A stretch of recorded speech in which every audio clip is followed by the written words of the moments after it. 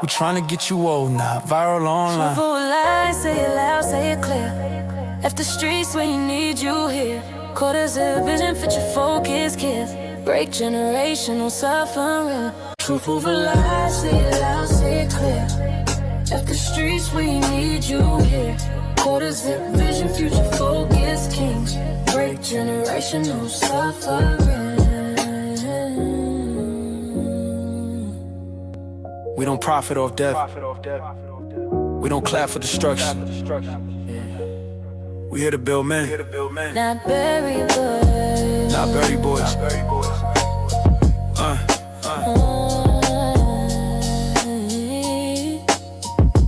Truth over lies.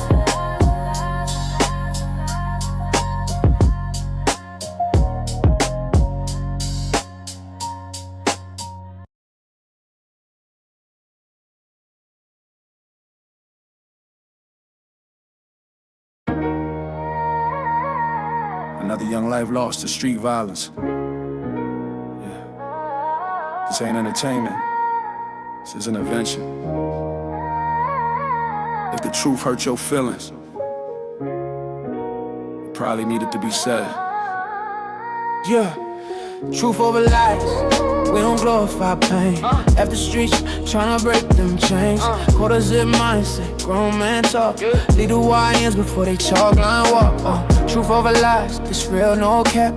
No crash outs, no throwaway stats.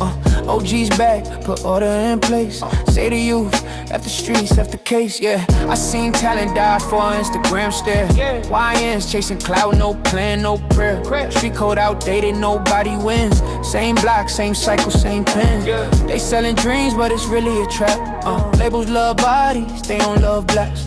We need leaders, not shooters with aim. Need fathers in homes, not candles and names. Quarter zip weather, mine on legacy. Talk money, discipline, equity. I ain't judging, I'm correcting course. Truth hit hard, but it's safe. Truth over lies, we don't glorify pain. After streets, tryna break them chains. Quarter zip mindset, grown man talk. Lead the YNs before they chalk line walk. Over lies, we don't glorify pain.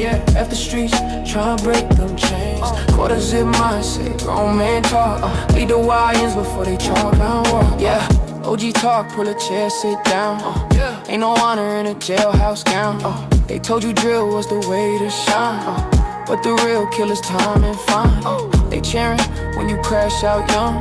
Then forget your name when the sentence come. We ain't anti-culture, we anti-death. Anti-mama crying, anti-breath, last left. You wanna be a man, build something real. Stocks, trade, skill set, something you can feel. After streets ain't hate, it's level spine. We tryna get you old, not viral online. Truth over lies, say it loud, say it clear. After streets, we need you here. Quarter zip vision, future focused kings. Break generational suffering. Truth over lies, say it loud, say it clear. After streets, we need you here. Quarter zip vision, future focused kings. Break generational suffering. We don't profit off death. We don't clap for destruction. We here to build men, not bury boys. Truth over lies.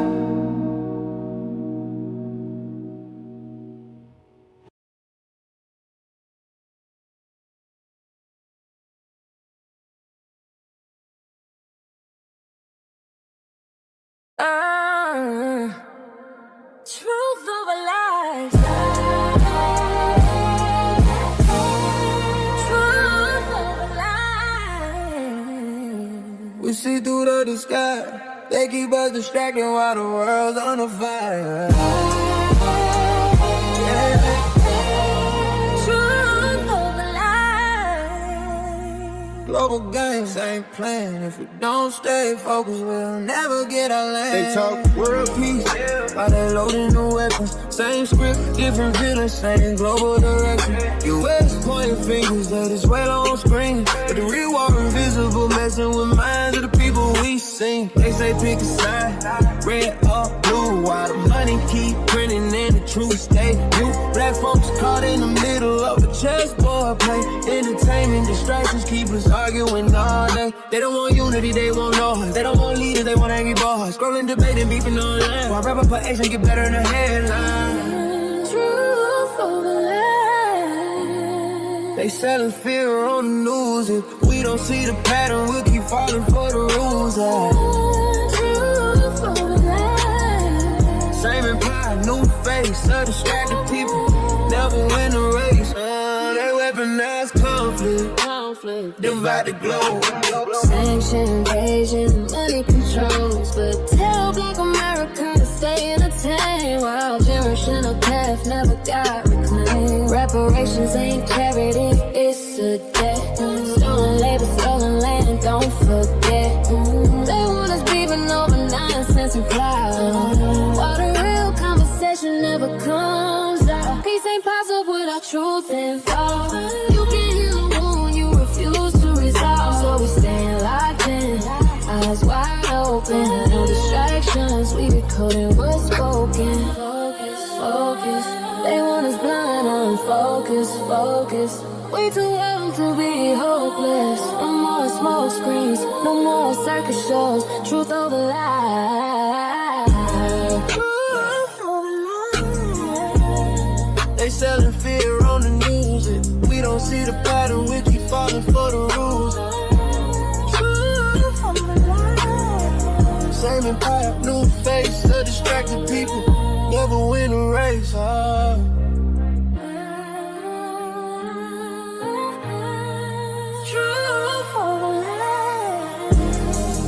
Mr. Walker, truth over lies, world politics, black focus, no distractions.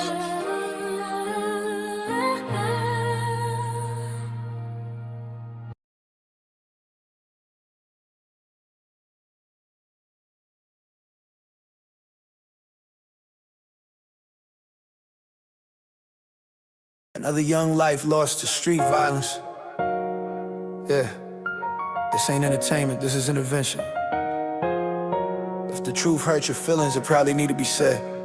Truth over lies, we don't glorify pain. At the streets trying to break them chains. Quarters in mindset, grown men talk. Lead the YNs before they chalk line walk. Truth over lies, we don't glorify pain. At the streets trying to break them chains. Quarters in mindset, grown man talk. Lead the YNs before they chalk line walk. Truth over lies, this real, no cap, no crash outs, no throwaway stats, waste that. OG's back, put order in place. Say to you, left the streets, left the cage. Yeah, I seen talent die for an Instagram stare. Wine chasing clout, no plan, no prayer. Street code outdated, nobody wins. Same block, same cycle, same pens. They selling dreams, but it's really a trap. Labels love bodies, they don't love blacks. We need leaders, not shooters with aim. Need fathers and homes, not candles and names. Quarter zip weather, mind on legacy. Talk money, discipline, equity. I ain't judging, I'm correcting course. Truth hit hard, but it save you more. Truth over lies, we don't glorify pain. If the streets tryna break them chains. Quarter zip mindset, grown man talk. Lead the YNs before they chalk line walk. Yeah, OG talk, pull a chair, sit down. Ain't no honor in a jailhouse gown. They told you drill was the way to shine, but the real killers is time and fines. They cheering when you crash out young, and forget your name when the sentence come. We ain't anti-culture, we anti-death. Anti-mama crying, anti-breath, last left. You wanna be a man, build something real. Stocks, trade, skill set, something you can feel. If the streets ain't hate, it's love with the spine. We tryna get you old now, viral online. Truth over lies, say it loud, say it clear. If the streets when you need you here. Quarters of vision, fit your focus, kids. Break generational suffering. Truth over lies, say it loud, say it clear. If the streets where you need you here. Quarters zip vision, future focus kings. Break generational suffering. We don't profit off death. We don't clap for destruction. We here to build men.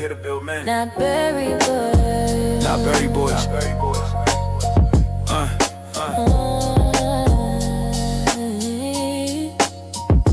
Truth over lies.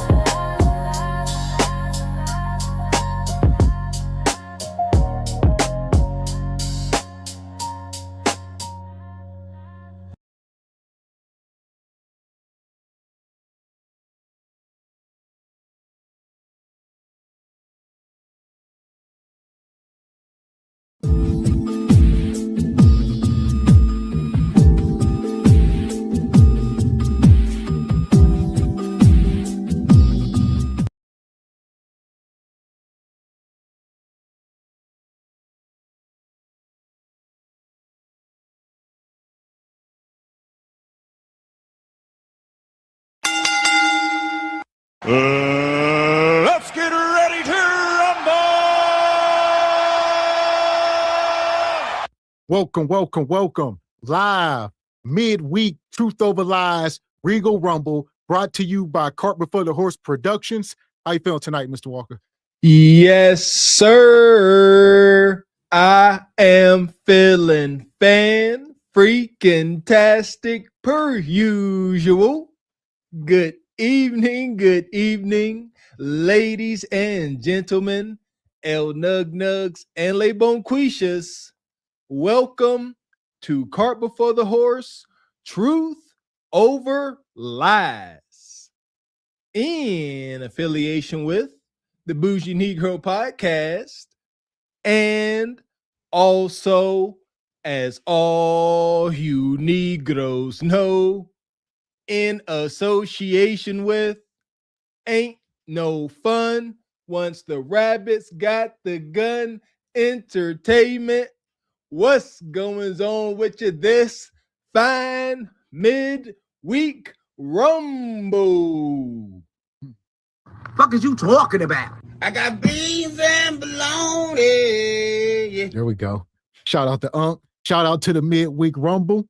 We in the house. All right, y'all see the thumbnail? It's gonna get real tonight. All right, we seen the Corey Holcomb crash out, and we're gonna give our perspective. As y'all see, me and Mr. Walker, I don't think nobody else can touch on this subject like we can. So I'm sure I see it's been going viral. It's been on the 5 o'clock news. Hell, everybody talking about it. But Shout out to the big dog Theo Coop. I caught him this morning, covered it. Man, yeah, I woke up, I seen it. I posted a little clip in the Patreon. Holy cow, we squabbling, my baby. I think it's a lot.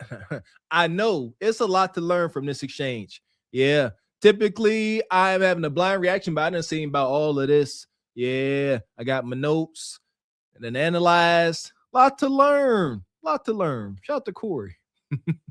so there we go. If you're just coming in, hit the like button. Also, we got a special guest up here tonight, Sister Ebony Dean.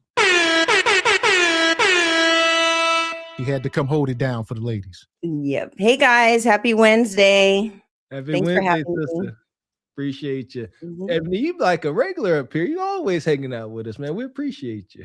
Yeah, thanks for having me. I was going to say, we're having a bit of a hangover from yesterday. Right. If y'all missed last night Regal Rumble, yeah, heated up. Shout out to Man Evolve, Richard Media. It got a little heated, but unlike Corey and... See? But here's another thing, though. We're going to touch on it, so I ain't even going to try to get ahead of ourselves, but so I'm just going to leave it there. Shout out to Baba T and Man Evolve. Same here. I was thinking the same thing, but yeah, we'll get to it. Nonetheless, if you missed Regal Rumble, the Truth Over Lies, check it out. There you go. It was definitely a hit. Shout out to the OGs, Baba T, Richard Media, and Man Evolved. There we go. And shout out to Major Drama. Come through with his Truth Over Lies hoodie and membership. Got the hottest hoodie in the game. Appreciate you, brother. Yeah! Boom, shakalaka! And Frederick Howard coming through. Always coming through. Appreciate you, Frederick.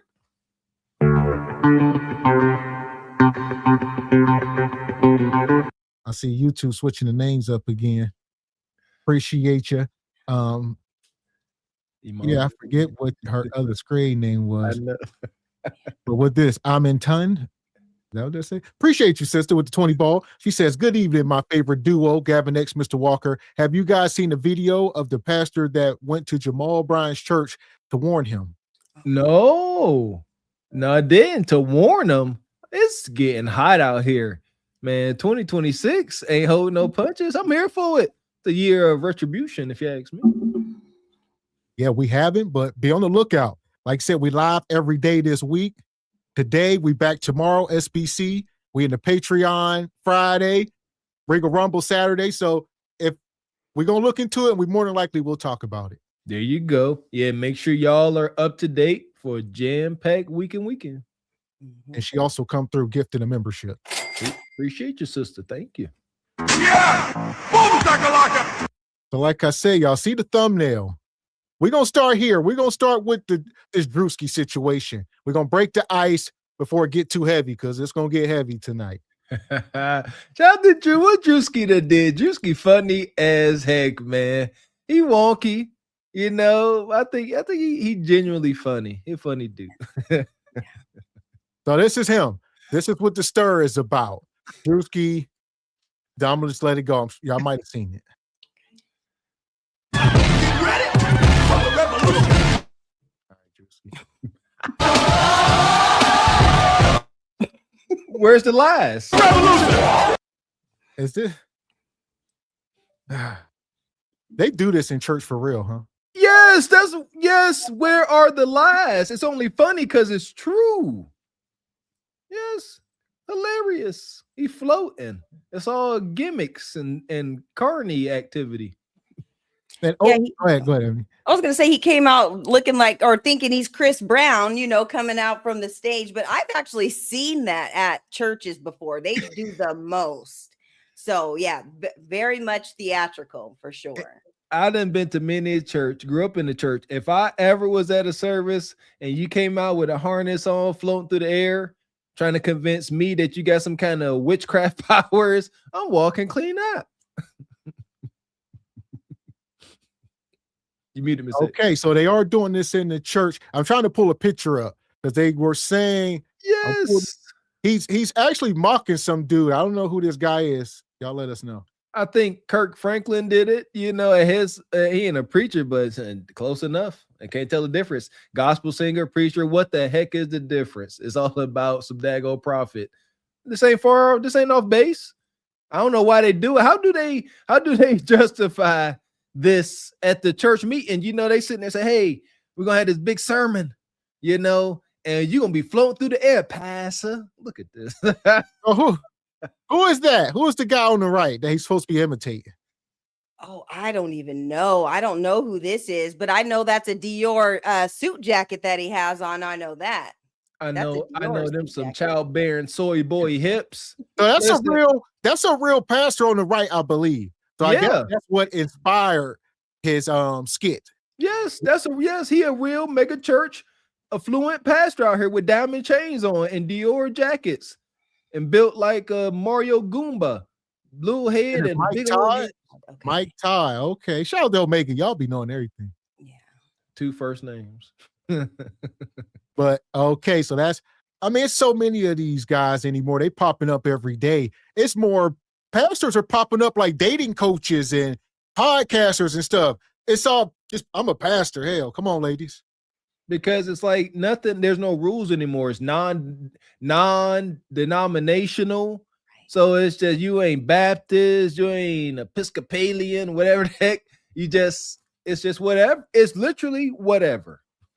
Yeah, and it's almost like a show now, like it's like a performance. It's all performative. So, they're coming off flying from stage. They're going to be flying to get your tithes and all that, just floating around like some angels. So, yeah, that's just where the church is right now.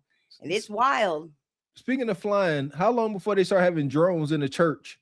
That's going to be the next thing. Have drones in the church, and they're going to try to tie some kind of scripture to it. Just watch. Yeah, the hell with drones. They're going to start putting the casino slot machines in the church. Look, they're going to say all proceeds go to the church. It makes sense. Hey, it makes sense. Oh, God dang it. Gambler for Jesus. Go ahead, play with it if y'all want to. I can see that. Watch. Mark my word. I don't want to see that. Nonetheless, here we are. So I'm pull this back up. Do you want a revolution? I'm going to stand up here, Wanda, please. Wanda told us earlier this month that she could not have a baby anymore. So I impregnated her with the word of God. I'm going to impregnate everyone with the word of God. You gonna get pregnant with the word of God. You gonna get pregnant with the word of God.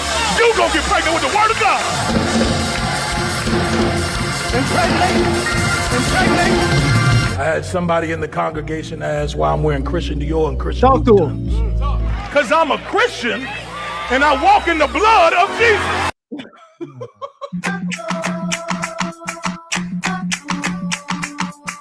This dude a fool. So listen, I would say if you are the church, get your act together. You know, it's only people ain't laughing if they, you know, like, man, because he did the stuff with the white folks when he was at the NASCAR track. It was funny. He did the stuff with the Hebrew Israelites. You know, he got lots of skits, but hey. That's funny as heck. Hey, because I'm a Christian. That's why I wear Christian Dior. He go kick up his feet and I'm walking. That's hilarious. And they be eating that up just how the audience is doing now. We've seen it. Gavin put on display whenever that pastor was talking about stepping down for being an adulterer. They was cheering him on. Yeah. You mute Ebony. They figure if they can turn, or if Jesus can turn water into wine, they surely can come up with their bloody shoes and Christian Dior out and doing all that. So yeah, this is wild. Not the bloody shoes. That's too funny, man. Walking in the blood, literally. Yes. Because I'm a Christian and I walk in the blood of Jesus. Give him some praise. I'm a Christian first and I walk in the blood of Jesus. Give him some praise. Give him some praise. So we are raising funds for a project in Zimbabwe. Yes, we are trying to get our congregation over in Africa. Amen. We wanted to raise $4 million for that. Amen. Hallelujah. That needs to appear today. We are not letting anyone leave until we reach our goal. Amen. Hallelujah. Life savings here. Give them some praise for that. Yeah. Boom, shakalaka. Go. So listen, what happened to the guy who said the $2,000 line and last year locked the doors? So this is just, it's a parody, but it's a lot of truth in it. And these churches need to get their acts together. I don't give a dang about the context. He wasn't saying lock the doors for that. It wasn't that kind of party. Optics are critical. We need to start acknowledging that today. I don't care what you meant. It really matters how the world takes it. And this is how we sees it. And this is what it is. Diamond chain pastors. Why are y'all missing? Have they completely thrown out the Old Testament? Pretty sure the Old Testament speaks on being haughty and all gloaty and all this. But they don't like the Old Testament. They like the New Testament. In the New Testament, they say Jesus is kind and sweet. Yeah, and then I don't know if it's the New or Old Testament, but I know they talk about overindulging in whatever it could be. It could be eating, it could be drinking, it could be sex or whatever. Too much of anything is no good for you. And I was under the impression that tithes and offering was supposed to go for the poor. Now I get pastors have to have a salary because they do a lot. They're full-time, employee, like they do a lot for the community and for the church and everything. But those tithes are supposed to go to the poor, to the community, to bring people in, not so much funding these lifestyles. That's where I kind of draw the line. And I think that that's just doing too much. Now, I was reading up on something that say the average person in the congregation, the salary is like $28,000. Then you got these pastors with brand new houses paid in cash or paid off, cars paid off, big, nice cars. And, most of the people are struggling. It's just a bad look. Right. Because the cars don't belong to them. A lot of us have seen whenever the IRS audited that one pastor from Atlanta or Houston, he had that bald spot in the Jerry curl with the bald spot in the middle. And he was saying how he had to wear Gucci and Louis Vuitton suits because that's just what he bought. And the mansion he bought was not his house. It was a business retreat center. So they take this non-tax money and they dump it into non-profit things like mansions and Rolls Royces. Right. Yeah. You guys, this is just going overboard with it. It's just too much. I know like in the church that I grew up in, there was always some sort of renovation fund, building funds. They were going to redo the whole sanctuary and all that. And that stuff never popped off. They still had those same tired purple pews and all that. The same hymnals back from probably when Martin Luther King, was still preaching and all that. So, yeah. People need to be held accountable for their actions and everything. And you just can't manipulate, people, like using religion to manipulate it so that you can maximize it, just off of the money that comes in. I think that's wrong. And I'm not sure if pastors are supposed to get paid, Mr. X. I'm not sure, but shout out to Pastor Gino. He said he don't get a dime. He work a job and he still preaches. He don't get any money. So I think that is up for debate. You're not supposed to enjoy your job. As Pastor Gino say you ain't supposed to be fun. You are working for the Lord. It is a labor of love. Yeah, I think, there are part-time preachers. And I think once they get to a point where if the congregation is big enough and they're able to afford to put you on full-time, I'm not against preachers getting paid because I know that they do a lot of, in-house visits and stuff with people. They do a lot of things around the community and they do things within the church. There's always a service every day. They got children's service. They do the, the choir rehearsals and the youth groups and the drama team and the praise team. There's a lot of things that go on that they kind of oversee everything. So I'm not opposed to getting a salary, but just when you're just going off the top with it and you're having mansions and jets and Bentleys and all that, that is not biblical in my eyes. Well, I think it comes down to a matter of transparency. Right. So that's just the bottom line. So people need to know how much money coming in, where it's going. Right. And I think it's just too many churches. I always thought that. There's too many denominations, there should not be that many churches. All right. There should be very little churches and it should be more of a network. And that way we can keep track of stuff and more people. I just think it should be more of a network instead of all these churches. I don't know as much, but it's very confusing. I'll say this, as far as them getting a salary, I think eventually, Sister Ebony Dean, the water's always going to get tainted. The more money coming in, the more folks the human's going to be human. I think we should do kind of how I believe like the Catholic Church does, where if you are the preacher or head priest, a lot of them have houses like right off of the monastery or whatever, you know what I mean? And they don't have to pay rent or anything. So you get these perks, kind of like the president of a college. I know in our college, you had the president's house. He stayed there on campus. He'd have to pay for it. And you got to live this standard of living. So maybe something like that where, too many folks with the hands on the money is always going to get foggy. Yeah, and that actually happened with my grandfather who had a church in Pittsburgh. There was like a little small church that was built on the land, and eventually he moved in there and the church, covered his expenses and everything. And that was a great thing. It was on property and the church looked out for him, especially in his older, when he got older. And he went to be a senior pastor. So I do know that they have like trustees in the church and deacons who are supposed to oversee all of the, spending. I know that there's preachers that have like credit cards and everything. And, they oversee some of those charges. And so when the deacons are focused on their job and not getting with some of the women at the church, they can, be able to do their roles and kind of monitor everything. So there's a lot that goes into it. The big And shout out to G Honda. He says we must stop seeing our Black parents burying kids and seeing kids tired as adults. Ish has to stop. Try it as adults.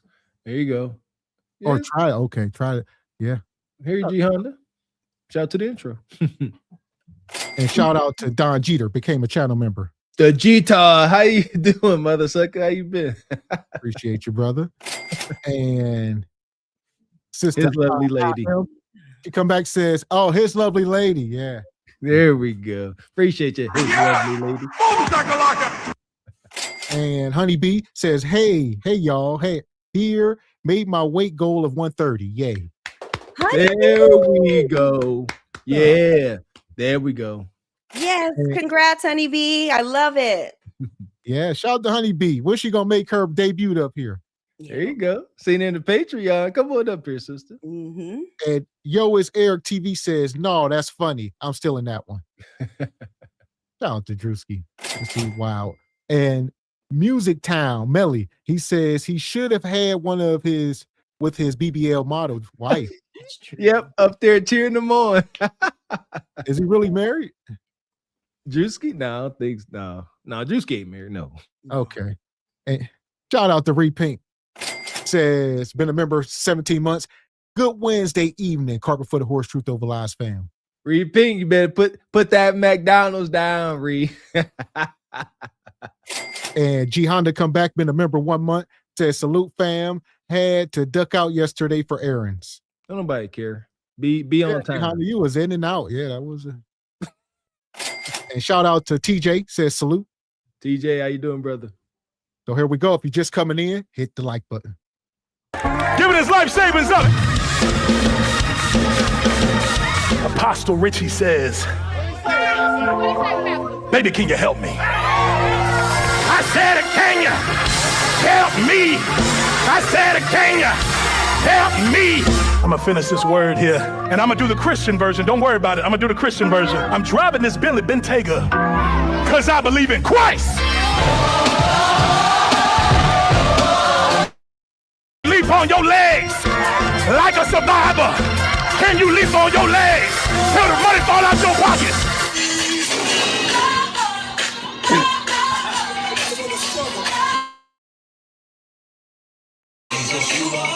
Still praise the Lord. I need you to pray for my wife. Hey, come on, man. Hey, get your hands off my car. You gave tithes and offering? No. Back the fuck up, man. What's wrong with you, man?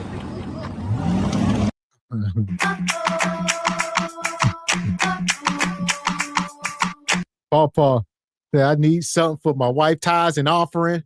He said, Druski said, did you give tithes this week? Papa said, no, we'll get out of here. We can only help the people that give us bread and much bread. How much did you give? There you go. You give us 10 whacks. I slide you a whack. For sure. Love, appreciation. Yeah, and that all depends, you guys, if they're current on their tithes and offering, because I have seen, we actually had to bury one of my best friend's moms, and she was sick for a couple years, so she was kind of out of fellowship and everything. That was her childhood church. She went to that church all throughout adulthood and everything, but because she wasn't current when she passed away, they were trying to get the funeral arrangements, and they were like, we can't help you because she's not current.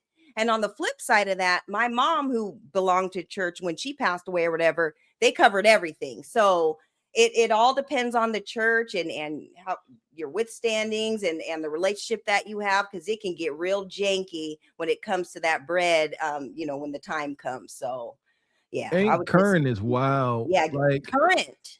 Like, I understand rules. We need rules. We need guidelines. We need parameters. However, like, from the context you gave, absolutely not. Absolutely not. This is why you need to have an abundance in the storehouse, so that whenever game do get sick, you got some extra resources to cover things like that. Not, oh, you ain't up to date. Meanwhile, pass in the new S class. That makes no sense. It's so bad. I've heard instances where the gam was in a reverse mortgage with the church, and her and the kids and grandkids had no idea. Gam passed away. They think they get in Gam's house. The church got Gam's house, and they ain't letting you stay there. Mr. Walker, you are so right about that. I've heard of those cases too, because they prey on women. There's not a whole lot of men in church, and so they prey on women. And I've seen it, you guys. I grew up in church, and I've seen it. But the women of the church kind of treat the pastors and the men of church like their man, because they don't have one and everything, and they kind of prey on that. And it's so unfortunate, because this is my thing with the whole being a part of the church thing. God put men on this earth in order to be there for you too. God is not your man. The pastor is not your man. All these men in the church are not they're not your man. God put men on here for us to be up under some instruction, and you need to really heed to that, because they're kind of taking advantage of the whole situation, and it is not okay. Amen. Yeah, talking about God is your man, Jesus your man. Y'all perverting God and sacred things. That's perversion. God ain't your man. You know what your man want to do to you? I never understood that. How is Jesus your man? Y'all nasty. Right. Wicked work. So here we go. That was the icebreaker for the night. Shout out to Druski. Shout out to Sister Dee. He says, not gonna lie, Druski nailed it with this one. Yes, he did. Hell, he been spot on with all of them. And he's, it's a bit of genius to it. He's got, that's a whole production. He got all them people involved. And yeah. I love it. It's awesome. But nonetheless, here we go. Now it's time to get into it. This is why y'all here. Hit the like button. Take a second. Make sure you all hit the like button. Make sure you all are subscribed to the channel as we are on this journey. And make sure to support the channel by hitting the Cash App, hitting the Super Chat. Please and thank you. Please and thank you. So here we go. The brother Corey Holcomb. All right, him and Anton. We go mine through this. Like I said, when I first seen this going down, I knew it was going to be an issue. They've been talking about this for a while. If y'all watch Corey's show, he's been talking about this for months. So he's been talking about getting Anton on the show for a minute. Like, man, I want to get this dude up here. He said, I don't agree with a lot of stuff he say. I just want to get him up here. We can talk. And like I said, he get all kind of people. Shout out to Dee been up there. Brother MTR, all kind of people. He done on the simulcast, on the StreamYard. But this is like in person. So it's different energy. Kind of like we were saying last night with Richai and the Man Evolve. It's easy on these panels, but if you face to face, stuff can be up. There you go. But shout out to Man Evolve and OG Richai. That was beautiful. Like, men are not supposed to always agree. Gavin X and I have come up with our best ideas, not necessarily agreeing on things, but hashing it out and coming to the best, idea. And those two brothers was not seeing eye to eye. They got hot up under the collar, but they still kept their composure. I love it. I love that they was like, listen, I'm with the smoke, but they kept it cool and cordial. I like that energy, man. That's how you get to a solution. That made my night. Yeah, and they handled a lot of it on the back end in the back chat. They communicated and everything. And I'm not gonna lie, I was a little bit hot and heated too, but I think I kept my cool. There was a lot going on yesterday. You don't play when it comes to us progressing as a people, and I appreciate that. But yeah, you always keep your composure, but you let it be known where you stay. Right. So here we go. As y'all know, it's a lot here. We're going to do our best to mine through as much as possible. So hit the like button. Here we go. And shout out to Tanya. She's been a member for 20 months. Appreciate your sister Tanya from the UK. Craig going out here doing his thing. Papa Craig. But anyway, let's get to it, man. Let's get to it. There's so much to say. I know we ain't going to be able to get to it all, but we're going to try. There's so much to say. I got to ask you this just off top. I'm with it. How do you feel? Because we ain't going to do all politics, because that ain't what the show we about. got to get there, though. Yeah, but I'm saying I don't want you to miss no points. All right, I'm with it. What do you feel about this nation as they jack other nations for their resources and play it off like it's other reasons? I'm talking about this nation, the U.S. That's a part of the game. When you say a part of the game, I don't understand. Everybody done been conquered. Slavery didn't exist way before we ever came in here. Mm-hmm. So I don't see what the problem is. Well, I tell you like this. I cannot respect men who are claim jackers. Like I don't like what? Give me an example. Like the United States. No, give me an example, like a real life thing. Like, what did they take? The United States. Like taking this country? Not just taking this country. How do you think you got here? The transatlantic slave trade. You smart man. Right. I expected I know all about it. So it's very hard to be respectful of what is here when me, for example, as an African-American male, I know how I got here. I didn't take the cheap flight on Frontier here. My people were kidnapped. My people were sold by robbed. Africans. They what? They were sold by Africans. You say all the people were sold by Africans? How you think what you think white people came over there and got us? Yes. No, they were sold. So they just capitalized off of it better than the Africans did. Okay, so you're saying that all of the black people that were brought here were sold by Africans. Correct. So the white people they were just doing transactions over there. Absolutely. It was capitalism.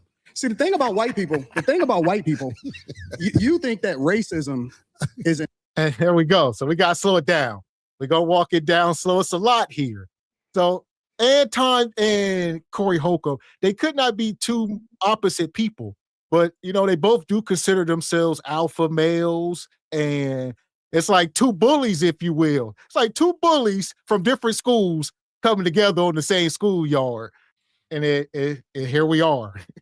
Poor brother Anton has been stricken with the white man juice. I have seen. It's sad reality. You know, shout out to Kevin Samuels. One of his main rules was no beef and let's all try to get along, but we got to draw a line. Slavery.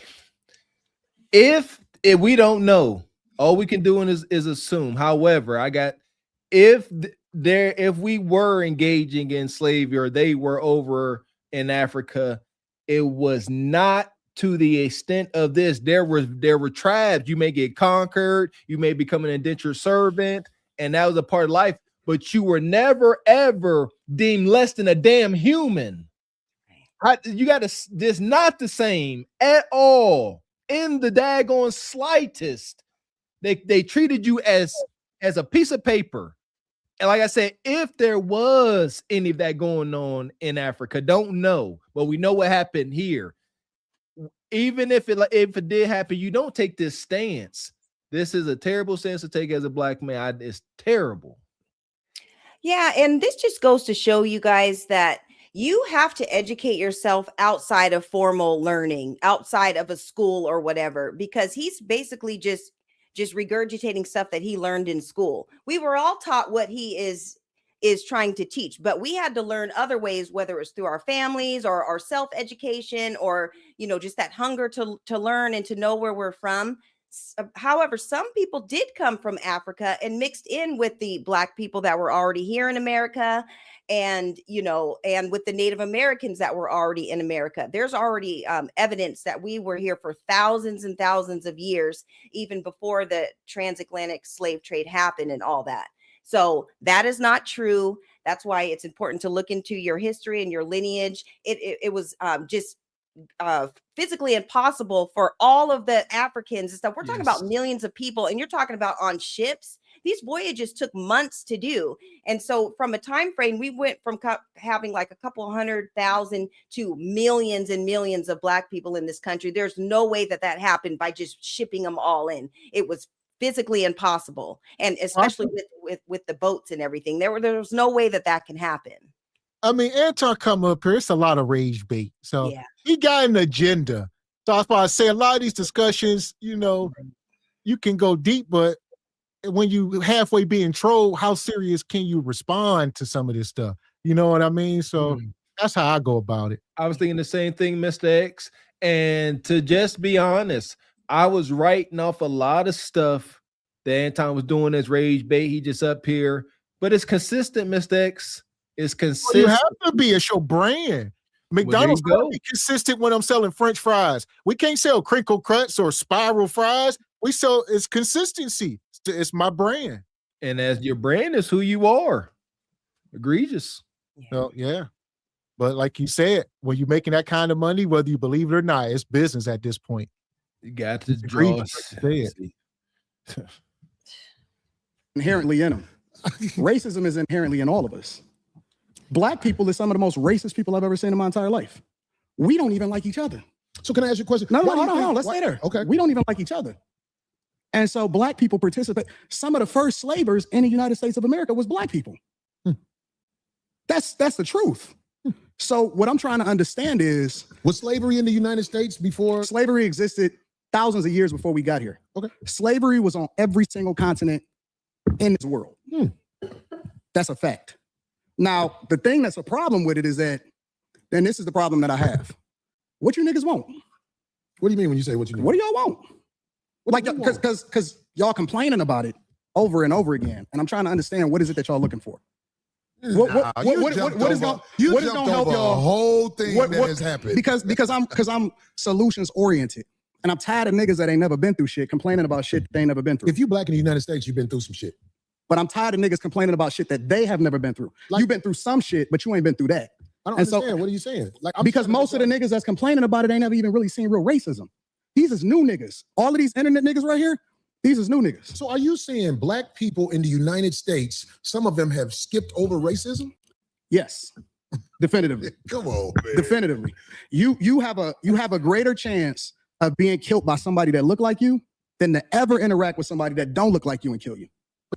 That's two different things now. Like you said, we're moving the goal line all over the place. Anton is up here. He got his talking points. Y'all got to understand, when you up here going live every day and some of this stuff, he got his points. He here to convert as many people as possible. All right. Corey has a bigger audience than him. So he don't have more subs, but Corey go live, it's over 10,000 people in the room consistently. You know, Anton gonna get his 2,000, but if I can go over here and convert these people is what he's trying to do. So whoever gonna resonate with whatever coming out his mouth, which some of the people was, then he feel like he won. Fine. You gotta ride this one out. I see Anton's pain, you know, and he's let us all know he doesn't really associate with melanated people, and he's pretty staunch on that. And he says some triggering, you know, shock jockey things because of the hurt he has experienced from his culture. Not saying it's okay. I just know where he's coming from. He done been held up at pew pew point. He done told a story, and so now he got this forever resentment towards his own people. I think is extremely detrimental. But we gotta look at the character here. Look at Anton. You know, respectfully, you know, he was a nerdy guy, little short pudgy dude. He got his portion of the King's Gold. He on a revenge tour. F everybody that don't kiss up to him. That's what kind of time he on, and it shows. Yeah, and he's talking like he's not one of us or whatever. He's talking about y'all and you guys and everything. So he's automatically delineating himself from the equation. I'm not sure what his background is. Some people are saying he's Nigerian. Some people saying that he's American. We don't know, but this just goes to show that, y'all, we have tethers in our class, you know, in our culture too. It's not just people from the diaspora. There are people who have our same skin, maybe from the lineage, maybe not. We really don't know. Maybe somebody in the chat can let us know. But he's talking, those talking points, that mindset is not like us. And when he was talking about that black people were the first people to own slaves, that's not true, because even when blacks did have their freedom, they were actually buying their family out of slavery in order for them not to be in bondage anymore. It wasn't for them to re-slave them. So let's be clear about that. We were not buying our people and putting them into the same torture and stuff that we went through. So it was to get our people up out of bondage, and that's how it happened. So thank you. Yeah. Appreciate you, brother Derek.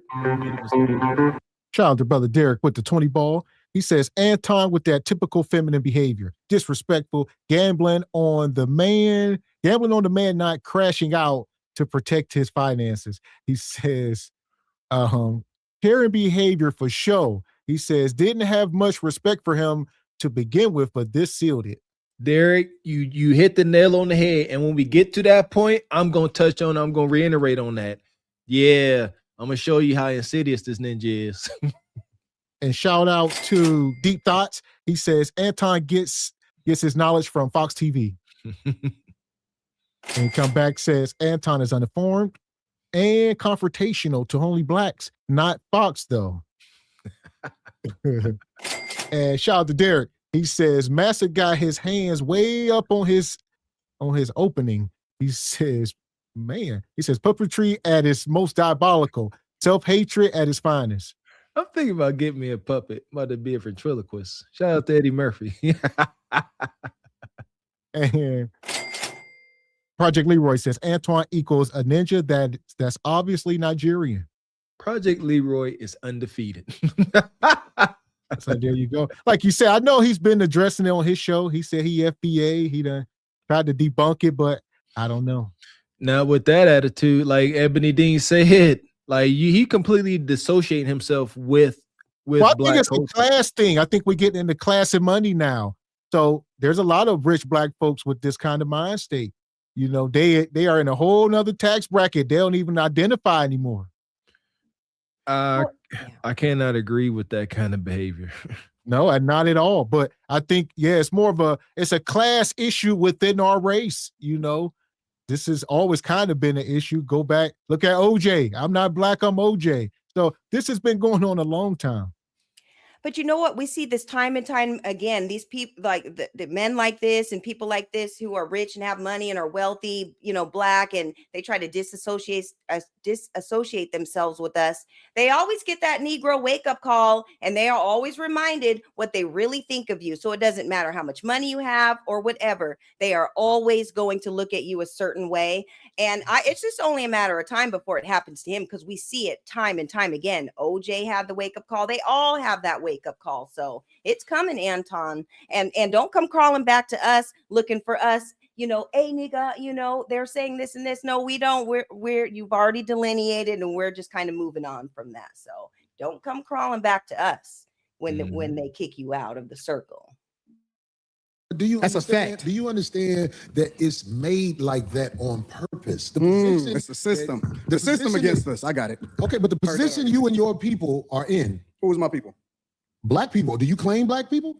I'm a Christian first. I claim. Well, I think claim- something's wrong with that. If Yeah, you don't wanna say Christian you're a black first. man first, I think something wrong with Black is a construct. They told you that you was black. that. Okay, well, That's brown, why you start brown believing. then. No. Maybe We I'm not brown. We not black. We not none of that shit. Oh, well, what are we? We not. For me, I'm a believer in God. That's what I am. My foundation is always going to be Christianity, Christ, Jesus first. I don't claim none of that other shit. You're not gonna get me to believe in you based off of some shit that you can't control. You didn't pick it. And the thing about other cultures, whether you're black, Chinese, Asians don't fuck with each other just because they're Asian. Chinese people and Japanese people and Taiwanese people, they're all different. Koreans are different. All white people don't fuck with all white people. So why do I have an obligation to fuck with somebody just because he black? Okay. And then the definition of how you define black is based off of something that a white man gave to you. Okay, well, hey, trust me, brother. You white people, let me tell you something. I know Caucasian people that have looked at me and threw me licks. But I am from Chicago. And I'm where from it was- Detroit. It was Chicago is very segregated. I knew nothing about Caucasian people until I moved to Los Angeles. And a lot of the stories I heard, it turned out to be just that. But back to this Christianity, you have to understand this. You were taught that by the people who kidnapped you. Is that a lie? Nope. Okay, so We was taught everything that you know on this earth, it was taught to you. The racism that you have in your heart, it was taught to you. you say I'm racist? Yeah, absolutely. Oh, I studied you. Wow. So there you go. So that probably was the first shot of the night. You know, as we documenting this, they've been having disagreements, but that might have been the first little dig. All right, Corey said, I'm racist. Yeah. A lot of people get it. Black folks can't be racist. So I know that's a thing. We're going to mine through it. And here we are. You say Corey is. He said he a Christian first. Like, we're gonna see. We're gonna touch on that. He opened up with that. He said, I ain't black, I ain't Anton, I'm a Christian. If you claim that so strongly, I need you to qualify to be a pastor, a deacon. You need to be moving like that up on that pedestal. Let's see how this interview goes. And this whole thing, I'm from Detroit. I'm so sick of this. Like, growing up in the hood, you know, there are folks that are, when you say you're from Detroit, I'm assuming you jumped off the porch, you outside, you dealing with the ebbs and flows of your surroundings, you're getting into scuffles, you know what I'm saying? You're getting into trouble. That's what I think. Not just because, what is it, hood adjacent. You were sitting in the hood, but you sitting on the porch, and anytime somebody walked down the street, you ran your ass in the house. It's not the same experience. It's not the same person that develops. If you really was from that area and you had friends, Pookies and little Piantes and Boo-Boos, you know, then you wouldn't be sitting here disassociated with black folks because you would have love for some of those folks. And I would say, yeah, same thing go for Corey. He's sitting there, I'm from Chicago. So that's what led to Anton saying, well, I'm from Detroit. So all y'all stop saying, oh, I'm from Atlanta or don't matter. I ain't never in my life told anybody where I'm from. I just carried myself a certain way, and I ain't never been disrespected. I can't even go back in memory. So, but that's a whole other story. We'll get to that point. But yeah, they both doing it. So I don't think either one of these guys are tough. But what you got, Evan? Right. And when Anton was talking about, like he's a Christian first, I get religion and I get believing in God and I get all that. But that was something that was taught to us, and they were using that, to keep us in bondage and everything. And if that's the first thing that you identify with, that's really a problem. And that is where I'm really seeing, maybe he is definitely from Nigeria or whatever. I think that's where Project Leroy said, because they do that white worship over there and that white Jesus, like that God complex or whatever. So I it's looking more towards that, but for you to identify as that first and not who you are, that's very telling also. And yeah, it's unfortunate. He seems like he doesn't like who he is, and he's trying to, separate himself from that. And that is not good in the long run. So, and he always got something to prove to his detriment. Like, I think it's good to have something to prove to the world and your peers on a healthy level. But he got to prove that he's from Detroit. Right. And money. And shout out to Mrs. Locks to Smile with the 10 ball. She says, Anton said for years that he pulled himself up by his bootstraps, but the last few months there has been a few creators that prove that he inherited wealth from his father. And there's nothing wrong with inheritance, but don't act like it is what it ain't. There you go. Yeah, and with what Mr. Walker was saying about, him claiming the D and all of that. In these streets, they're talking about they don't really claim you because your type of behavior and the stuff that you're displaying, that is not D behavior at all, or any other city, of our people in this city. The way that you're acting, don't try to claim the D, because now you're kind of you're putting a stain on the city, just with your behavior and everything. So they're not really claiming you all like that, Anton, like you think they are. Mm. And Omni says Anton is not a Christian. He is racist, spewing rhetoric that divides. Jesus preached love, unity, and compassion. I think he's a modern Christian, like most folks. I think 85% of people that claim they are Christian today are just like him. Modern, they use it conveniently, and it's egregious. I don't like the way he deflected what, or he didn't really deflect, but tried to shift what Corey said. Corey said, can you acknowledge that the Christian religion was placed on you by your massa? And Anton said yes, but so was racism. So two wrongs make a right. I don't know how to follow that logic, Anton. And shout out to Yois Eric. He says that's not true, Corey. Wrong. He says the whole Bible from Africa, Ethiopia on Orthodox Christians is the oldest Christians. At the very end, that's a rabbit hole. It's not complete. That we all know is not. It's called. We were given the slave Bible. That is documented, and so the pages and the books and accounts that would have empowered us, they took those out. Yeah, like I said, I've never put any thought into it. If we do get them, then what? What if I go find these books tomorrow? What we gonna do? And that's what my father lost. They done found them. I'm gonna be able to shoot lasers out my eye. What's gonna happen if I find this book? I guess folks are looking for validation. I guess, but I don't know. Yeah, they're looking for validation. Huh. And shout out to Eric come back. He says, I'm from Riverside, mother effer. And appreciate you, brother. So here we go. Hit the like button. This is why I'm racist. I don't know a lot of racism in me. But maybe you can show me something I don't know. We're gonna get there. I wanted you guys to start the show off in your own No. When Brother Anton Daniels was talking to me on the phone, I knew that we didn't see eye to eye on a lot of things, but I believe we can have a conversation like men. It's like a lot of stuff he's saying right now, I disagree with so much. But both of us. I'm going to try to make a point because I have the hopes. I have the hopes in reaching him in a way. You know what I'm saying? I know that ain't guaranteed. I'm not. And I have the hopes that I'm gonna get y'all off of the Democratic plantation. And this is where this is where, Corey, I got hopes. That's where I don't agree.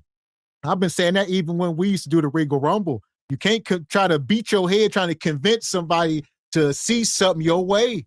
Most of us are different, very different. The more older I get, a lot of us are very different the way our brains is wired. And that's just is what it is. So, Corey, I'm going to get through to him. And by the time you leave here, you're going to see things my way. No. And hell, it just don't work like that. Plant the seed. I personally have learned the hard way. Yeah, I used to try to show people the way, and all that resistance, all it do is give you anxiety. Absolutely not. I'm going to speak my truth in love and understanding. And if you take it, that's good for you. If not, I don't give a rat's patootie. Yeah. And it's very clear that we're dealing with two men with two very big egos and everything. And they're just kind of going head to head with it. And I think Anton Daniels is more, talking politics and stuff. And Corey is, more or less talking about, lineage and who you are and street, stuff and everything. And so they're on kind of two different wavelengths for sure. And yeah, it's going to go off the rails. Yeah, because I don't know nothing about the Democratic plantation. Everything that you speak of, it's a reflection of the same thing that they speak of. So you may not claim it, but you're a reflection of it. Well, if I reflect something that is this Democratic plantation, I tell you what, I really don't study a Democratic plantation. I try to study being a stand-up human being where when I look in the mirror, I don't see a slick motherfucker. Right. That's who I am. I'm with it. I don't like slick motherfuckers. That's the first thing we agreed on. Okay, well, good. I'm glad we got there. But I get labeled all the time. I was talking to a young lady on the phone the other day, and she said, "I know you hate the what's the lady who calls herself a doctor? I'm blanking right now. Oh my God, Dr. Bryant." And I'm like, I don't hate nobody. Where do you get hate from? And then I was on the internet. Every once in a while, I look at the pages that use my likeness and image and everything, and I listen to some of the stuff they said, and I was called bitter. And I don't know how to get money. But anyway, coincidentally, today I'm talking to a brother who knows how to work the internet well and get money. Facts. You see what I'm saying? Facts. So it's like everything comes in its season for a man like me. I don't say I got all the answers to everything, but I am willing to talk logically to people who I feel like are able to communicate. That's what I'm saying. Because like the stuff you say, and so, I'm like, get the fuck out of here. Get the fuck Yeah, 100%. And I mean, that's your personality too. Like, and it would be boring to hear just one person's take or views on things. This makes it interesting. Excuse me, ma'am. You need a mic, ma'am. You can ask on the mic. Goddamn. Anton, just a clarifying question. What about, are you comparing racism with prejudice? Is it? Do you think Black people can truly be racist, or are we just prejudiced? No, I think that there's a lot of people that hate white people, like straight up hate white people, and it's very unfortunate because they're not even the ones that's winning over here. We compare ourselves against a group of people that the majority of them is on food stamps and welfare. They would be a disappointment to their ancestors.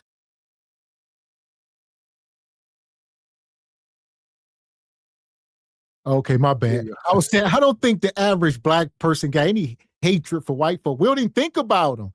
I think, once you dealing with them, you got a confrontation or something maybe, but day to day, it's not really, especially me, I can speak for myself personally, but I guess if you got to go to work, you're around a bunch of a-holes. If you're in the environment, I don't know.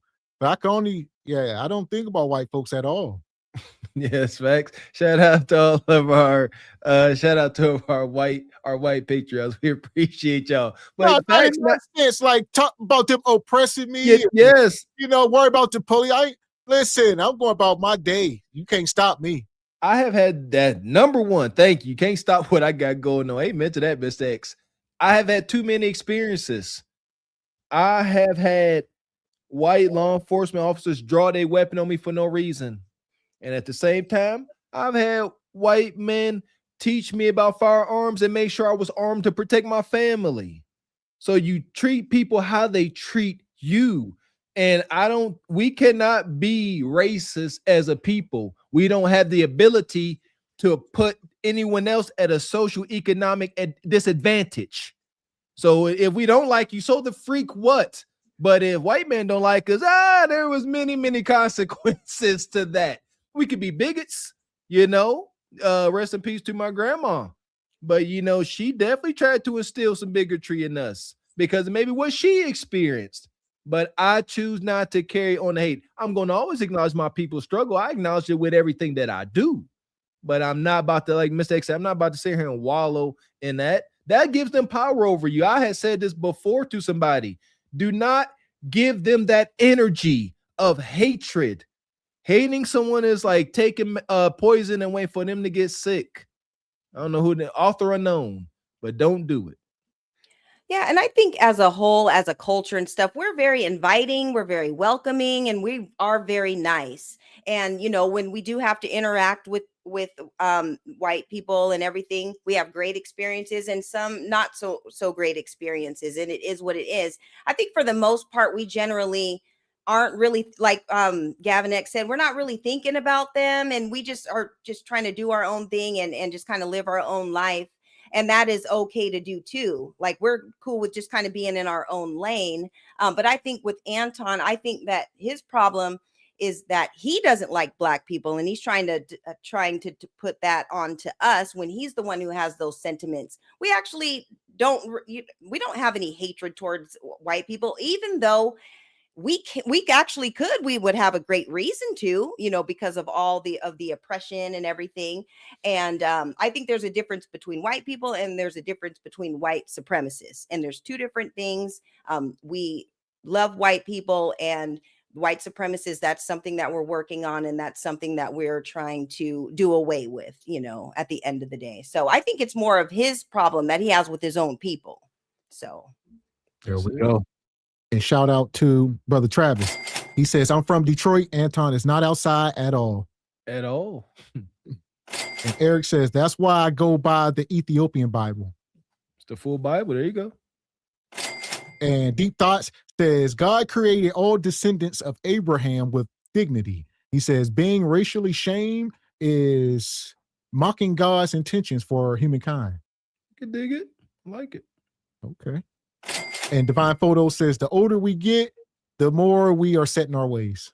There you go. Shout out, somebody also said the more conservative we kind of become. Find that to be true too. And Woke Will, he says, Anton has blind faith in Republicans. I got blind for liberals, but he's preaching going from one plantation to another. That's MAGA, not conservative. There you go. Anton is definitely coming across as bought and paid for. It's most unfortunate. Oh. Money. And shout out to Ryan with the $10 super sticker. Appreciate you. And Richard Media, he says, man, Evolve, great dialogue today. Much respect. That's how two men hash it out. Shout out to Richard and Man Evolve. There you go. Straight like that, straight. And Divine Photos says, it's a war on different ideologies. I don't have to agree with everything anyone says. You can still respect someone even if you have different views. My goodness. You know what? This is magic nowadays. It really is.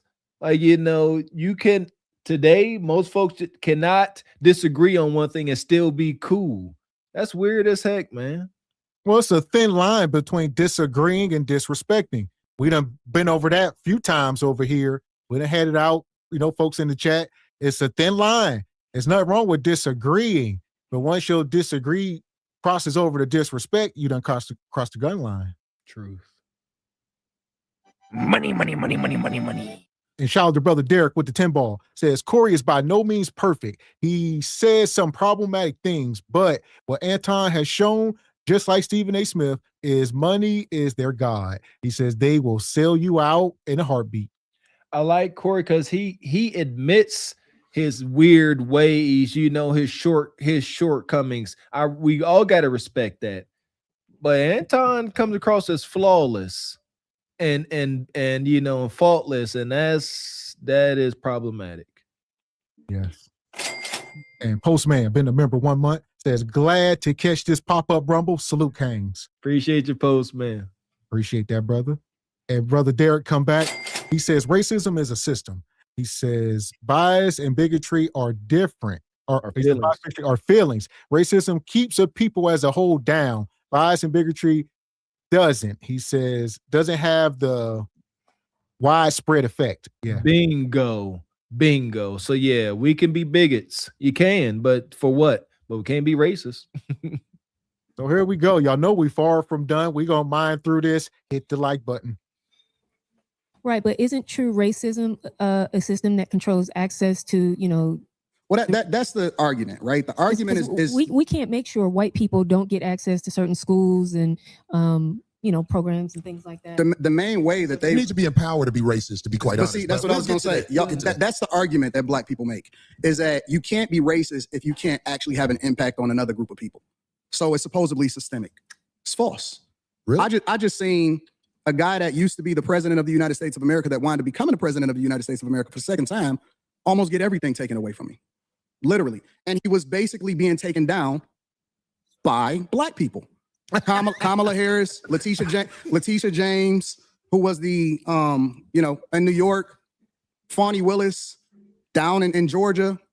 All of those are black women, specifically that met with Kamala Harris months before they actually started this campaign during the Biden administration. And it's so funny to me because then I have to ask myself the question, well, listen, if this is a construct and if it's all about white people and all of the energy is going towards a person that black people fucked with before he actually ran for president of the United States of America, but we champion Barack Obama.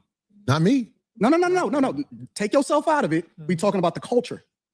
It may not necessarily be you individually, but we as a culture fuck with him. Fuck with who? Barack Obama and his wife. We fuck with him. Here we go. I'm gonna slow it down here. I think there is Trump derangement syndromes on both sides. I think a lot of times people talk about the Trump derangement and it's just for the anti-people, people that don't like him. No, it's for the people that are gung-ho for him too, like blind to it all.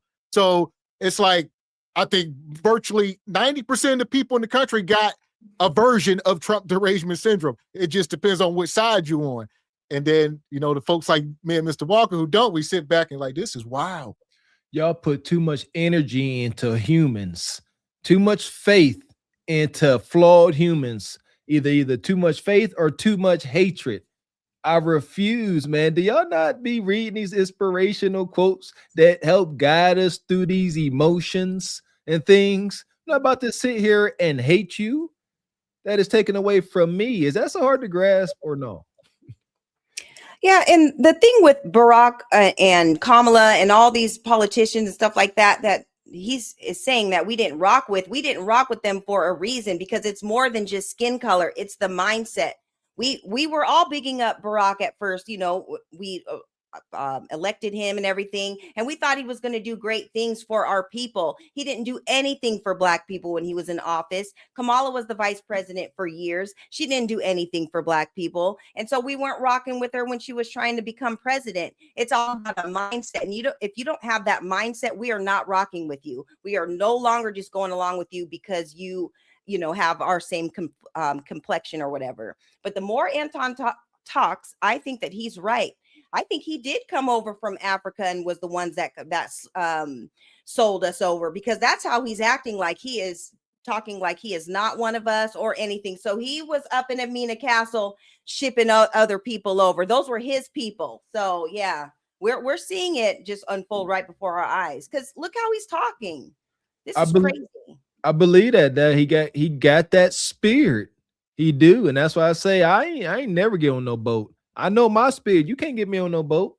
It ain't never gonna happen. Not in a million years. Yeah, Anton was putting people on the boat, and I was over here. The culture, we champion him.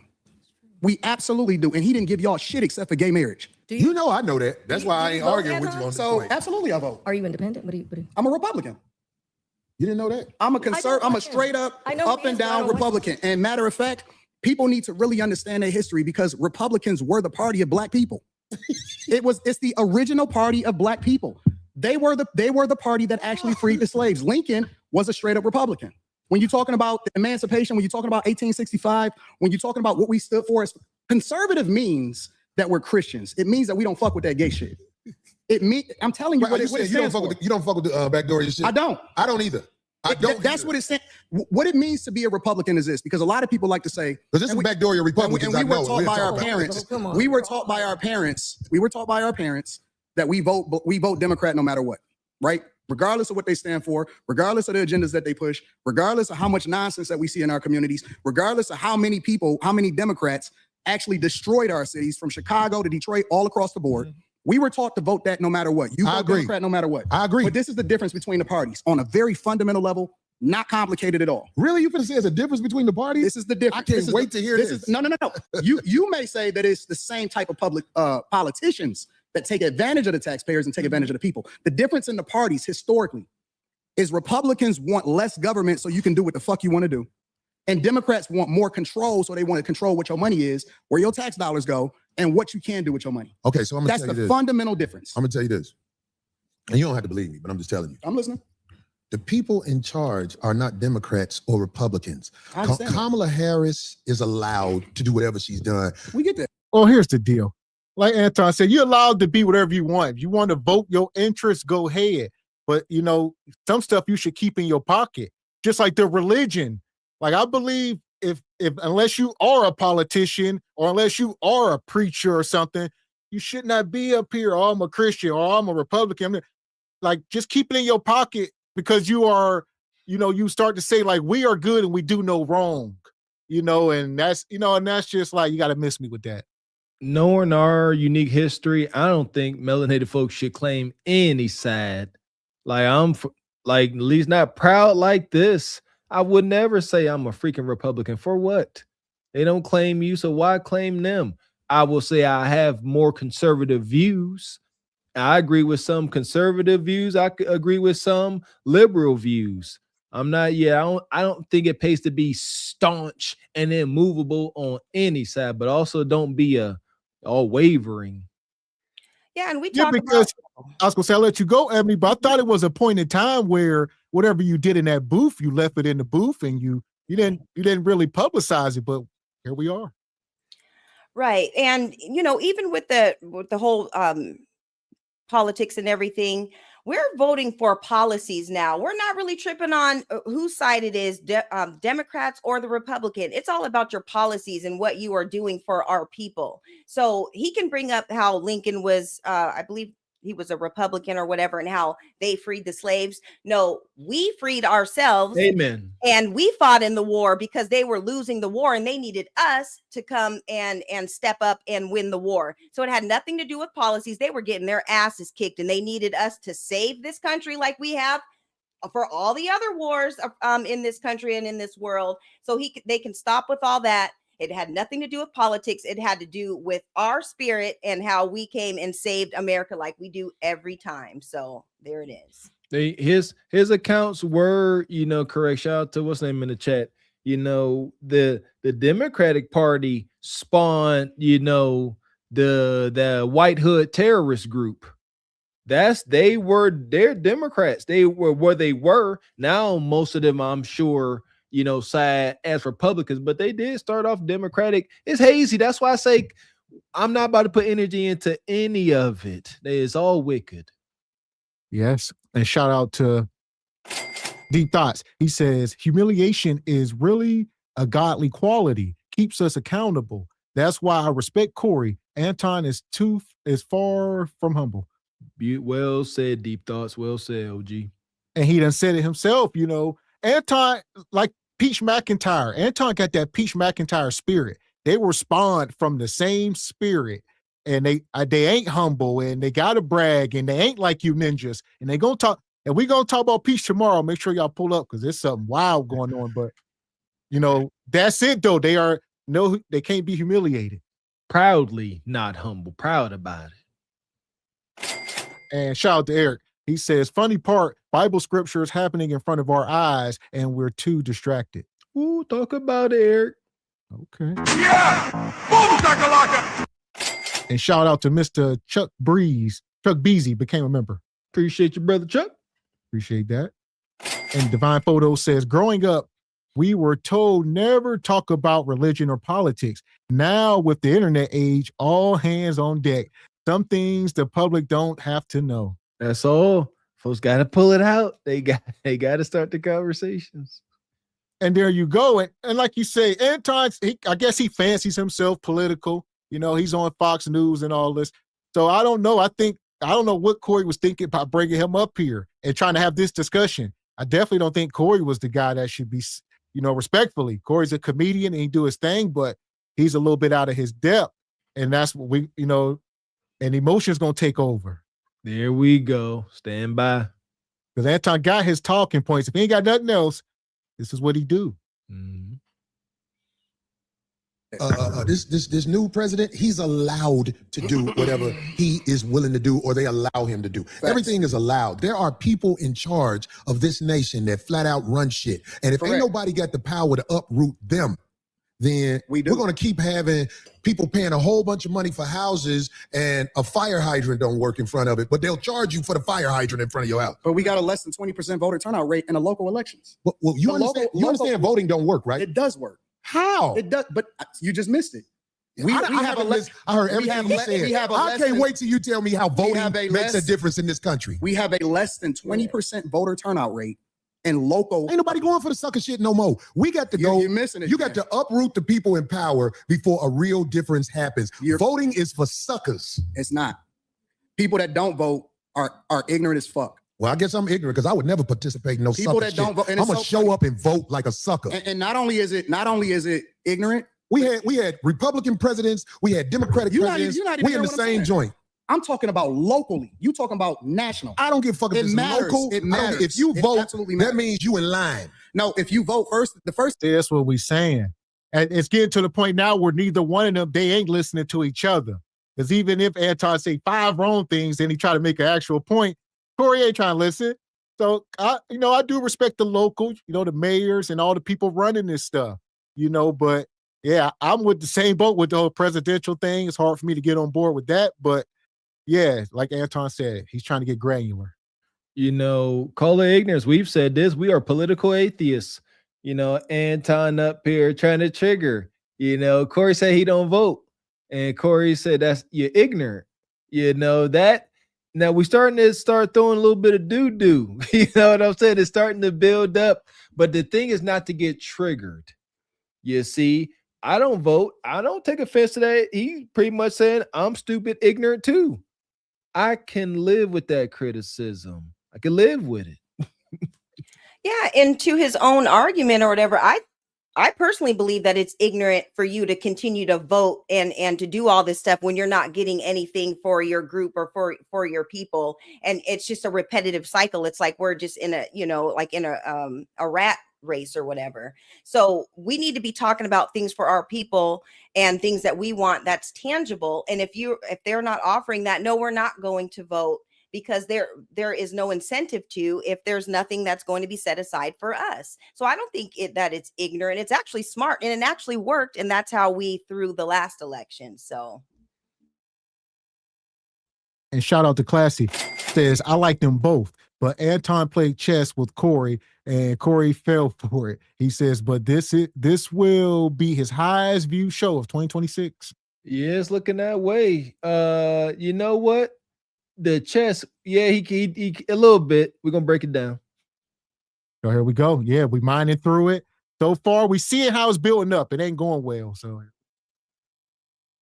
thing that it means is that you respect your ancestors that died for your right to be able to do it. Your ancestors it's so funny to didn't do it like this. Because people went to war when the government tried to overthrow the people and the power of the people. It was wars. There hasn't been a war inside the U.S. where the people who getting fucked over are doing something about motherfuckers with 30 felonies being the president. It's war. All sucker shit. It's a war every day. It's just not physical anymore.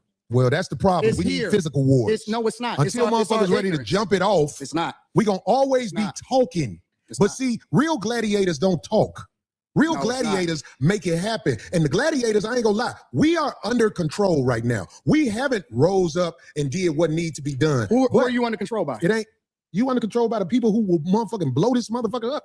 We ain't stupid. Who is he? Because I want to know who. Why do you think that ICE agent was able to shoot that woman? I want to know who he. Hold on. Let's. Before they go there, like they say, they are so far on opposite ends. Like say, Anton is, he MAGA. He done been on his show. He done been to Mar-a-Lago and all that. He done said it.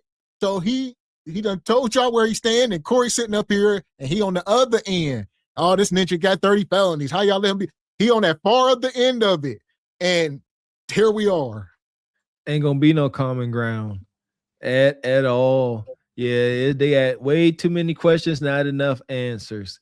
I'm just waiting. There's a key moment Then I'm gonna point out y'all talking about some chess.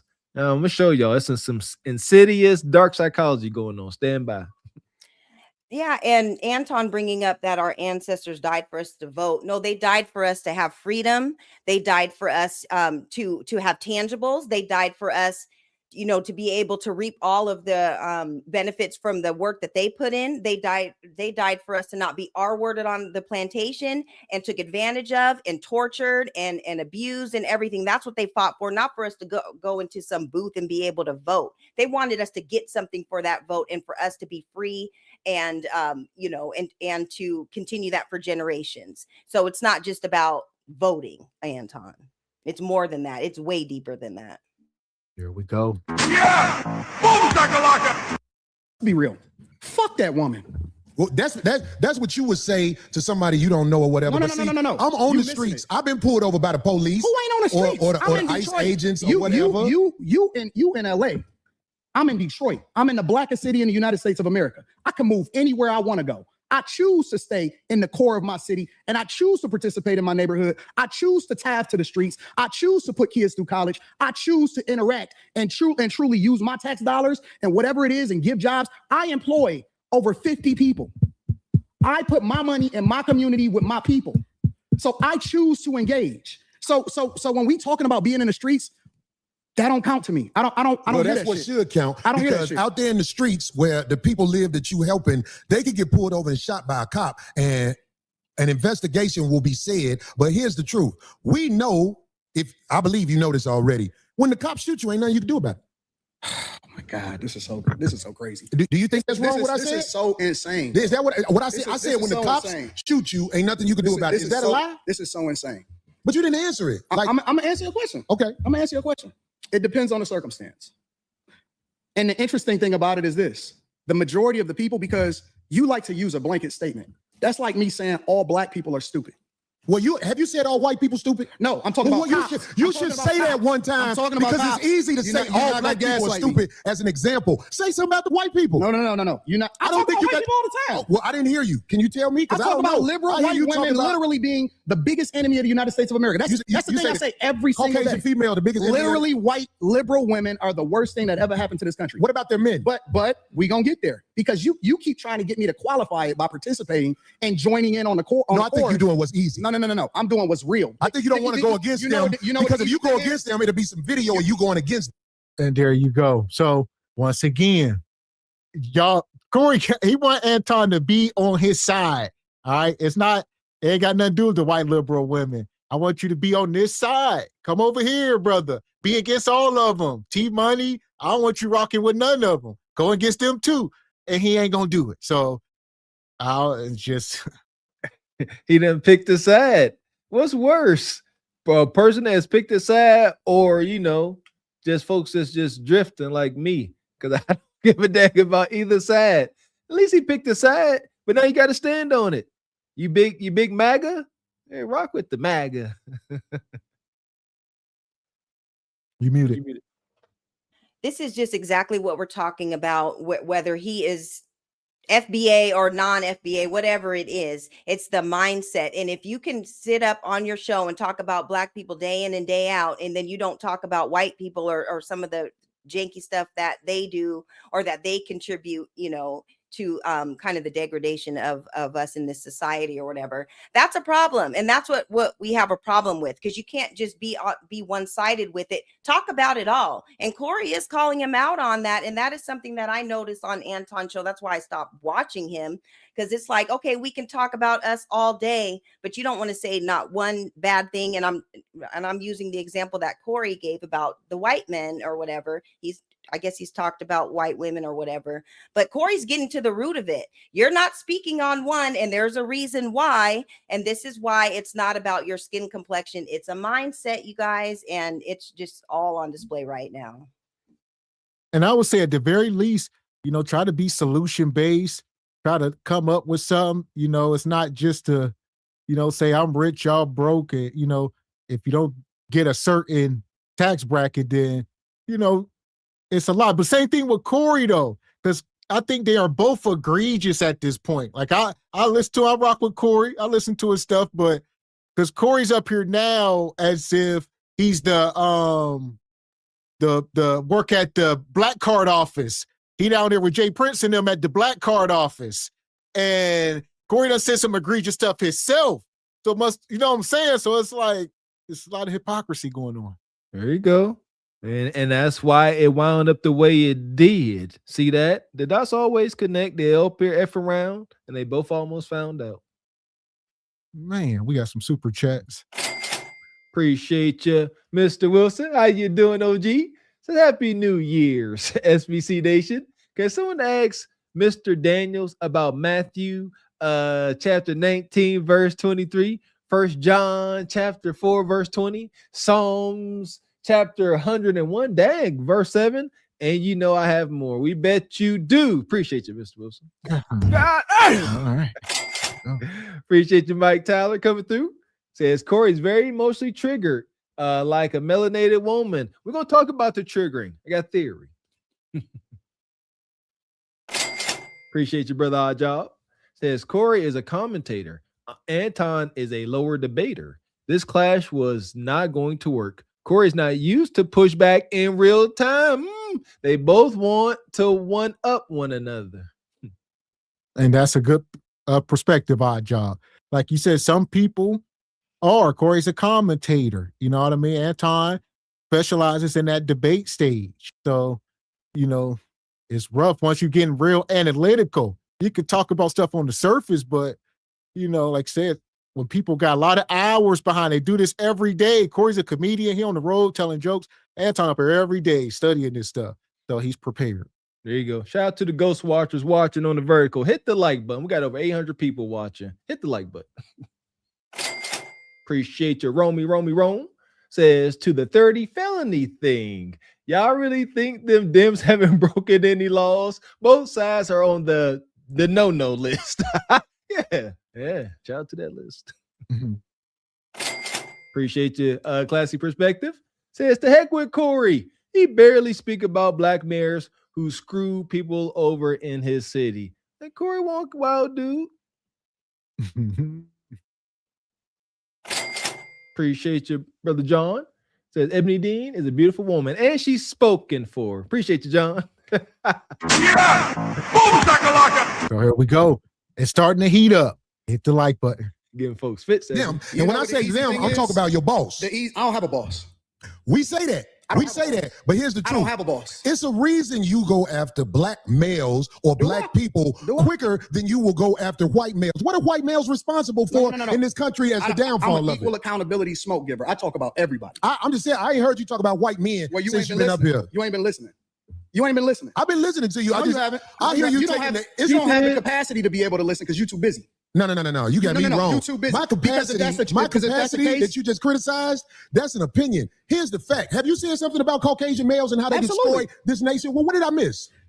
Let's slow down because you talking loud, but you're not saying a lot. No, you talking loud, and you still talking around. What did the Caucasian male do to America to bring it down? I'm not getting into that. You dancing around it, and that's why I lose respect for you when you start dancing and kissing Caucasian males' ass. But Man, we have lost the timestamp. We'll get it back. This is where it went left. Corey. All right, we've been watching this. And about 5 minutes earlier, they were both having the exchange, and Anton was sitting here like, I'm a conservative. That means we don't do the LGBT. We ain't for the zesty stuff. And Corey like, I'm glad we're on the same page because I ain't for that zesty stuff either. So, but here we are. And we're going, you know, is that so egregious? We're going to break it down. He said you are kissing the white man's ass. Here we go. Shout out to Brother Brooks. Just had this conversation at the barbershop. If someone accuses me of kissing butt, we can have a conversation. Mr. Walker, you kissing butt. Explain to me how. Maybe I'm missing You ain't kissing something. butt. You kissing the white man's ass. yeah, okay. It a little different. Explain how. I still think the conversation can be had. You kiss a white man's butt, you old bootlicker. All right, well, talk to me. Shout out to there used to be folks in the chat that wanted to call us coons. That was stupid of them. But you know, we can have the conversation, but have the conversation. But nevertheless, Corey did it trying to trigger. Okay, kind of fair. Now let's see how Anton handles that insult. Yeah, and Corey invited him. He was like, tell me something that you've said, about white men or whatever. And he said that he didn't want to get into it. So Corey did kind of give him the opportunity to speak on it. And he, decided to kind of fall back on it a little bit. So that was your opportunity, Anton, to speak your piece, and you didn't. So here we go. So here we are. That's a good point. Let me see where we at. You keep trying to get me to qualify it by participating and joining in on the court. No, I think you're doing what's easy. No. I'm doing what's real. I think you don't want to go against them because if you go against them, it'll be some video and you going against them. And when I say them, I'm talking about your boss. I don't have a boss. We say that. We say that, but here's the truth. I don't have a boss. It's a reason you go after black males or black people quicker than you will go after white males. What are white males responsible for in this country as the downfall I'm of equal it? accountability smoke giver. I talk about everybody. I'm just saying, I ain't heard you talk about white men Well, you since ain't you've been up here. You ain't been listening. You ain't been listening. I've been listening to you. No, you haven't. I hear you. You don't have the capacity to be able to listen because you're too busy. No. You got me wrong. You're too busy. My capacity that you just criticized, that's an opinion. Here's the fact. Have you seen something about Caucasian males and how they destroy this nation? Well, what did I miss? Let's slow down because you're talking loud, but you're not saying a lot. No, you talking loud, and you still talking around. What did the Caucasian male do to America to bring it down? I'm not getting into that. You dancing around it, and that's why I lose respect for you when you start dancing and kissing Caucasian males' ass. But I don't. Don't do that in front of me because I'm not an ass kisser of nobody. Yes, you are. You suck the dick of black people right now. You doing the easy shit. What you do, let me tell you what you do. No, let me tell you something, homie. I don't suck dick. Yeah, you do. Yeah, you do. So fix you're doing it right now. I don't suck dick. You're doing it right now. So here we are. Man, it's up and it's stuck. So I don't know. As a man, I don't know. I ain't never been disrespected like that. Not on the internet, not to my damn sure, not to my face. So we're gonna mine through it. It's a lot, but Corey started it. People said Corey threw the first punch, but it wasn't a punch. It was more like a thump. And then Anton come back with a haymaker. You thump me in the head and I'm going to just throw a haymaker. I'm bringing it from Alabama. I just hold Mike Tyson blow.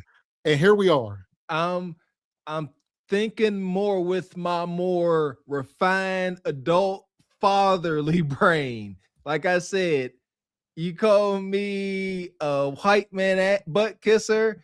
All right. I'm not triggered because that's not true. It's an insult, but let's have a conversation. But you say you suck in meat. I don't care what color it is. There's no conversation to be had. This right here, folks try to give Anton credit for being, keeping his emotions together. I say quite the contrary. Because when you talk about male genitalia to another man, invite him to it, that's automatic a problem. There's no conversation to have. You invite me to meat. Even if it's a group of meats, he said all the black folks meet. So I believe, my opinion, that they could have a conversation about, Anton kissing white man's butt, which appears to be true. But Corey Holcomb up here sucking the black community's meat, nah, that's rough. Yeah, and that's that disconnect that Anton has because he's talking about how he's from the D and he's from the streets and all that. Street 101 is you never do that to a man. I'm not a man, but I know, something about men, and that's just not something you do. So the fact that he took it there, a butt kissing is one thing, but when you're talking about another man's, like you guys said, penis and all that, that's off limits, and those are fighting words. That's something to throw hands about, and that just shows the disconnect that Anton has. He's not aware. It's one thing to, I always call myself, I'm a square, but I'm a square that's aware. I'm aware of things. I know what's up, but I'm a square all day, but I know enough to know enough. So I think he did know the effects that will have. Sister Ebony Dean, before this, he stated he has studied Corey Holcomb. And Corey Holcomb is very adamant about saying him with that backdoorian thing. I think he coined that term, right? He's heavy on that because he knows the danger out here in Hollywood. I respect that, but as men, like I say, you can't invite me to male genitalia and we have a conversation. it's wonky. Like Corey, like, whoa, chill with that. Like, don't even say that on the internet. Rightfully so. But I believe Anton threw that in there, knowing that, Corey was going to lash out. Not saying that, not giving an excuse for Corey. But nevertheless, Anton does not respect the fact that if you insult a man, fisticuffs may follow. He's one of those individuals. He thinks he can sit there and say whatever he wants, and you need to maintain your masculine frame. That's the manipulation. Yes, we should, but if another man says something wild to you, man to man, fists start flying. It's just a thing. And Anton don't respect that side of the game, if you ask me. Yeah. Now with Anton, does he do a lot of in-house interviews, or does he do a lot of live stream type interviews or wherever where he's not actually in the room with the person? So, because a lot of times when people are behind a camera, they can say, whatever. But when you're in-house, when you're in person sitting next to somebody, that's a whole different conversation. And you just can't pop off at the mouth, regardless if you have your bodyguard are there or not. So how does he? I'm about to say, I think it's a mixture of both, but he ain't never sat down. I think, both of these guys are kind of one of one. So it's hard to duplicate these personalities. They had no business being in the same room together unless they were on the stage around real moderators and stuff. Like, this should not have been done all freestyled and, willy-nilly like this. I'm surprised. Like I said, we're about to keep playing it, but let me get these super chats. Yeah, but this is... Appreciate you, brother Jay Knight. Says, oh, hello, Ebony Dean. Hey, Jay Knight. Hey, Jay Knight. Shout out to Jay. Appreciate you, G Honda. Says, Walker, what is that? G Honda, you ain't gonna catch me off guard.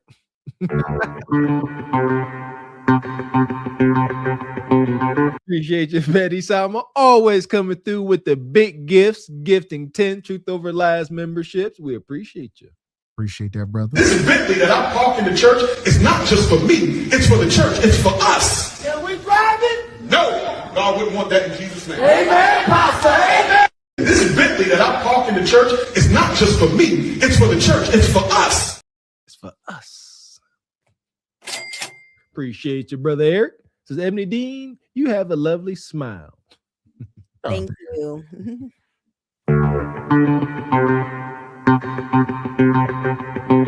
We appreciate you, Petty Sama, one of tonight's sponsors. Says, missed the last 2 shows, but caught the replay. So here's a gift from the tribe of Sama. Shout out and blessings to the Sama tribe. Yeah! Boom, shakalaka! Appreciate your brother Triple X.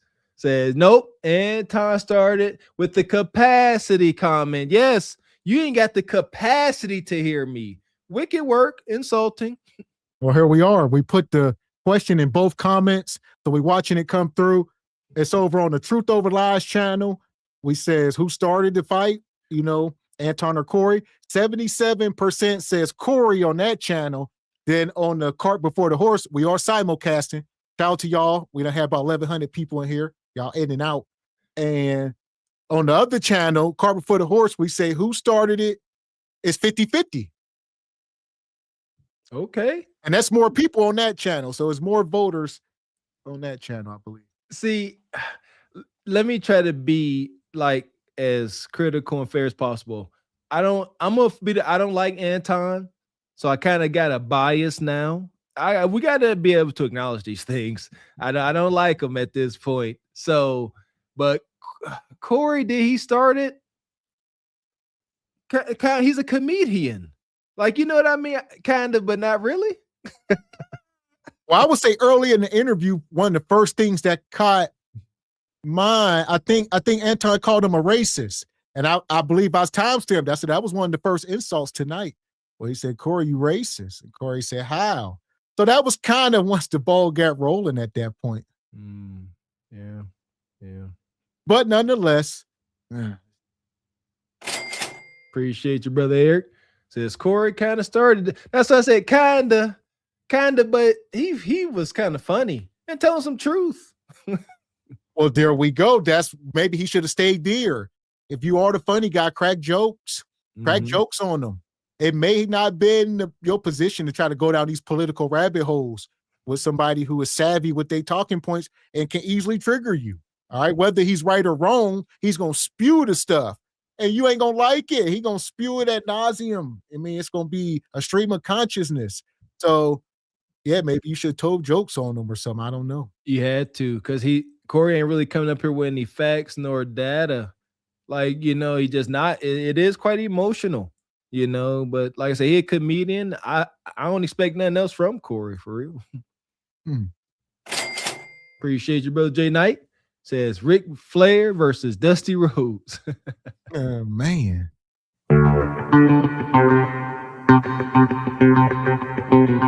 Shout out to the OG Baba T. Appreciate you, brother.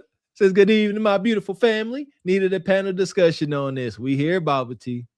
Shout out to Baba T. Yeah! Boom, shakalaka! Appreciate you, Milton.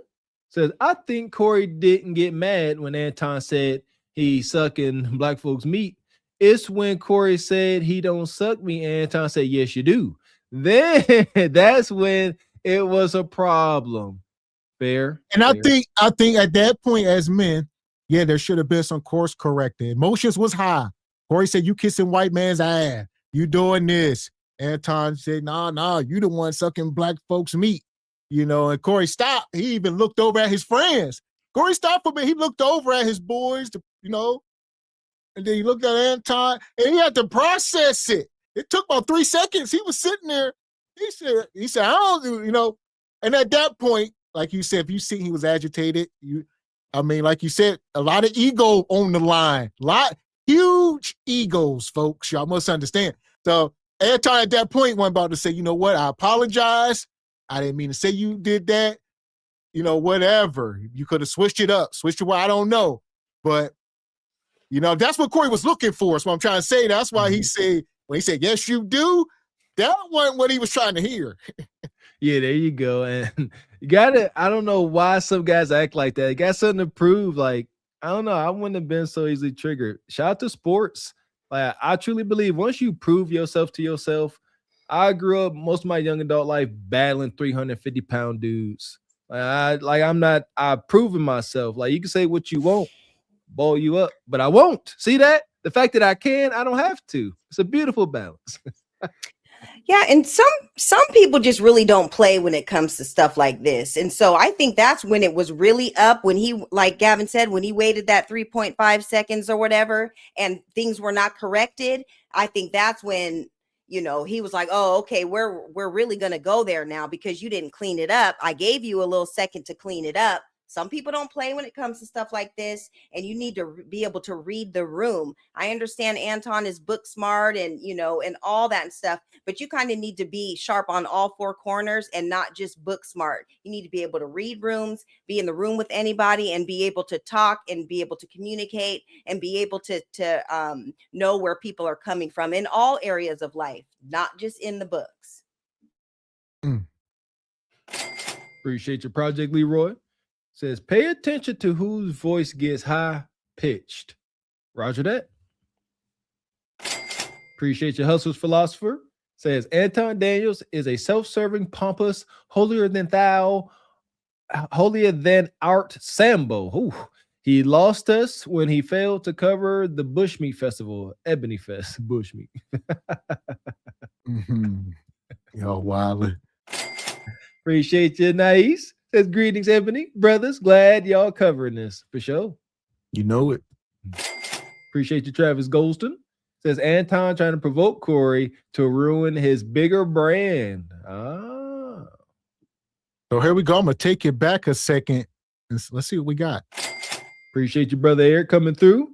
Says, Corey had that. What the F he just say about me? Look, he did.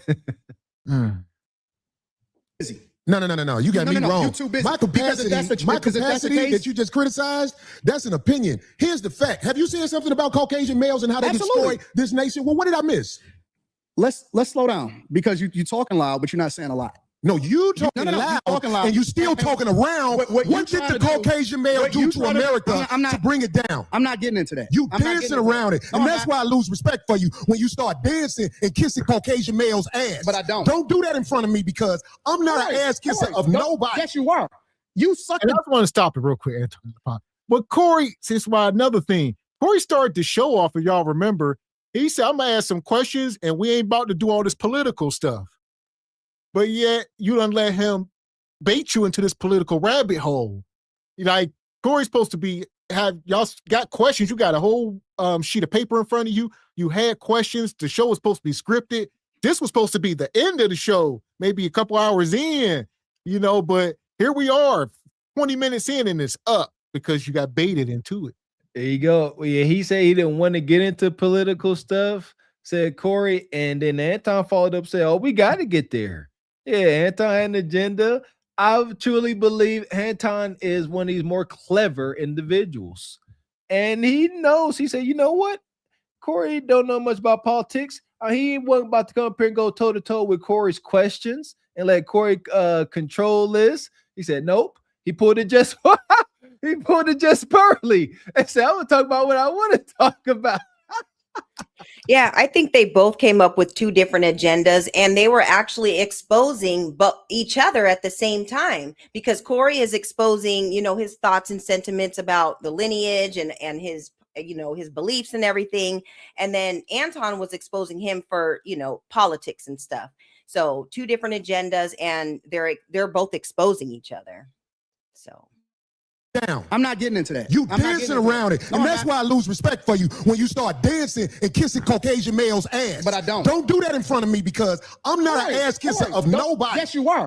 You suck the dick of black people right now. You doing the easy shit. What you do, let me tell you what you do. Nah, homie, let me tell you something, homie. I don't suck dick. Yeah, you do. Yeah, you do. So fix You're doing it right now. I don't suck dick, homie. You're doing it right now. Homie, believe me when I tell you. I don't do that.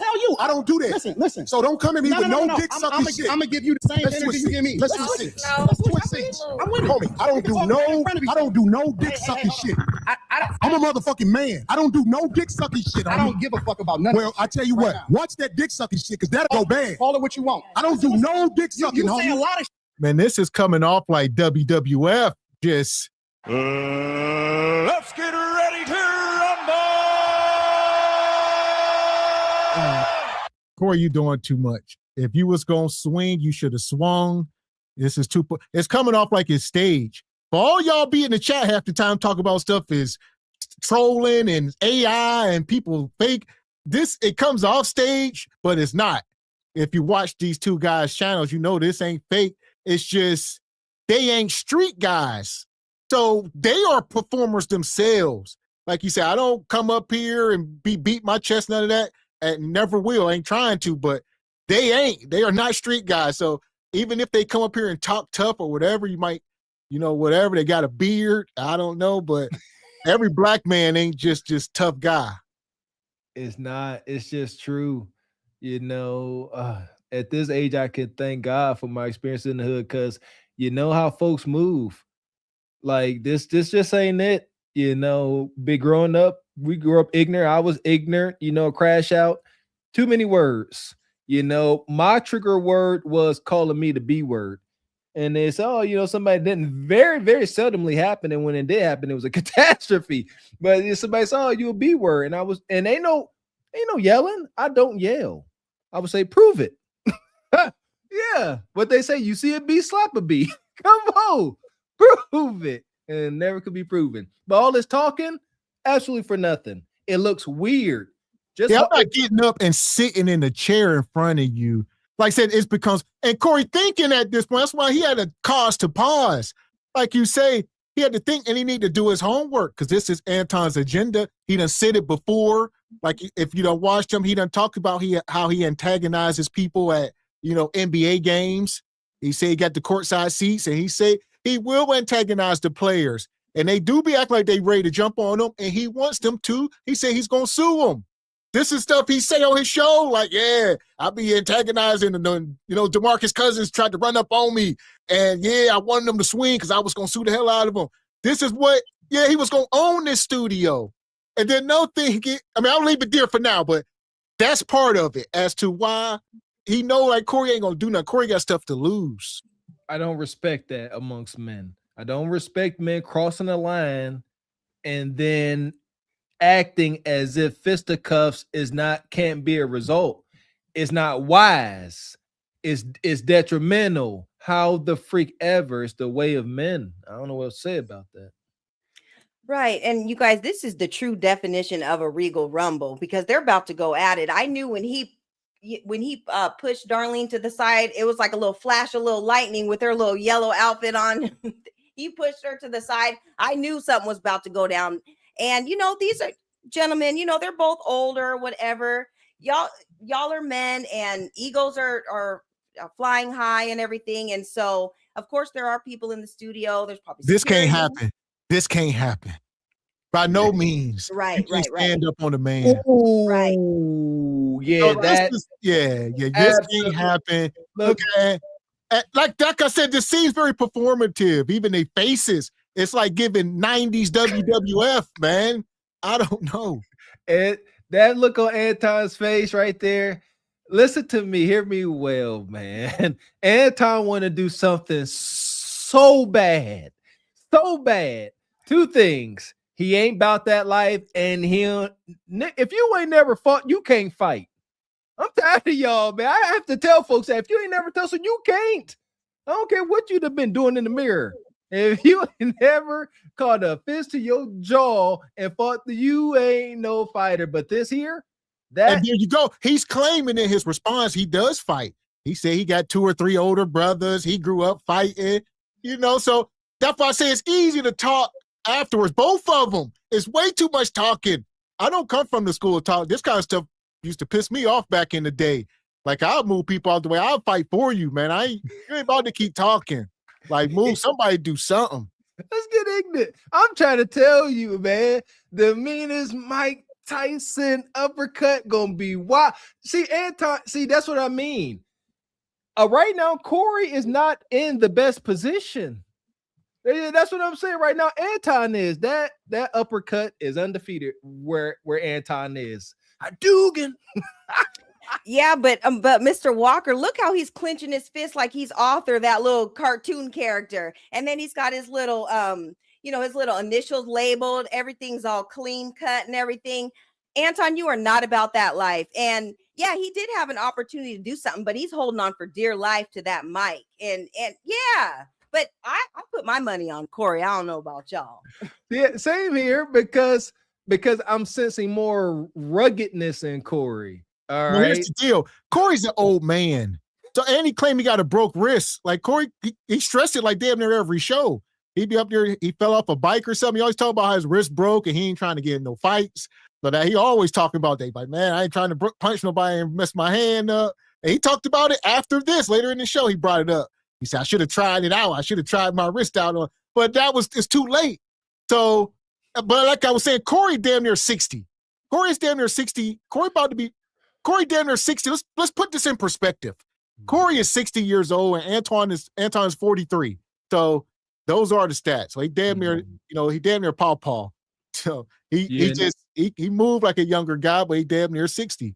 See, there we go. That's that adolescent remnants of Nug Nug. Corey Holcomb is a well-to-do Nug Nug. He proud of it for the most part, right? Yeah. Yes, human lube, his B run the streets at night. That's his shtick. But yeah, you 60 years old. I did not know that. I was unaware. Most embarrassing. My belief is once we become elders, we got to be respectable. Like, yeah, and even Anton, I be squabbling with my nephews and stuff. That is sick. You moving in a way where your nephews don't respect you enough to at least not talk to you. They all in your face and jumping on you at holiday gatherings. Yeah, older folks today moving wonky. Yeah, and they're definitely unk status or even a pap status to some other people, in your 60s. I had a pap, my pap was 60 at one point or whatever. Paps and unks shouldn't be fighting like this. Y'all should be able to talk it over like men, kind of like what we saw on display yesterday and everything. And it should never come to this because y'all have a lot to lose. Y'all can break, limbs and bones and things don't bounce back like it did when you were in your 20s, just kind of running the streets or whatever. So yeah, fighting is not the answer, you guys, at all. Amen. I mean, at the same time, like you said, face to face, you telling another man about sucking meat, like I said, we're gonna let it keep playing because we gotta mind through it because this ain't it. Appreciate you, brother Eric, coming through like you do. Says Corey had that. We got that one. Appreciate you. Okay. Appreciate you, double agent. Says, I like both Anton and Corey, but Corey couldn't control the conversation on his platform and couldn't stand on the tough talk either. Indeed, not the best look. Well, I'm saying, so this was not some overnight thing. They have been discussing this for months. Corey's been talking, if y'all watch Corey's show, he's been talking about this for a couple months now about getting Anton on the show. So he's fully aware. So if you're going to bring somebody on your show and you know, do your research, you should be able to, have your emotions in check, have your questions in order, or not bring them at all. If you strongly disagree with somebody like this, face to face, that's no moderation. See what happened. We all learning. Like I said before the show, let's learn from this. I'm learning. Appreciate you, Baba T. Says, yet he is a Christian. What are they again? Yeah, he said Christian. Yeah. Appreciate you, Jay the Gray. How you doing, brother? Says Anton got that sledgehammer skull. Respectfully. Appreciate you, Derek. Says, to me, Corey got something to lose. That is why he didn't pop off. I commend him for his restraint. Nug Corey with nothing to lose. Hey, yo. Yeah, he definitely got something to lose. I agree.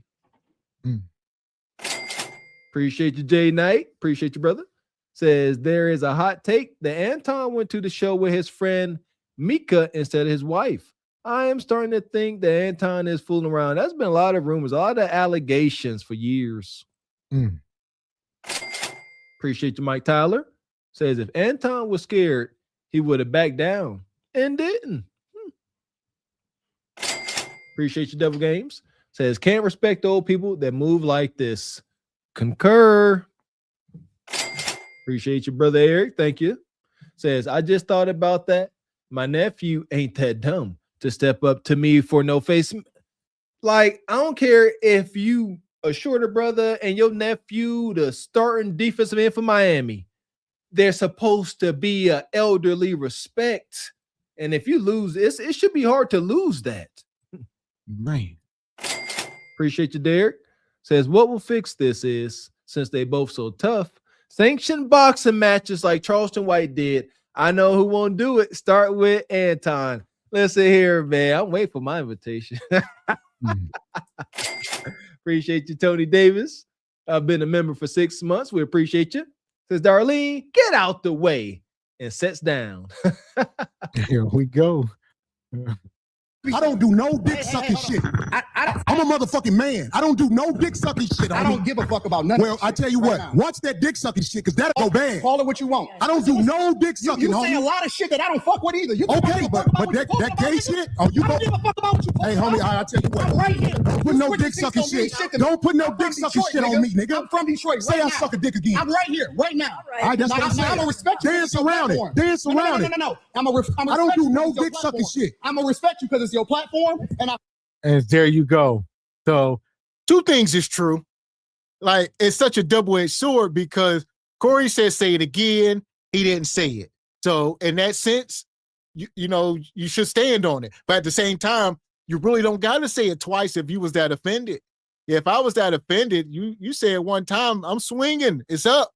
Yeah, you got to back this up. But at the same time, say it again. Say it again. So if I'm Anton, I'm standing on it. But I'm going to stand the hell up. There's no way. The moment he stood up, I'm standing up. That's just protocol. Ain't no grown-ass man stand up over me. So the moment you even move, I'd have been up before you. I probably would have attacked you first because it's a threat. You stay, I don't know what you about to do. So I love this energy from you, Mr. X.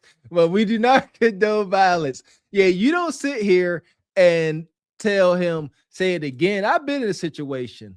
You sit there, you ask for an apology. You see that? No, because this going to pop off. Either you going to say, I'm sorry, like a little boy, or you about to catch this work, been down this road, and they either going to apologize, which they typically do, or you go ahead and get your rocks off by, putting foots and paws all on them. But we don't condone it. it's best just not to wind up in these situations. This is what I say. I know my limits. I know I cannot stand a dude standing over to. I ain't never been about that. You see what I'm saying? It's not. I accept my flaws. Anton, he dealt with that like a man, I guess. I would have handled like a little terroristic toddler. Oh, there we go. This goes back to what we're saying. So you're being rage baited. Like you said, go ahead, Corey. He was going to sue you. So the litigation is on the table. He going to try to own the studio. Corey would have been doing shows for the rest of his life and giving all the proceeds to Anton. You'd have been working for Anton, you know what I mean, on the road 5 days a week. You know, it ain't worth it. Yeah, I agree.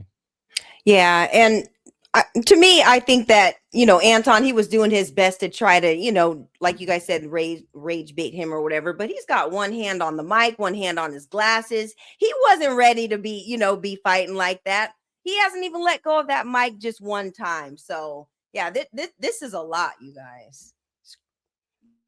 Yes, it is. So here we go. Hit the like button.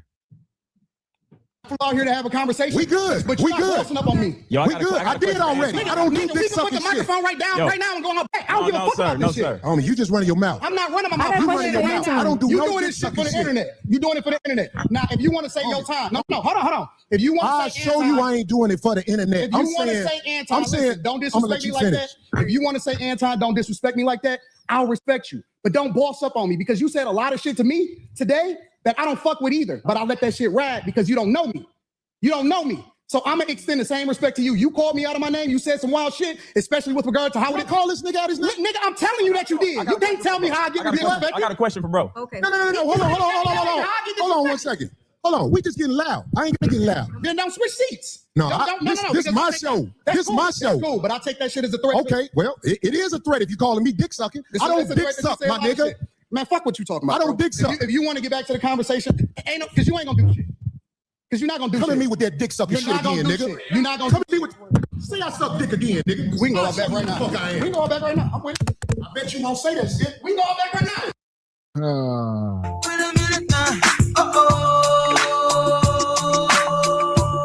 And this is the part where it gets muddy. So I see a lot of people, are saying Anton stood on business by inviting him outside, but I disagree because Anton is there with an armed security guard, with armed body protection, and like I said, if you watch his show, he done talked about it. He'd be daring one of y'all to touch him. Oh, I got armed security. They will pew you. I wish one of y'all would. They know the orders. So yeah, he's saying let's go outside and yeah, we can say whatever we want, but people are hired to do a job. So once y'all went outside, you going out there to get further protection. Let's get out this playing chestnut checkers. Let me get to the exit. You in here, you got your entourage. I'm in here with just one guy and a chick. Let's go outside. Once we outside, now we got space. My bodyguard can get his stuff out and we can be safer, if you will. But it was not to go out there and scrap. Ain't nothing wrong with having a bodyguard at the same time, but we can't go about this like he was just trying to really scrap. Yeah. Anton, last thing Anton want to do is go fisticuffs. That's a fact. Even if he is aware that Corey almost 20 years older than him. And last thing he ain't, y'all don't see, it's coming from not problem, just a fighter. Like these ninjas, neither one of them. You ain't fought in a while. Y'all don't get it, man. You go ahead and try and throw hooks and straights. You get tore your back muscles and stuff. You can't just pop up throwing hands. Neither one of them wanted to do. And was Anton getting up, inviting him outside? I've seen that. That's a tactic. Like Mr. X is saying, all right, let's go outside. They will go outside and have a conversation. He ain't about to go outside and put his hands up. No, they're going to sit there and talk. And like Mr. X said, most likely if Corey do something, the bodyguard going to step in. It's going to go way left. Yeah, and I think with Anton, this was the way he was trying to save himself from the situation because he knew, that Corey was all up in his face, that this was the only thing that he really could do to kind of save himself because he knew, Corey was all up in his face. So I think Anton knew he wasn't going to go out there. He wasn't going to leave his show and go out there and do all that, especially with the bodyguards. Corey already said he didn't have any bodyguards. He's like, these are my people here. You know, not to say that they won't try to step in or whatever, but I think Anton knew he wasn't going to come out. And so he did that to kind of save himself from the situation and try to walk away and then try to come back and say, oh, well, I told him to come outside and he didn't come. But he knew he wasn't going to do that. So, yeah, that's what I think. This is a lot. Like you said, I ain't mature enough for this. You can't get it. Like, yeah, that's why I don't. Mr. Walker said, got to control situations. Like as a younger man, done been there, done been in bar fights and all that stuff. People getting in your face. I done had to crack people over the head with pool sticks. All that. It's up. Yeah, Corey got that microphone. It's up. I don't believe in fair fights. You know, I'm looking for objects. I'm trying to do damage. You got to go see the doctor. I'm trying to say ER. Yeah. See, I was more of an open hand. I slapped the hell out of somebody. I was scared to, I ain't trying to do all that. I'm really a lover. I'm not a fighter. That's why I stopped doing MMA, man. I ain't trying to hurt nobody, but just leave me alone. That's why I don't get in these situations. Self-awareness is so powerful. I can sit here and say kumbaya all I want, but I still know if a man try to tower over me, I don't believe in blacking out. I ain't gonna say that, but you about to get what you freaking begging for, man. Man. Appreciate you, Jada Gray. Says Anton Daniels skull looks like a Looney Tune Acme anvil. Shout out to Jay. Yeah, we get this one. Appreciate you, Tony Davis. Yeah, we got that one. Appreciate you, brother. Shout out to Woke Quill. How you doing? Says they basically spitting on each other's faces. One won't step outside, won't say it again, and talk on stream like he's prime Mike Tyson. Both look dumb. Not a good look for either one. I agree. Oh. Appreciate you, brother Derek. Says no, he didn't. Corey marked the line and Anton bounced. Okay. Yeah, but with this ain't middle school though. We can't be knocking sticks off each other's shoulders. Yeah, if I'm offended, it's up. Yeah. Like you said, but that's why I say these are not street guys. So yeah, I come from a different place and a different set of rules. It's up. They're not looking for the confrontation. We acknowledge it as ignorance, but yeah, you invite me to genitalia. Now I'm going to make it to where it can only go one way. We hear it now. That's what it means by it's up. See, it wasn't up and stuck. It should have been. I ain't gonna say it should have been. These men didn't fight, and that's good. However, manhoods were tested. Anton did not sleep the sleep of the just. And Corey, man, he couldn't get his licks in. I'm telling you, both lost sleep over this. Know that. Yeah. I was gonna say to stand up. That's what Corey. Once you stood up, that's like brandishing a weapon. Like once you stand up, you done pulled it out. You gotta do something. Y'all be too theatrical. I don't know nothing about it. Yeah. Truth. Yeah, and he has his chick over there. You know, if I was that chick, I'd be watching, and I know Anton felt a certain kind of way because you're doing all this, and I got my girl here and stuff. You're testing my manhood. My girl is here. I'm supposed to be her protector, and I got somebody protecting me because I'm not even really about that life. So, you know, sis, you might want to think about, maybe finding somebody else who's gonna stick up for you and just kind of protect you. I don't know. I'm just saying. God. Appreciate you, Project Leroy. Says Anton walked away from the table to hide behind his security guard. He ain't slick. His knees were weak and trembling like G Hondas. And there we go. And Corey had the chance though. So he stood there. Corey, you should do whatever you was gonna do. Now see after the fact, Anton saying, Corey's hand was shaking and trying to make it sound he was scared. I mean, that's a lot. Nerves get going.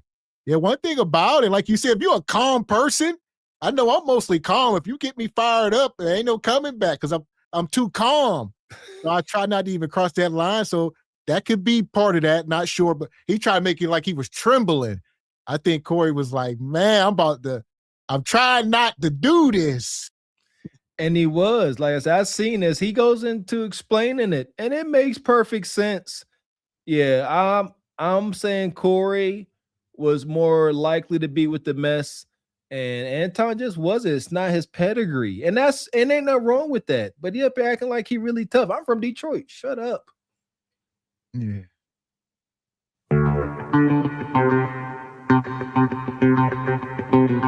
Appreciate you, brother Milton. Come through. Says Anton was scared. He created distance by standing up and walking off, talking about let's go outside. But he didn't stand up as soon as Corey got up. He sat there holding on to the mic for dear life. No, you guys got it wrong. And like you said, at the end of the day, yeah, after this, now they both talking crazy. And I don't respect that at all. You know what I'm saying? After the fact, Anton left, went on his show. I do this, I do that. Corey, I should have did this, I should have did that. I'll smack you, I should have punched. Anton, let's box, I do this. It's like, man, this is womanly. Y'all was just face to face. Y'all didn't do it. Now shut the hell up and go on. Thank you. This is where we come from. I ain't never sat there. This is what I mean by y'all ain't got no real friends. Folks hold y'all accountable. I could never have went to Mr. X like, yo, man, I would have did this. He would have said, shut the heck up. You ain't do nothing. That's how, yes, do something or don't. I ain't never walked away like I should have. I did. Yeah, and it's one thing. It'd be different if they were on a panel together, but y'all were right there face to face. There is no later on because that space and opportunity was right there. So the fact that they're going off and talking about what they're gonna do or should have did and all that should have happened right then and there. So, that's all null and void at the end of the day. And shout out to brother. All that. Like he said, you don't got to be a street ninja to catch a fade. That's 1,000%. And that's where the misconceptions is. You just got to be a man, standing on business. Most street ninjas is afraid and cowardly, but that's kind of context for for this, because Corey, like, I'm a real street ninja, you ain't. And if we speaking in context of a real street ninja, neither of y'all. Amen. Appreciate you, double agent. Says Anton on Corey's home turf and called his bluff. Anton is with a bodyguard and a girl. Corey got the numbers and is in his own studio and got shook. Go Birds. Okay. Appreciate you, Derek. Says Anton saw that smoke coming when Corey at the end said, say that DS again. Anton was like, exit stage left. Yeah, that was it. When Corey said say it again and dropped the mic, that was or else. If we can speculate all we want. If Anton would have said it again, it would you would have had no choice. But see what I'm saying? You were so far backed into a damn corner at that point. So I'm saying that really wouldn't have been that respectable. So, like, this is just nonsense, man. I got a quick story. When I was playing football, a wide receiver, I was a defensive end, a wide receiver would not run through the line. And I took pride. I don't put my hands on smaller people. And for what? But I was like, run through the line, man. And he was like, he said, what you gonna do? And I had to do something. Like you said, like I was so embarrassed. You know what I mean? But like you said, you back a man to what you gonna do? I gotta do something. So yeah. So at that point, so it's like, man, I get it. The whole, if you are a man, stand on it. I say it 1,000 times if I meant it. But at the same time, you should only have to say it once if you are truly offended. Amen. Money, money, money, money, money, money. Appreciate you, J Ace. Call you Joe Mule. Says they was gonna pull each other hair and scratch each other's faces. Your private security is smart. If I hit you and you get hurt, I'm at fault. He said scratching and pulling hair. That's what he said. So many conflicting stories. Yeah. So now after the fact, everybody tough. Corey talking about, yeah, his security was scared. They was shaking. Anton talking about Corey was shaking. Everybody was scared. Y'all bunch of, just stop. Y'all got too much money to be acting like this. I'm telling you. Appreciate you, brother Eric, coming through like you do, brother. Says doing wolf tickets. They both throwing wolf tickets. Amen. Yeah. Seem that way. Appreciate you, brother Darren. Says Anton is a soft simp with success. When Corey stood up, he was defeated. He even used Detroit for clout. I'd rather lose the fade. I hear you, brother. There you go. Well, this went so far left. Like you say, I mean, these are two successful men in their own rights. So neither one of them wanted to scrap. That's why when he said, you sucked me, Corey was taken back, took seconds, didn't even register. He said, we here. And see, Corey could have, like, men control their own environment. Corey could have said, hold up, let's just pause for a minute. Take it back. You know, you have to get all, ninja move. You know, he could have said, hey, that you're going to take back. We had a conversation. Well, he kind of did, Mr. Walker. That was kind of he said, yeah, I don't do that. You need to take that back. He kind of said that. He did. And I know you do. You do. Yeah. And I think too, with the beginning of the conversations, emotions were already arise from jump, you know, just based off the conversation, what was being said and everything. So it all went left because he was already, you know, feeling a certain kind of way just based on some of his answers, even from jump, from the time they press record. So this was bound to happen. Man. Shout out to our natural hair sister, G-Nell. Says, for Anton Daniels not to be associated with us, he uses the ER word a lot. Yeah, man. Can we leave that word, just bury it, please, and thank you? Right. Send the same respect to you. You called me out of my name. You said some wild shit, especially with regard to how would it call this nigga out his name? Nigga, I'm telling you that you did. You can't tell me how I get respect. I got a question for bro. Okay. No. Hold on 1 second. Hold on. We just getting loud. I ain't gonna get loud. Then don't switch seats. No, this is my show. This is my show. That's cool, but I take that shit as a threat. Okay, well, it is a threat if you're calling me dick sucking. I don't dick suck, my nigga. Man, fuck what you talking about. I don't dick suck. If you want to get back to the conversation, because you ain't gonna do shit. Because you're not gonna do shit. Come at me with that dick sucking shit again, nigga. You're not gonna come at me with. Say I suck dick again, nigga. We can go all back right now. We can go all back right now. I'm with it. I bet you won't say that shit. We can go all back right now. I got money for all this. Whatever. I got money too. Don't nobody give a fuck about that shit. I got money too. It's not respect. I ain't falling for I ain't falling. Darlene, get out the way. Don't get in the way of two niggas. Let me tell you something, homie. I ain't got to go out back right now because we got to go out back to lead this motherfucker. But I'm saying that dick sucking shit, watch that. That's all I'm saying. And if I don't say it how you like it, if you want to get back to the conversation, we can get back to the conversation. But just know, I'm not listening to none of that shit, bro. Nigga. I'm not listening to none of that shit. If you want to get back to the conversation, long as you we can know. get back to the conversation. Long as you know, bro, you know what I'm saying? At this point, Corey, this your setup. There's no way we can sit back down. We done stood up too many damn times. I can't sit down. I won't sit down. My nerves. I can't. Listen here. We got to do something now. I can't sleep for 8 nights after this. We got to get some understanding. Yeah. Again, maybe old dinosaurs, you know, but this is despicable. If you're not going to engage in fisticuffs, don't pretend like you are. The standing up, the bucking. A couple of times Corey was sitting down. I don't know if he was adjusting, but it kept looking like he was like jumping at Anton, seeing if he was going to jump. It's all very much elementary schoolyard behavior. Absolutely not. Just keep it cool or go all in. No in between. Yeah, and just the fact that they just sat right down. Nobody went to the coach's corner to talk about nothing, like at least to take a breather, take you a little sip of, something, some water or whatever. Y'all needed to have like a 5-minute intermission or something before y'all sat down because tensions are still rising and it's still, tensions are high. So sitting down is not the move either because nothing is going to get resolved. We go. No, you're not that tough. I didn't take a break. Yeah. Yeah, so the producers done put an overlay up, muted the mics. They thought it was up, but they'll be back. Hilarious. Everything's straight. Everything's straight. Ain't nobody saying I'm sucking dick no more. Everything's straight. For sure. I got a question for bro, though. And I'm going to respect him on that. Yes, sir. He said what he said, so I'm going to respect him on that. Yes, sir. So question, given that black people are on the Democratic plantation, what do you say about the use of Christianity to make slaves out of black people? In what, today's time or historically? No, sir. Historically. Yeah, absolutely. It was used in a negative way, but anything can be used in a positive or negative way. You can weaponize literally anything. Corporate America, for example. You can use the internet in order to push out propaganda, or you look at these ninjas. Corey disassociated. Right. The adrenaline is on 1,000 on both of these ninjas.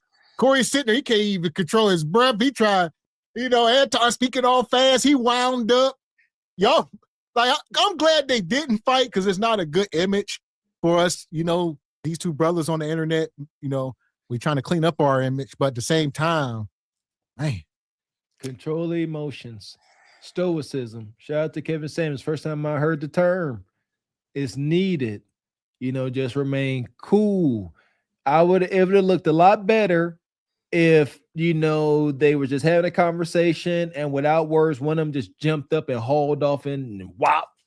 Hey, at least you was, at least, you meant what you meant, god dang it. But you up here talking and bucking up. Would you say, Mailbox Sports, posturing up? There you go. All this acting like you about to fight. Y'all too old for that. Y'all too old to be acting so young. Embarrassing. That's was my sentiment when I watched this. Embarrassing on both parts. Yeah. And I think, Corey, this is your show. I think this is a bad look for him because now you have your mans over here is asking the questions. You're basically, this man, Anton, is talking around you now and not even talking to you because you're no longer asking the questions and he's answering to somebody else. So you're basically just sitting there on your own shit, So I think that's kind of a bad look. He should have continued the interview and finished off with the questions, not being talked around. You're a man. This is my show. You're not about to be talking around me. We're going to have this conversation. So I think that's where Corey kind of messed up at, in my opinion. There we go. Appreciate you, brother Evie Ray. Says a real fighter would have let Anton keep talking. Okay. Yeah. Money, money, money, money, money, money. Appreciate you, Joe Mule. Says bluff. Bottom line up front. They too old. I'm 50. I can fight. But dang, if I do, I'm sorry for the next few days. That's what I'm talking about, man. They're going to pull something. Appreciate you, Milton. Says he would have had to get the heck off my platform at that point. That's it. Or just like I said, crack jokes. Corey, you're a comedian. You are not a tough guy and you are not a political analyst. So Anton ain't a tough guy. He ain't a comedian. He political. So he sort of was trying to stay on his square. Corey should have stayed on his square and try to add some humor, troll him a little bit or whatever. But once you try to match wits, I don't think you was there. Bingo. Money, money, money, money, money, money. Appreciate you, Joe Mule, coming through this evening. Says a man who can't control his emotions has already lost at whatever it is you are trying to accomplish. I agree. So I say no. Know your limitations. 100% agree, Joe Mule. Yes. Yeah. So it's one thing to commentate, but like one of y'all said earlier, once you get into the realm of debate, all right, we can commentate, give our thoughts and opinions, but once you debate on a specific subject, you better be, schooled up on it if you're going against somebody. There you go. I ain't got no time to play. I'm just going to make that goddamn money and keep it moving. You hear me? Just stack, just stack, just stack, just stack, and stack, and stack. You hear me? Shout out to Sister Michelle. She dropped a 50 ball in the Cash App. She says, y'all are cooking tonight. Salute, brothers. Salute to you, Sister Michelle. Thank you for your support. Come through, sponsoring the show. Come on, just bring it. I need you to stand up while y'all not moving. Come on. Don't make me push. Don't make me push. Thank you, sir. There go money. She's touching you. Where they get that money? Where they get that money? I can see money from a long way. Elder Gregory Kelly, That's right. $100. Everybody get something in your hand. Come on and put it right here. Appreciate you. Appreciate everybody coming through this evening. Yeah! Boom, There we go. Hit the like button. You can use it to communicate effectively with the people. You can use money to manipulate people, or you can use it to help people. And so you can't just say that Christianity itself is used. The Quran is used in a negative way in order to control people. So it depends on the person. And that's why we evaluate the person based off of their fruits instead of evaluating them based off of Christianity itself. Because everybody that calls himself a Christian is not a Christian. 100%. So I agree that the teachings of Jesus are pure. However, in the hands of Caucasian white males, that's not true, because I know some good Caucasian the teachings white men. of Jesus, and I know some bad Caucasian white men. Okay, so look, check this out. This is what I listen. Listen, this is what I'm saying.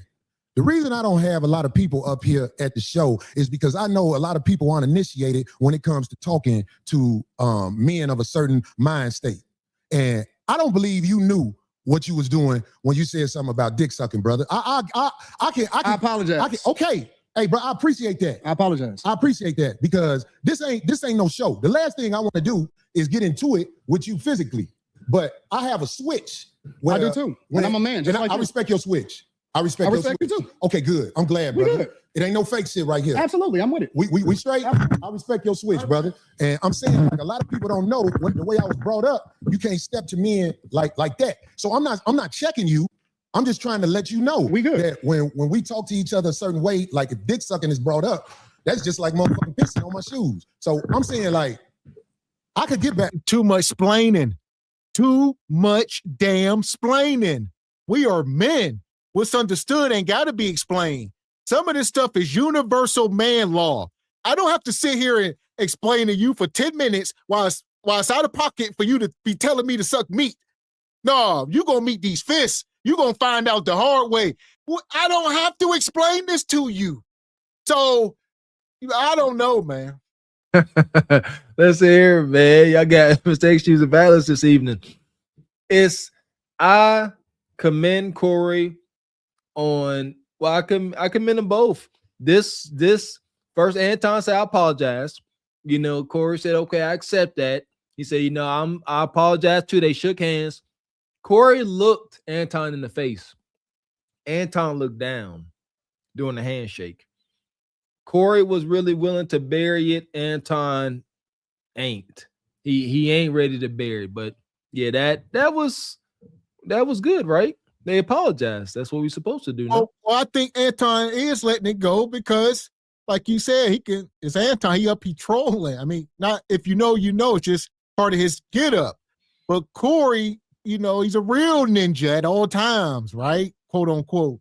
So he wearing this on his sleeve. And Anton can be in the act a lot of times, and you don't know. He ain't gonna wear it on his sleeve. So, and that's what Corey said. He said, "You don't know how to deal with a ninja like me." Yeah, that's weird. That was a weird thing to say. You don't know how to handle a man like me. Yeah, and I'm glad Corey addressed something because we're not going to sit here and have this interview and you're talking about your, thoughts on, white America and all that. No, we need to talk about this, what we have going on right here, because all that other stuff is just fluff. We need to get to this because this is actually a problem right now. So I do think that he did try to extend an olive branch and try to at least do it that way, because you're not going to, like I said, continue to talk around me on my own show. So, yeah. Yes. This is a lot, man. Here we go. I could get back straight. We just, when I said your hand, it wasn't phony. Listen, I get into it with my homies. I get into it with my brothers. I Agreed. don't have two sisters. I got three brothers, and we scrap it out. I scrap with my nephews. It is what it is. And then we shake hands and we keep it moving once we have a disagreement and we get it out of our system. So if we good, then we good. I'm good. I'm with it. Let's get to the conversation. That's why I tried to explain myself right there, because I'm like, this man probably don't even know that my mind is set up. And that's just wonky in itself. But like you said, there's no way you're fighting everybody. There's a lack of respect in the room. So, either they don't respect you, you ain't respecting them. It's mutual, whatever. But yeah, ain't no way. Like Mr. Walk said, we out here fighting each other. I'm fighting with my brothers. And no, man, that's not a thing. Like, yeah, I mean, what do you even think about saying some of this stuff? I don't even know where y'all boundaries are. Who raised you ninjas? Where the hell y'all come from? If I find myself getting into verbal confrontations, because it's never going to get physical, with cousins, nephews, anybody, it has happened. I don't know. Maybe it's, childhood project trauma, but I will forget you exist. I'm not about to sit here and squabble with you. I don't need you at all. I will forget you were ever born. Not about to fight you. No, you don't exist. And like you said, you go where you respect it. So, we ain't even surrounding ourselves around these people. The people we are around is respect. like you said, you after the fact, y'all shaking it up and y'all cool and not. But it's like, no, that ain't. I don't know. Too old for that. Younger, we getting too old. We are not in our 20s, man. You talking about 40 and 50, 60. What we talking about? We know what peace feel like. You see that? There you go. I know what peace feels like. Shout out to my wife, man. I'm not like you said. You said it perfectly. Don't go where you are tolerated. Absolutely not.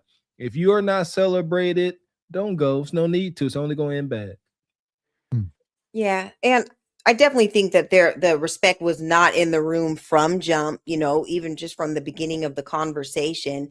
And that's why, it got took to a certain place because like people will test you. They're going to test you to see how far you're going to go and how far you're going to take things.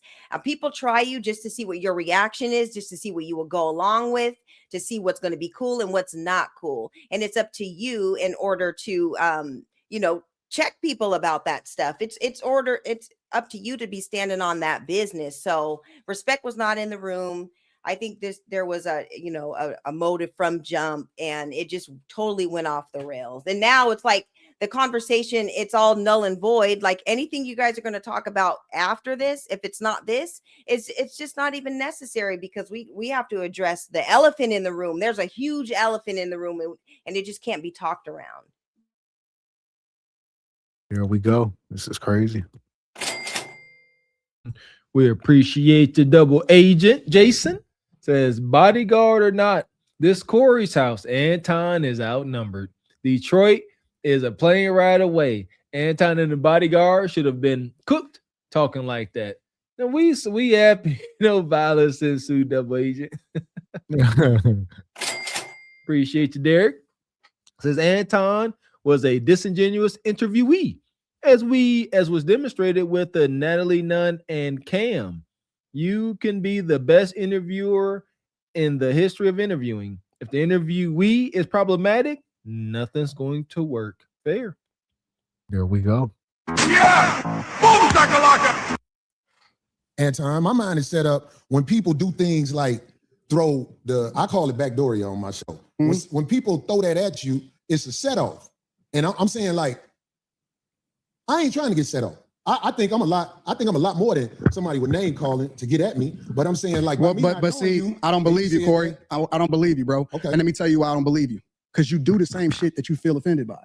Really? You do. Absolutely. Give me an example. You just did it. You said a lot of shit to me that I don't necessarily care about. I ain't said nothing about dick sucking. You pick and choose what's disrespectful because you applying it to you. It's other people out there that don't take that shit. Okay, well, I'm glad you said that. So listen to me, Anton. But hold on. Let me say this last part. Land. But I get it because you don't know me and I don't know you. So you don't know what I look at as disrespectful. And so as a result, I just let that shit ride. The only thing that ever triggers me is it, and this is why I like to do shows in person. I told you before the show. I said I don't do no more live streams with people that I don't know. Did I not say that? Because I want to see and look in their eyes and see what's really happening, right? And the reason that is because the only thing that set me off is if somebody make it seem like they ready to do something. Then I'm like, okay, well, it's all hands up. Fuck the conversation. Well, how about this? People may be ready to do something for whatever reason. They want to be ready to do something. But what I'm saying to you is, in this world, they are trying to normalize men in dresses. They trying to normalize a woman wearing a thong in front of a church gathering or whatever. Right. And you know what I'm saying? I could handle whatever is happening out there, but I'm saying, like, I'm still standing on this. I'm standing on this. If a man walking up to me with some homosexual talk, like I could take, I said this before, I could take a meeting at a brother like Tyler Perry's house because I know what's gonna happen if it go bad. The house gonna get tore up. I ain't saying that to act like I'm tough. I'm just saying, I feel you. There's certain things that we as men cannot say to each other without clashing. And it is my opinion with niggas that I know and where I'm from, if I say to one of my homies, man, suck a dick, everybody will get quiet that we know. And they'll be like, what is that? What is that? Because it's like, that's their. And there we go. So, like you said, if you watch Corey's platform, you know that Corey, he's being a little hypocritical. He's picking and choosing. Because Corey be quick to throw stuff on people. But at the same time, now, if these people seeing you in the streets, you know what I mean? Would you, I don't know. Like you said, y'all saying this stuff to each other faces, which is ramping this up the tension. You know what I mean? But Corey sits up here giving commentary, and he can talk about, you know, Will Smith and, you know, some of these people, you know, Godfrey or whoever else he trolling that week, right? Whoever on his hit list. And he does. If you watch the show, he'll say, hey, they backdoor you, this and that. And yeah, backdoorians. Absolutely not. I've been saying that, and I always hated that anybody, men and women, will come up here saying things about folks that they wouldn't dare say to their face. That's rampant up here, and it's not going to stop because you can have behind your computer screen. But what happens when you are in person, like Corey and Anton? Yeah, see that? I'm all for it. That's why I think this was, oh my God, it was dumb and smart at the same time, right? Because like you said, they ain't going to see eye to eye, and we see what transpired. But if they did like something behind the computer screen, the verbiage would have got worse. There would be no threat of fisticuffs. The threat of fisticuffs calmed it down. Acknowledge that. Man. Homosexual talk. So what I'm saying is, you know what I'm saying? If it's one way to get a brother like me, I know brothers who are preachers that would put their religion down for that right there. That's all I'm saying, black man. That's all I'm saying. Listen. That's what where you at. So I'm gonna respect that. Thank you, brother. It's simple as that. I don't want no drama. It's simple as that. I swear I don't want no drama, man. My life is good. Mine's is too. I believe you. My life is good. I'm with you. You know what I'm saying? I ain't want you to come up here for that. It's just the simple misunderstandings that we as men can have. I think older black men like us need to make sure there are boundaries that simply can't be crossed when men are talking. And if you tell me a boundary, Anton, if you tell me a boundary, I promise you, I'm going to do my best not to cross that boundary. I'm not. When I'm talking to Willie D, Willie D don't like when you call him nigga. And I go out my way not to call Willie D nigga because I look at him as a man. I kick it with Willie too. For me though, I don't give a fuck about the talking. I don't have no boundaries. I don't care if a nigga say something about me. It is what niggas say shit like that all the time. Like that's the environment that we live in. I only care about my real life. Can I ask you a question? You just said men talk disrespectfully to you in your face all the time. No. See, this is nothing. You did not hear what I said. I said they do that shit all the time. You see it in the chat. You see it in the comments. All of that shit, right? Yeah. I don't care about that shit, right? That's right, because that's for the internet. Right. So when people say stuff, I don't take it personal because it's not a thing to me. It's just talk. The only thing I care about is what happened in real life. When I cut that shit off in real life, my life is great. Right. Let me tell you something. So my point is that I don't take nothing personal unless it get personal, unless it gets physical. That's the only thing I'm up on. Anything else I can walk away from. I don't give a fuck about that. My life, I can walk away and I'm probably gonna never see that person again. I understand. So this is why the chat, I allow them, and in fact, I encourage them to be themselves in the chat. So here's the question. It's like, you know, can we say things without consequence? Do words not carry that much weight? Are we sticks and stones? Should people be able to say whatever they want to you and you should just have to eat it? Absolutely not. This is what I say. I don't respect that.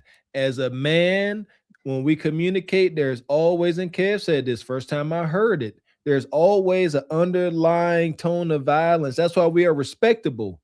When I might not see a strange man, how you doing, sir? Ain't say it back. You are respectable. Because if we start getting disrespectful, someone could lose their life. Right. That is that underlying respect. Do Anton got sense where he said there's, you can't tell me what I think is the ultimate disrespect. When you told me I kissed white man's ass, I thought that was too much. But then you said I suck meat and that's too much. So they like, look, who's drawing the line now? Where is the folks like Anton that don't respect man's brutish nature? They think you can say anything and not catch a knuckle sandwich. That's not reality. Men have went fisticuffs in big boardrooms. You cannot say anything to a man. That's not how it works. Like, absolutely not. But Anton is part of that world, and he thinks you can because he ain't no fighter.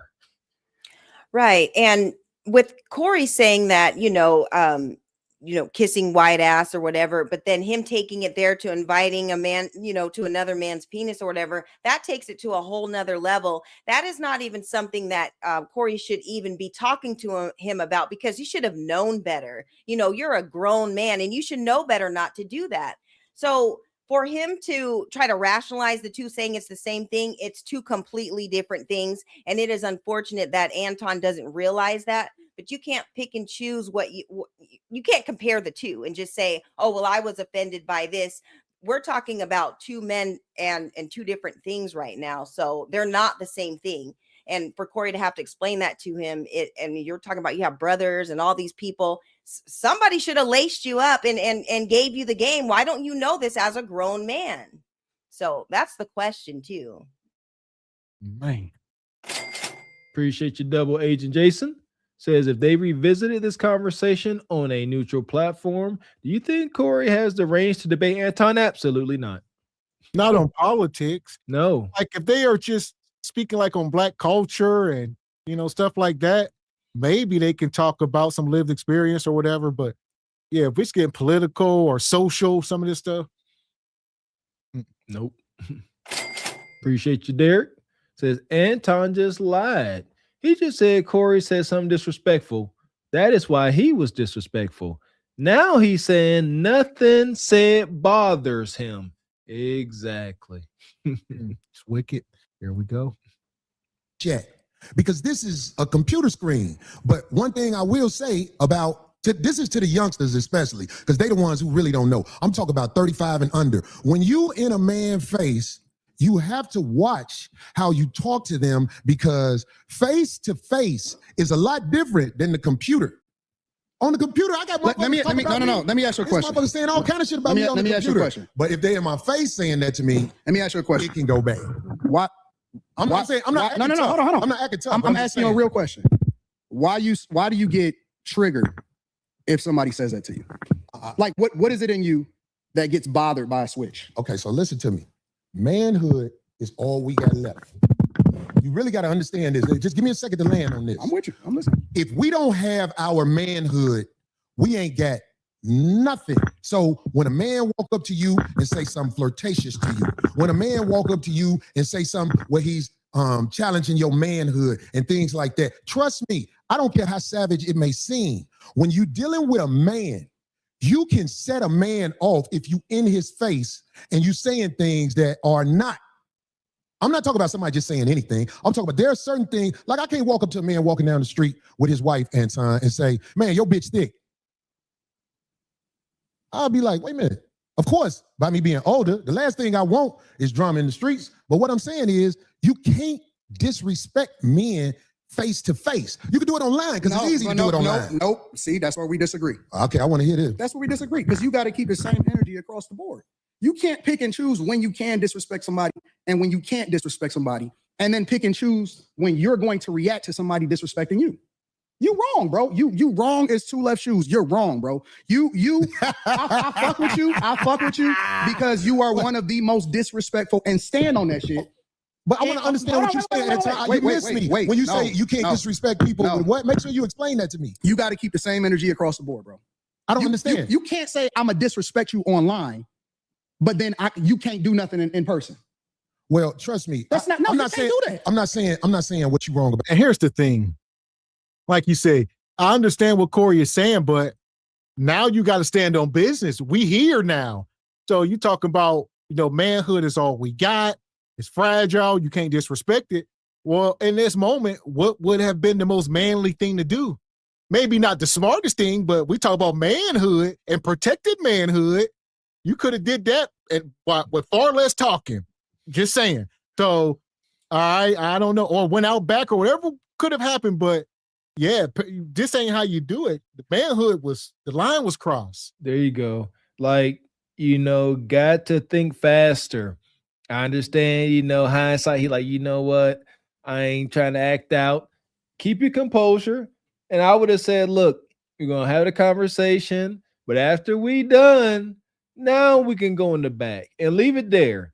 The squabble is already pre-established. Let's have a conversation. And as soon as they cut the cameras, you and I got business. But all of this splaining, Corey keeps explaining because it won't leave his mind. He lost sleep. Him and Anton lost sleep over what they could have did. You know what I'm saying? So yeah, and Mr. Walker, I was gonna say the same thing. Too much splaining and not enough fists flying for me, because we're already talking about everything that was said and everything. And Anton, I think he's just disagreeing just to disagree at this point. And I think Corey is trying to genuinely have the conversation, but the disrespect is already way too far gone for all that. So yeah. Yep. Yeah. And once he stood up, switched seats, all this, yeah, you're doing too much. You should have just kept it going. Wrote him a little note. I'd have wrote him a note. I'd be like, all right, I'd have wrote him a note. I'm gonna whoop your ass after the show, and slid it to him. Talk about it, man. Only he gotta know, not you, not everybody. Yeah, there go right. We'd be sitting there and laughing. I'd be joking. Here you go, brother. You see that note? Can't wait till we done. Yeah, y'all see. Come on, man. We gotta teach y'all. But listen, talking to somebody in person is different than talking to somebody online. And if I'm so disrespectful, what do I do to be disrespectful online? Because you said I'm disrespectful online. You just I would said, like to know. said out of your own mouth that you will be disrespectful online. It ain't even. Yes, you did. You just said that. Disrespectful online? You said you can disrespect. It's different if you disrespect somebody online versus doing it in real life. No, I didn't say what I would do. How is it different? I said if somebody in the chat room is saying something disrespectful about me, I don't hold that against them because they're What typing. about when you're talking about real people? What do you mean? If you comment on somebody and you give your opinion on real people. I don't want to go back and forth. I'm trying to make sure you understand what I'm saying. Do you hear me when I say what you're saying? Whatever I say online, giving an opinion of something is different than if I said disrespectful. How can you determine whether or not somebody feels disrespected? Well, feelings is one thing, man. You felt some type of way? Yeah, because ain't nobody finna stand in front of my face and talk to me like they on my level when it comes to homosexuality. Like that'll start a war. That'll start a war. We can agree to disagree. I think you're wrong, bro. I think I personally, I'm telling you directly, you're hypocritical. Okay, well, you can say that. I don't think I'm gonna win that argument with you now. But what I am saying to you, Anton, is when you are talking to men face to face, trust me when I tell you this, man, it's different than online. Face to face. I'm the same person in real life as I am online. I'm gonna tell you that straight up. And there we go. So they both hypocrites, though. So, Anton, you're a hypocrite as well. You talk about the Christianity, how you conservative, how y'all don't do the LGBT stuff. But the first thing you do is throw an insult like women. Like y'all both. It's very feminine, this conversation. Like, that's what women do. Put zesty allegations on men that they know straight or whatever. You know what I mean? I don't know. I would never say anything about a man and gawk. And I mean, that's just like, man, it's up. If I say that, I'm following it up with a punch because I know what it is. I'm going to say it and I'm swinging. And yes, yeah, like, I got those disclaimers. Yes. Like in the past, before we were, adults and cared about our futures, that's what type of time we was on. Shout out to the original Crash Outs from the 80s, baby. But God, either you're going to do it or not. This is the way of the man. You either going to do it or you are not. They are right now, they are in the in-between phase, all right? The schoolyard situation, they chest to chest, and some instigator done put a Dorito on Corey's shoulder. They like, knock it off, Anton. Y'all all done seen it. This is where we at. Never had respect for this. Me and my ninjas, we used to kind of push you. Y'all sitting there going chest to chest. We're going to get this going. Go ahead if y'all going to do it, dang it. Yeah, and whatever happened to on site? Because now, they're talking about, what I say on screen and off screen and what I'm going to do. Well, this is the site. 5150 is on site. So we're just going back and forth, just talking, just to talk. And we're not really getting anything accomplished. So, yeah, this is crazy. And they're still talking. It ain't over. Here we go. Anybody, listen, I go city to city. I'm not an online nigga, bro.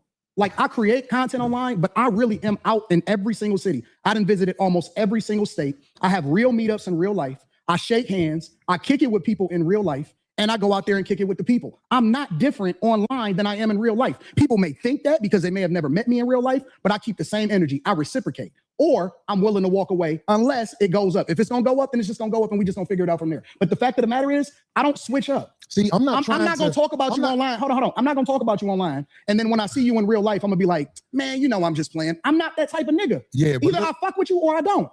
But see, that's just one scenario, Anton. What I'm saying to you is this. This is what I'm saying to you. I ain't saying it to offset what you just said. I'm trying to talk to you now. And I'm not a tough guy either. I'm not either. I'm not a tough guy. I'm not a tough guy. I don't even want to perpetrate like I'm a tough guy. But what I'm saying is, when men stand between each other, there is energy that is being transferred. And trust me, when men disrespect each other face to face, motherfuckers can die. I agree. Yep.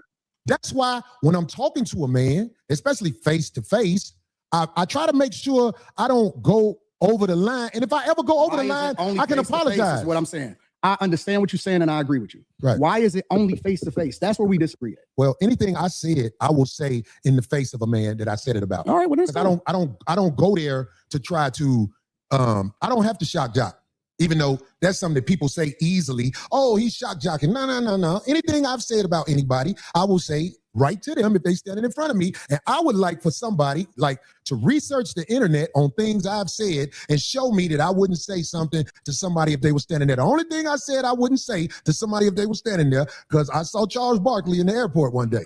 And I realized how big he was when I saw him in the airport. Now, I've said things about Charles Barkley. If he was standing in front of me and he said, say that shit now, I'll be like, we black, man. Come on, let's calm down. I ain't gonna lie. That's the only one. You know what the problem with this show today is? We got to do a part 2. Because we ain't talked about none of the shit that we supposed to talk about. That's why, because we can't say dick sucking in front of each other, brother. Well, I know that now, right? I get it. And I appreciate you for. Yeah, I get it now. You knew it the whole time. And Corey can't let it go. He won't let it go. Look, they be moving the conversation forward, and Corey gonna bring it right back up. Yeah, but that's because we can't do that. Well, Corey, this is gonna be on your heart for the rest of your life. And this has been going viral. Yeah, like you say, I don't know. I think Corey might have lost the most out of this exchange. Man. Yes, that's what I told you. I'm not fond of Anton and his outlook. At the very same time, man, Corey, golly, and y'all called it out in the chat. You know, Anton, when it comes to politics, Corey can't fight this fight. He can't. And Anton up here seeing dollar signs.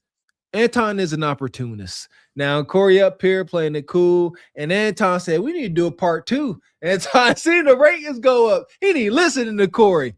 He said, we need to do a part 2. We need to have a conversation. There's still millions of views to get. They definitely, they ain't even trying to really squash this. I don't know. Too emotional, and neither one of them, kind of got their rocks off. So neither one of them really could let it go, especially Corey. Yeah, I definitely don't see a part 2 coming. But I would like, since he's saying that he has conversations with people all over the country and all over the world, how many times have you invited a man to another man's penis in those conversations?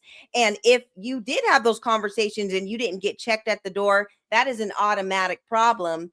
And I do think that, Corey, just based on some of the things that have kind of gone viral or have gone back online about, some of the interviews that Anton has done with like Fleece Daniels and all that stuff. I think he has some preconceived, kind of notions about him in the first place. So automatically, if you were already on that type of time, because we saw that interview and there was a lot of zesty, facial expressions and everything that went on during that interview, I'm going to feel a certain kind of way if you're talking about penises or whatever around me, just based on that. So I think that's where Corey is hung up on.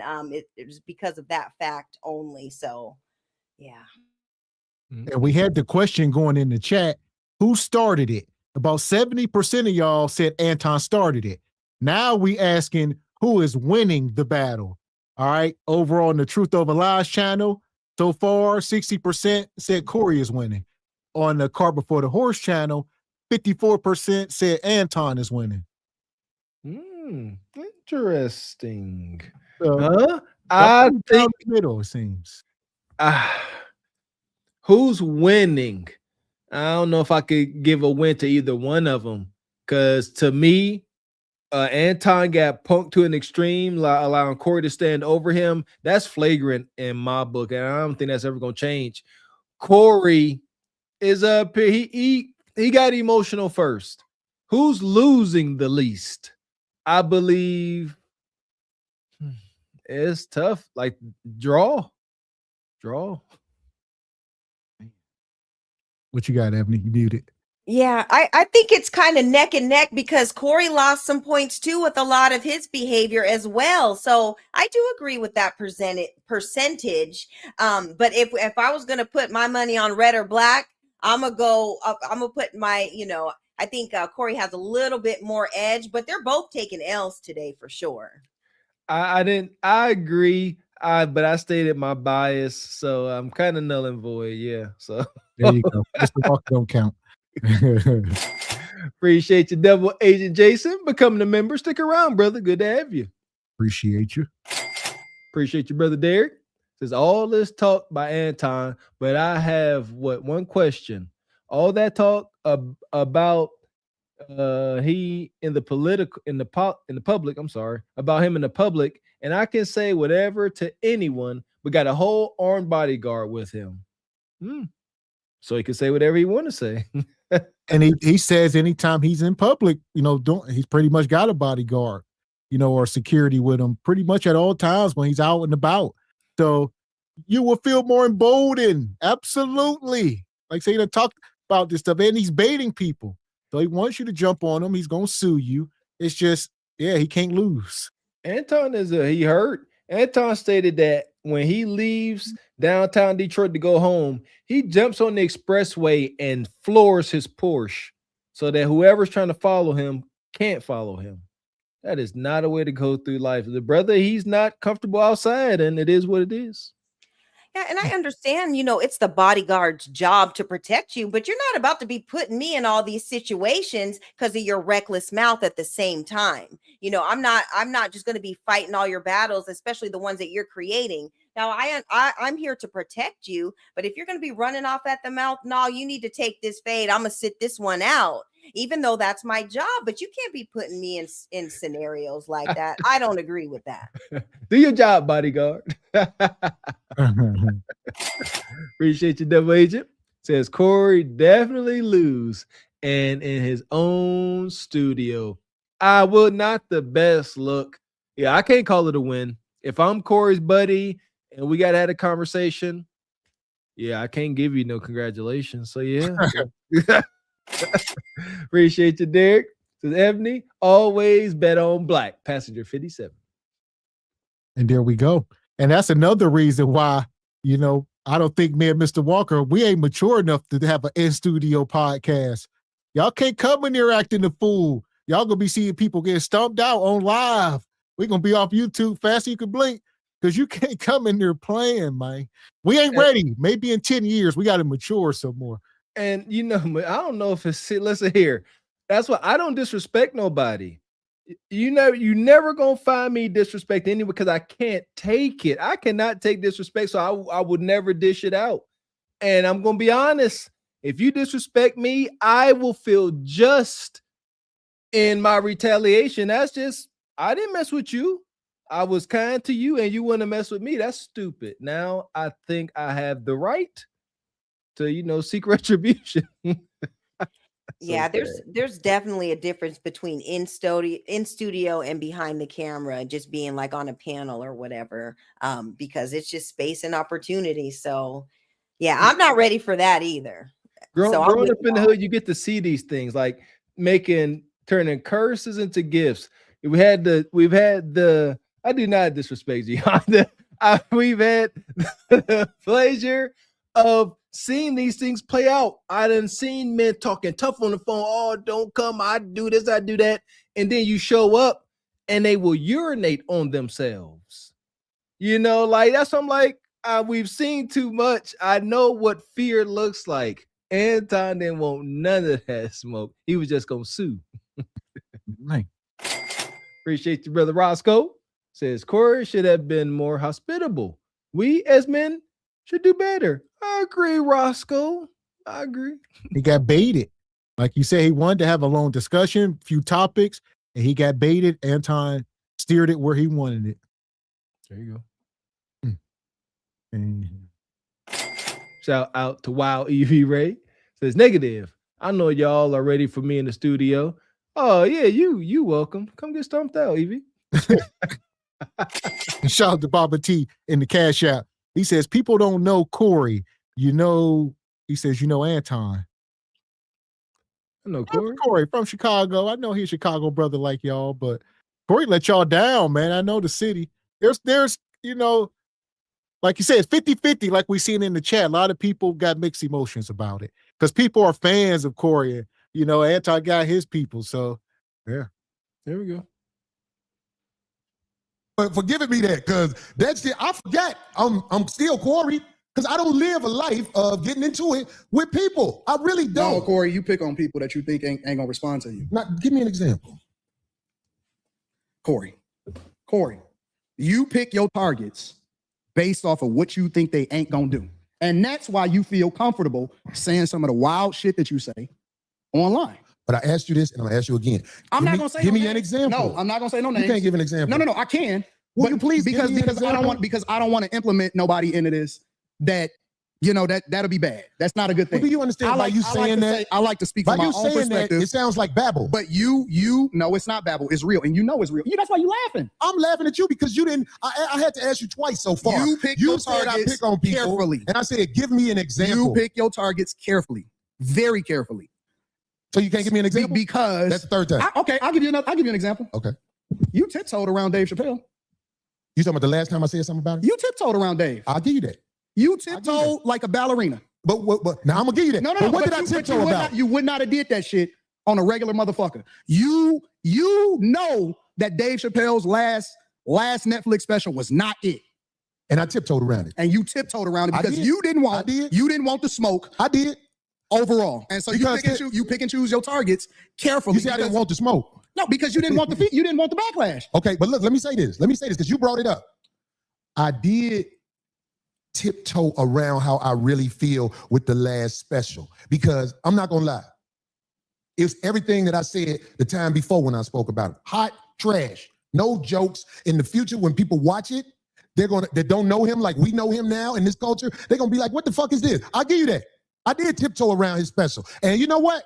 And I can live with that. And I can live with that. But what else? I ain't trying to think of nothing else. But I'm saying I think that was kind of you found a way to bring that nigga into it. I love you, Darlene. I love Craig. But they will not call you out on your bullshit and challenge you. Now you trying to turn No, you asked me for the feedback. I didn't volunteer it. You forced me. I said, you know what? I don't want to do that. Okay. Then you said, okay, well, Anton, go ahead and keep on naming names and let's get to it. Okay, well, let's get to it then if that's what you want to do. Well, how about this? Let me can I respond because to that? Darlene is real chill and she not gonna cause no friction. And there we go. Hypocrisy. Like you say, he called Corey a hypocrite. Anton, just stop. Y'all both are the same. So you do the same stuff. Why would you try to call him out on it? You know, a lot of your panels is insulated, a lot of yes, men and women. They're not going to challenge you, but so much, you know, and some of them not at all, and what it is. Yeah, now this is where, Corey definitely losing ground. You know, Anton doing a lot of talking, and he's sitting here, and he got Corey to agree that he tiptoed around criticizing Dave Chappelle. Not looking good at all. I'm a little distraught. I don't like how this is going. Well, Mr. Walker, I know that he was kind of standing on his answer though, and I can at least say that Corey was doing that because when Corey went back and was trying to have Anton Daniels explain, you know, why he never talks about white men and stuff, and he was like, give an example. At least when he was given an example, he actually stood on his square. He stood on business. But when he asked Anton to, he didn't even come up with anything or even say anything to defend what Corey was saying. So I'll at least give him that, you know, even though, you know, he was right about what he said, at least he stood on it. Anton isn't standing on what he's saying. So. Fair. And Craig is happy to be here. Okay, so can I say something about that? But see, And you don't cut me off. I don't give a fuck because I'm rich too, so I'm cool. I got my own movement. I got my own motion, so I can tell you the truth. And I think that you also surround yourself with people that will not challenge you because you big dog to them. Okay. You big bro. Okay, so let me say this since you brought up Darlene and Craig. Let me say this. You don't know our relationship. But see, I'm doing more teaching. I'm doing more teaching on some real street level shit than I thought I would have had to do. But listen to me, Anton. You don't know me and her relationship? I'm listening.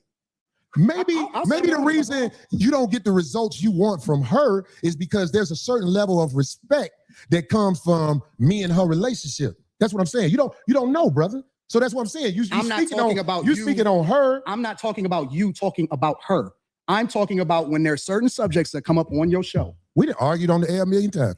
Man, come on, bro. I'm just saying. Corey, sometimes you be on bullshit. Nobody call you out on it. Now I'm trying to teach you, but I don't think you catching it. Okay, I'm observe. You don't know my relationship with this woman. You don't know. So when you see it online and speak on what you see online, you can't really speak from factual things that are happening in the world, Anton. Okay. That's what I'm saying. So, and with Craig, I don't know why motherfuckers say Craig don't have a backbone around me. Because one thing I say that Craig beat most motherfuckers' ass I know.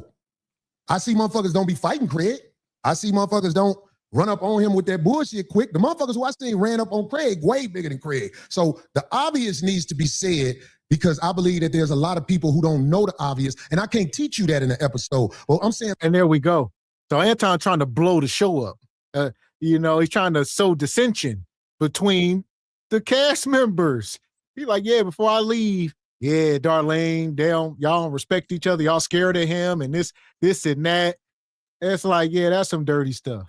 I agree. Yeah, he trying to throw a wedge between everybody. Now when he gone, the next day they come in the studio, now he want Darlene and Craig to be more, standoffish. I don't agree with you, actually, dog. And they do, though. Shout out to Mailbox Sports. Yeah, I have seen 5150 shows where they be going at it. Yeah, they don't sit there. They are not his yes men. Men like Corey can't have yes men in their life. Neither can I. You cannot be a yes man to me. I'm gonna have you doing some wild-ish. No, you got to have a backbone around me because I can't have it. And Corey's the same way. He ain't around yes men, but he is the big dog. Don't be jealous. See, that's what I mean. Like you said, hypocrisy. Anton, you want folks to treat you like the big dog that's in your circle that you taking care of. Stop that. Yeah, and iron sharpens iron. So I've watched Corey's show and everything, and I do see them challenging him on things and, having different opinions on everything. But I think this is where Corey kind of, ended up with the greater edge, because right now Anton is just crashing out. Like he's tapping out, he's crashing out because he doesn't know what else to do. Now you're trying to attack, my people and everything. And Corey's just like, look, like he's trying to give him some real game that he's not receptive to it at all. So now he's trying to crash out on his team or whatever. So I think Corey, after everything is all said and done, Anton may have come to play chess, but I think Corey is more working towards that checkmate at this point. Here we go. Appreciate your brother Derek coming through this evening. Says Anton talking about everybody but Massa. Deflection. And shout out to Rakim in the Cash App. He says, I knew Anton was on BS when he repeated being on time. Okay. Appreciate you, brother. Okay. What was that about, Ebony? What was he saying? Because I think Corey was a little bit late. And so he kept re-emphasizing that he was on time. Like, I was on time, though. I was on time. So I don't know if it's like he was talking about Corey being on CP time or whatever, but Corey, I think, was late. But he was like, but I'm here, though. Yeah. And he said he was in the back talking to Darlene before the show. Right. So I think Corey's a little jealous about that. So they about to get into it because I guess Anton was back there trying to, butter over Darlene before. Okay. Gotcha. Okay. Interesting. Like, if you ever see me around any woman, Anton, if you see me around any woman, trust me, dues been paid, homie. And I can't say it no other way better than that. Dudes been paid. That might not be something you will catch. I'm saying this for the streets. Dudes been paid, homie.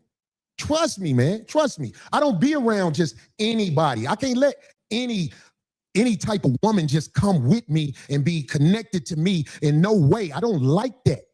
If you around me, it's a reason you around me. And I'm saying, like, I don't know if I could graduate you to that next level of the conversation. And that ain't no disrespect to you. But I'm saying, like, you see somebody around me, oh, I ain't just got anybody around me. Dude's been paid, homie. That's what I'm saying. And I ain't saying that tough either. I'm just trying to say it in a way where I hope you can understand. Yeah. Okay. So anybody around me, dudes been paid. I don't let anybody around me. If you around me and dudes ain't been paid, I'm trying to get away from you because I don't know you. And ain't no dudes been paid, so I don't know you. I don't know you. And we spoke right Got before a the show. question for Anton. So. What happened? No, I'm not talking about. No, I understand. You get me? I got that. I got that. But in my case too, whenever I choose to speak up or challenge him on anything or tell him, look, I don't agree with that or what have you, I won't keep delving into it because I don't see the point, because I know at a certain point with men like you at your age, there's not going to be any change. So why? I don't even bother with it. I just, I might say, I don't like that. I don't agree with that. And then if they want to, I'm not for it. I'm with you. That's it. I just don't like, I don't do that. I got way more important fish to fry in it. And I thought, I'm not going to change this man's mind on stuff. So I just don't even bother. But another thing about the ladies, since we talking about this, see, whenever I see a woman with a man, most of the time, if it ain't your wife, I already say to myself, what is this fuck shit? Why is this motherfucker in the streets with you? That's how I feel about life. So I'm saying, like, that might be a prejudice that I have. I can admit, if a woman is in the streets with a man, fuck is this? Why? Why do you care about that? Why is that meaningful to you? No, it's not that I care at all, because it's not my business. But I'm saying, like, if a man stepped to me with a woman and it ain't his wife, all I do is say to myself, you mean like checking you? Not checking me, brother. I'm saying, like, if a man has a woman with him, okay, and you know what I'm saying, it's not his wife, I don't know what the fuck that is, and I don't want nothing to do with it. That's all across the board as I've gotten older and wiser. Like, if a man got a woman with him and he say, hey, hold on, man, how you doing? This is my lady, so-and-so, so-and-so. It makes me say, okay, this is his lady. That's what that is. But I'm saying, like, if a man is in the streets with a woman, sitting next to a woman and all like this, whatever, and this bitch ain't been explained, I'm like, hold on, what the fuck is this type of shit? Especially if it's imposed in any way. That's what I'm saying, G. So, here we are. So Corey is basically talking directly to Anton. He's throwing the shot right at him without saying his name. But I guess Anton show up to the studio with his security guard and the woman. I guess they later found out it was the Mika woman from his show. So the chick that be on the show with him on, the late nights. And I guess that's part of his thing. He used to be with the cute woman. People had allegations, but I don't know nothing about it. I ain't about to be traveling across the country without my wife in hotel rooms with other women. Like Corey says, questionable behavior. So Corey said, basically, I really can't have this discussion with you because you moving wrong, especially after all the Diddy stuff and all this. Like, but granted, if y'all are, it's just strange. I don't know nothing about it. I agree. Had this conversation at the barbershop too. Like, you got to respect the sanctity of your marriage, and you, as a man, shout out to Kevin Samuels, as a man, how women treat you. The attention you get from women or the lack thereof. So knowing who you are, shout out to Raquel Rose, if you are him, move like him. I can't be in no hole. I can't do it. It's not going to end well. But maybe a little frumpy brother like Anton can do it a little easier, because there's a lack of an attraction there. But nevertheless, lack of attraction or not, late night candlelight, yeah, things get hard and wet. I wouldn't do it. Yeah, and I truly don't think that Corey would have brought this up if Anton wouldn't have taken a dig at his people with his co-hosts and stuff. So I don't even think he was going to speak on that. But I think Corey was like, okay, since we're going to go there, what's up with this chick, that you brought up in my studio who is not your wife? And, what's going on? Because now I'm looking at you a little funny. So Corey was putting it out there, and I get it. You try to call me out on my people. Okay, well, what's up with that chick over there? So I'm here for it. And Anton likes that attention. Like, I truly believe he was one of these late bloomers, like Boyce, and he likes, sexual attention that he gets from women. I truly believe that. I think it's a complex for the late bloomers out there. And I know you know what I'm talking about, because you ain't gonna act like you ain't smart. You smart than a motherfucker. I don't know what you're talking about. Well, if somebody introduces you, if somebody took the time, I don't know what he's talking about. If somebody actually walks in and takes the time to introduce you to somebody, that's being imposed on. I'm like, There's people in the chat say, "What is Corey talking about?" All the uninitiated don't know what I'm talking about. I'm like, uninitiated. Don't introduce me to, especially if I know that person. That's how I believe it. This is what I know. This is what I am. I admit that I am a C student. In what? In life and everything. Okay. And school and everything. I'm a C student. So the way I like to do it is I like for people to break it down to me like a C student. Help me to understand like I'm barely graduating. Break it down to me like a little child. The way that you would talk to a child, talk to me. Right. That's why I like to do it. And it's easier for me to digest it. I like that you said that. But see, I'm at a stage of the game. I ain't got time to talk to kids. Why not? I don't got time to talk to kids. My kids grown. More shade. And I'm saying, like, if they asked me to go to the school and speak to the children, I would tell the children to do what's right. Because I know that's what they're supposed to do. I'll be like, listen, do what's right. Whenever you get that feeling like you're doing something wrong, then, step back and do what's right. That's what I would tell kids. That way I would be able to speak from the heart. So you're one of those do what I say, not what I do. No. Let me tell you what my translation of that is. This is my translation of that. I don't want to substantiate my argument, or I don't want to break it down to where you'll actually understand it, because you may be able to break down what it is that I'm saying. So I choose to only speak in riddles. And I also want to speak in parables, because then I could say, well, if you don't know, you don't know, you don't get it. I might get it. I might know exactly what you're talking about, but I might act like I don't know what you're talking about because I want you to substantiate your argument. So that's what I stand on. But that's why I say break it down to me like a C student, so that I can truly understand exactly what you're talking about, so that we all can understand it, because we all may need to learn something. Right. So look, what you said, you said you go, but what you said in there, that was a key word. You act like you don't know. And I know you act like you don't know, brother. I have no idea what you're talking about. You just said it. Believe me, you said it. Still laughing. You did. Silly. He said, really trying to, look, it was an intense moment in here, Anton, and we trying to make it where it is professional. We trying to make it where it ain't what everybody said might be or whatever the fuck. Because I ain't with all that. I ain't got to go to war with no man who visited our show and probably didn't understand one thing how I was thinking, and I probably didn't understand one thing how he was thinking. Corey not gonna have me back on the show, y'all. You funny, man. You funny. If I wasn't gonna have you back on the show, I wouldn't have shook your hand. I hope you believe that. When I caught myself, I was like, you know what I'm doing right now, Phil? I'm putting pressure on him to get me back on the show. But it ain't working like that. By saying that he's not going, because it ain't gonna work like that. But I'm saying Corey don't like this, dog. He don't like this. What Corey don't like? Why are you talking to that? And that's the thing. Somebody like Anton, he's a student of the game. Gotta respect that part of it. He said, Corey, I studied you. I ain't just walking in here blind. He knew what pushes your buttons and what don't, how to trigger you, how to get you off your square. Like I said, he done been up here talking with the Fleece Johnsons and the Charleston Whites. He around a lot of these wonky characters. So he know a little bit how to maneuver with these interviews. He seeing dollar signs. Yeah, Anton, you see bag chaser. He all about a bag. All you see is dollar signs. Anton will swallow his pride. He don't care nothing about somebody threatening him. He don't care about allegations. Where the money on that? And it's a lot of folks moving like that today in social media. There will be consequences. There very well will be short-term gain for sure. But long-term, let's see how long-term works out. Yeah, and I think too with Anton, I think, his morals are kind of far all the way out the door, and that's why, people say money can't unlame you, like you're trying to push your money and say all this stuff. But Corey's actually trying to, and I think that Anton is smart and stuff like that. But I think he's a little bit goofy, when it comes to just like real life stuff.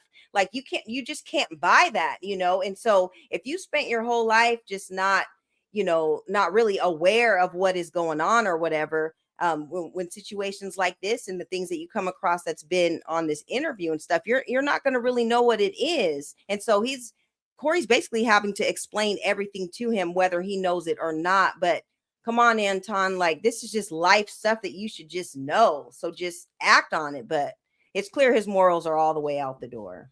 And he do know. And Corey called him again with the double talk. He know what Corey talking about, but he admitted that he's playing dumb so he could substantiate what he's saying. Like, come on, man. Man, over there. Because I got to talk to Phil. I'm talking to Corey through Phil. You know what I'm saying? If you know, you know. Here's the thing. Them the games where niggas get in the fights. I'm telling you, this is how it jump off. Corey not going to have me back on the show because Corey is not having fun right now. This is Corey. This is going to be one of Corey's best shows, but he's not having fun right now. And Corey seems to be a feeler. I'm more of a results-driven guy.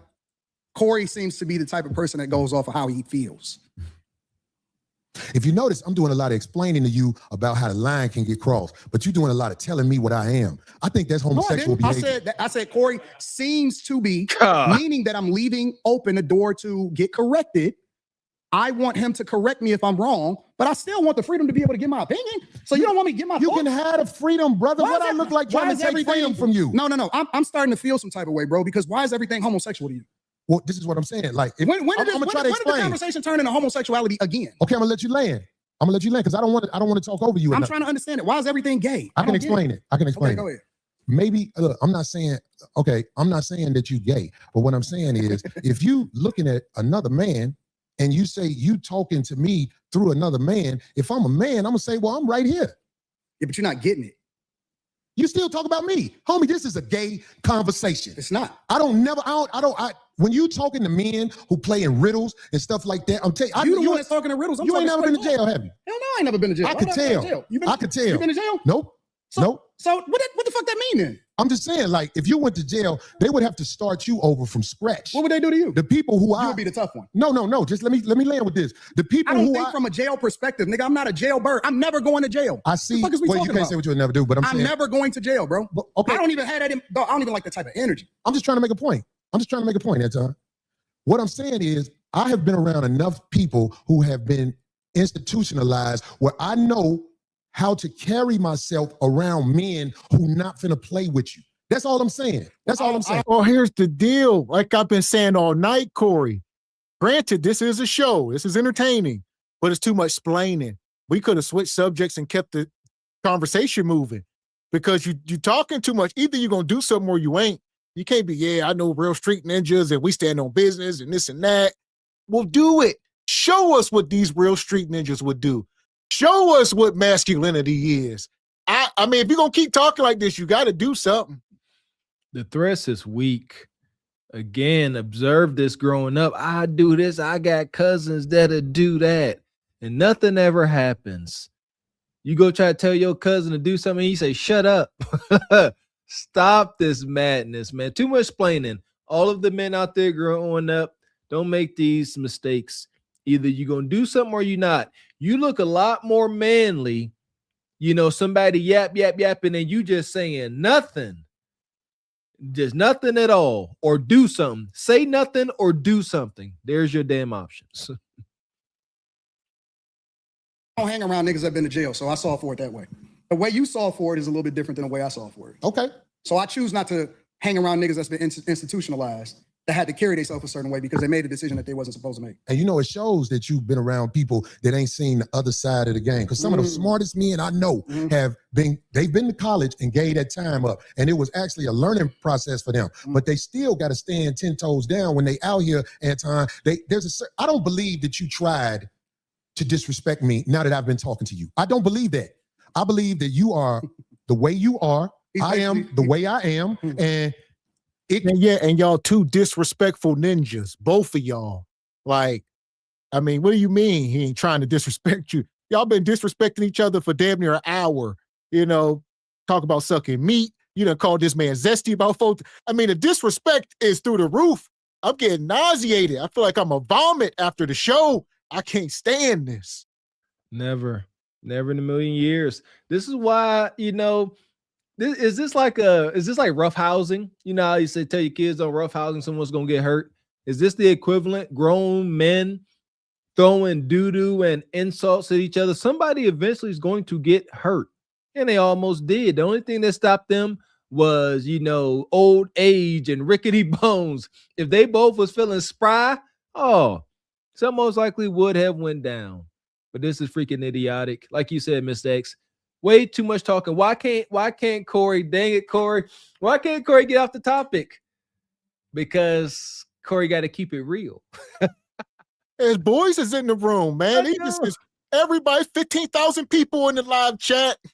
He done been humiliated. This is Corey backdooring Joe. And this man that came in here and crossed the gun line and you ain't do nothing. Imagine life when they set the gun line and that dude got to running and they ain't do nothing. He just got free. Y'all a joke. That didn't happen. Yeah, what muffin, cookie, cupcake? Yeah, he got. Right. Yeah. He definitely crossed the line. But now they're talking about jail and ninjas that have been to jail and all that type of stuff.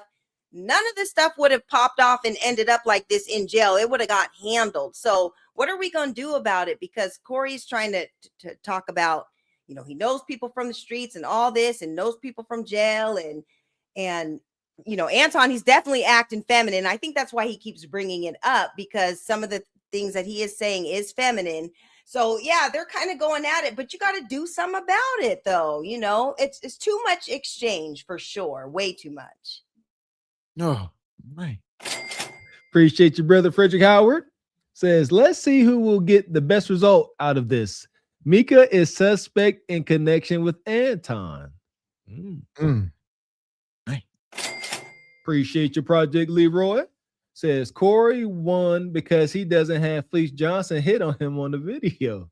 That's the difference between the streets and the Coons fans following Anton. Shout out to Project Leroy. I forgot about that Fleece Madness. Shout out to G Dale. Says, I feel sorry for their woman's coup de cat after all that tension. Oh, y'all like that. Oh, wow. Shout out to Tabitha. Says Anton has security detail, and I believe he would get Corey arrested and take him to civil court 100%.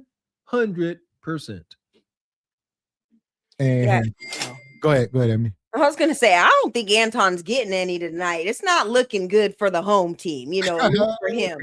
So. Definitely not sexy. And Rakim come back in the Cash App. He says, Anton Garfield build ass is a sneaky opportunist. I gotta agree with that. I said he opportunist. Appreciate you, brother Derek, coming through this evening. We thank you. Says, but Mr. Gavin, that money though, them bills got to get paid, and Corey knows this, so he got to act civilized. That's it. So here we are. Can clash if people are not educated on how to be around each other, because men can go to war over misunderstanding. He's throwing an intellectual shot right now. What am I doing? So without saying it, he's basically saying, oh, you from a different space, so you don't get the way that we move over here. Over here or anywhere in the United States of America, and that's not a black thing. I'm talking about Caucasians, Hispanics, and Asians understand the respect level men must have when they're in front of each other, because it can trigger war. That's all I'm saying to you. I understand everything that happens when it happens. I'm a chess player. That's what I've been playing my entire life. Okay. Maybe you walked into something that you wasn't expecting. I don't go with. Maybe I knew what you was gonna do before you did it. Maybe. But I tell you what, that's a dangerous game to play, especially if you got a life that you live in. Because I'm telling you, man, it's a lot of people in the cemetery that didn't know it was going to happen like that fast. That's why out here, I try to walk under the code. There's a code out here. No, you don't. And that's why I said, you say I don't walk under the code? No, you're hypocritical. I told you that to your face. The whole world is hypocrite, but what are you talking about? No, you're a hypocrite. You're a hypocrite when it comes, I believe you. When it comes to specifically you moving by a code. I don't understand what you're saying. Because you think that you can say what you want to say when you want to say it, and that people are supposed to respect the way that you move, but I don't think that you move the way that you're supposed to anyway. I want this thing to be studied, because here's the truth. Brother Anton is talking about everybody else but himself and white men. This is a fact. I like this chat. Let me tell y'all He's why I talking like the about chat. everything but himself and white men. No, listen. I told you I want to come back and have a full conversation about it, or we can talk about it right now. I ain't got nothing better to do. Study this episode. Shout out to shit on Caucasian males. Shout out to the shit on I'm not gonna shit on nobody. Yeah, Shout you out to shitted the on chat. black people. You shitted on motherfuckers. I feel like I shitted on you. To your face. To your face.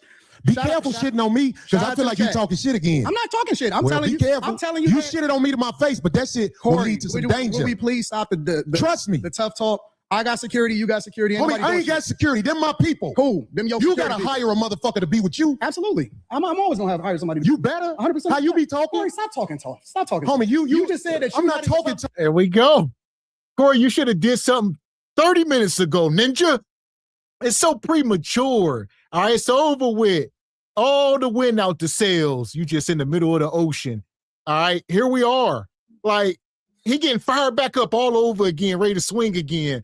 You know, it's crazy. And I watched it happening. Anton keep doing little pokes. Corey, they both talking indirect. Well, Corey doing a lot of indirect talk. He definitely is beating around the bush. He brought up the Mika woman indirectly.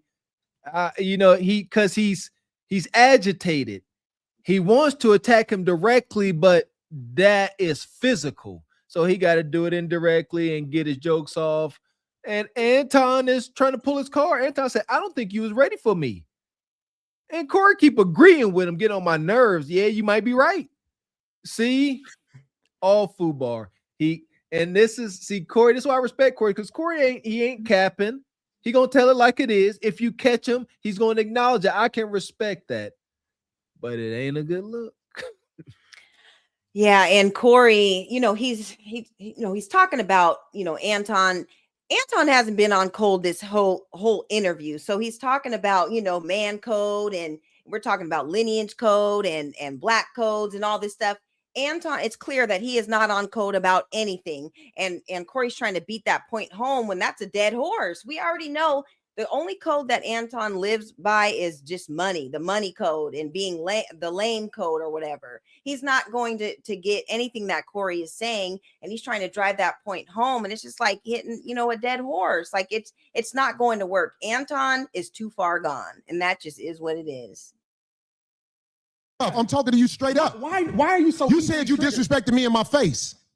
And then you act like it was all good. I disrespected you to your face. So I'm confirming what you said. You felt disrespected. So I am telling you that I disrespected you if that's the way you felt. Is that not what you said? You said that out of your mouth. And so I apologize when you said that you felt disrespected. No. The reason you said you disrespected me in my face because you don't accept the apology because you still talking about everybody else except yourself and white men. I'm telling you what I said. You felt offended by it, so I apologize. All I'm doing is rehashing the conversation that happened. Why are you so easily offended? You still talk about me? It sounds like I'm arguing because I'm right. See, I'll be around bitches and they tell me about myself all the time. Be gone. No. That shit don't hurt no feelings. It's probably better this way. Because I just proved my point. Be down. So you proved the point. Homie, just gone, man. Just gone, man. You gone. I'm not the jet. You done did this before. Get your bitch ass Hey, homie, get your bitch ass the fuck on and walk over there with your bodyguard and your bitch, nigga. Walk over there with your bodyguard and your bitch. You proved my point. I got shit to do. Don't bring bitches up here, dog, that you ain't finna stand on. Remember I told you that. If you got a bitch with you, explain the bitch. Don't ask her to be on my show, nigga. Can she be on the show? I don't know that bitch, nigga. Now get your whole ass the fuck on and pay for your pussy like you got to, cake ass nigga. And go get you a bodyguard because the nigga be done slap the shit out your bitch ass. I got shit to do. I ain't finna follow that nigga out the door. I am who I say I am. I stand on it. Fuck a friend. Now who the next motherfucker to come up here? What up? There's a new word in the dictionary called rage bait, right? So that's what you just witnessed. So rage bait. Let me tell you something. It's a new word. That ain't no new word. Okay, bet. It's Let me tell you something. New word. Where I'm from, if a nigga say something about sucking dick, nigga, it's on. And he knows. I don't. Well, so I'm saying what? No, he gone now, Corey. Like, granted, he talks smack, but yeah, Anton's out of pocket. And then he getting on the woman. So I guess Anton has been on his show. I guess he was trying to get her on the show, like Corey said. But it wasn't discussed up front. It was a back end finesse. You know what I mean? So I don't know. He just showed up with her and like, all right, hey yo, can she get a chair? And that's why he was there finessing Darlene and them in the beginning. And I guess they might have halfway been on board. But then Corey pulled up like, hell no, I don't know this woman. She ain't about just get on the show. This the 5150. Like, who is she? You know what I mean? And like Anton, one of his castmates, woman he trying to put on. And he went on to say it after the show. He said he was trying to, get her some visibility, blow her YouTube channel up via, the Corey show. So granted, he's trying to look out for it, but Corey, like, that ain't the way to do business. You should have told us this when we was discussing it. You show up, if I say you just show up here, you know what I mean, with some woman. Don't tell us who she is. Halfway like y'all together, and you asking her, can she be on the show? Hell no. And that's why Corey was talking to that indirectly. He said, if I see a dude out with a woman that ain't his wife, I don't know what that is. I think it's some F-ish. He was directly talking to Anton on that. And true, respect the production that they have. It's legit. Thousands of people watching live. It's a big deal. You don't do last minute ninja stuff. And Anton should know this. He's big on that, right? He don't like being on Color People Time. That's some Color People Time type ish. Last minute, got a whole production. Can I bring, look, respectfully, a random person, man or woman up here? That's like invite Ebony D. Is that not like you invite somebody to your house and then they invite a friend that you don't know? Yes. And see, here's the thing. Corey, was the checkmate of the whole thing. When he said, explain the B, that needs to be on a t-shirt. And if somebody came to my house and brought somebody unannounced, explain the B. I'm going to have to go put that t-shirt on because you have some explaining to do.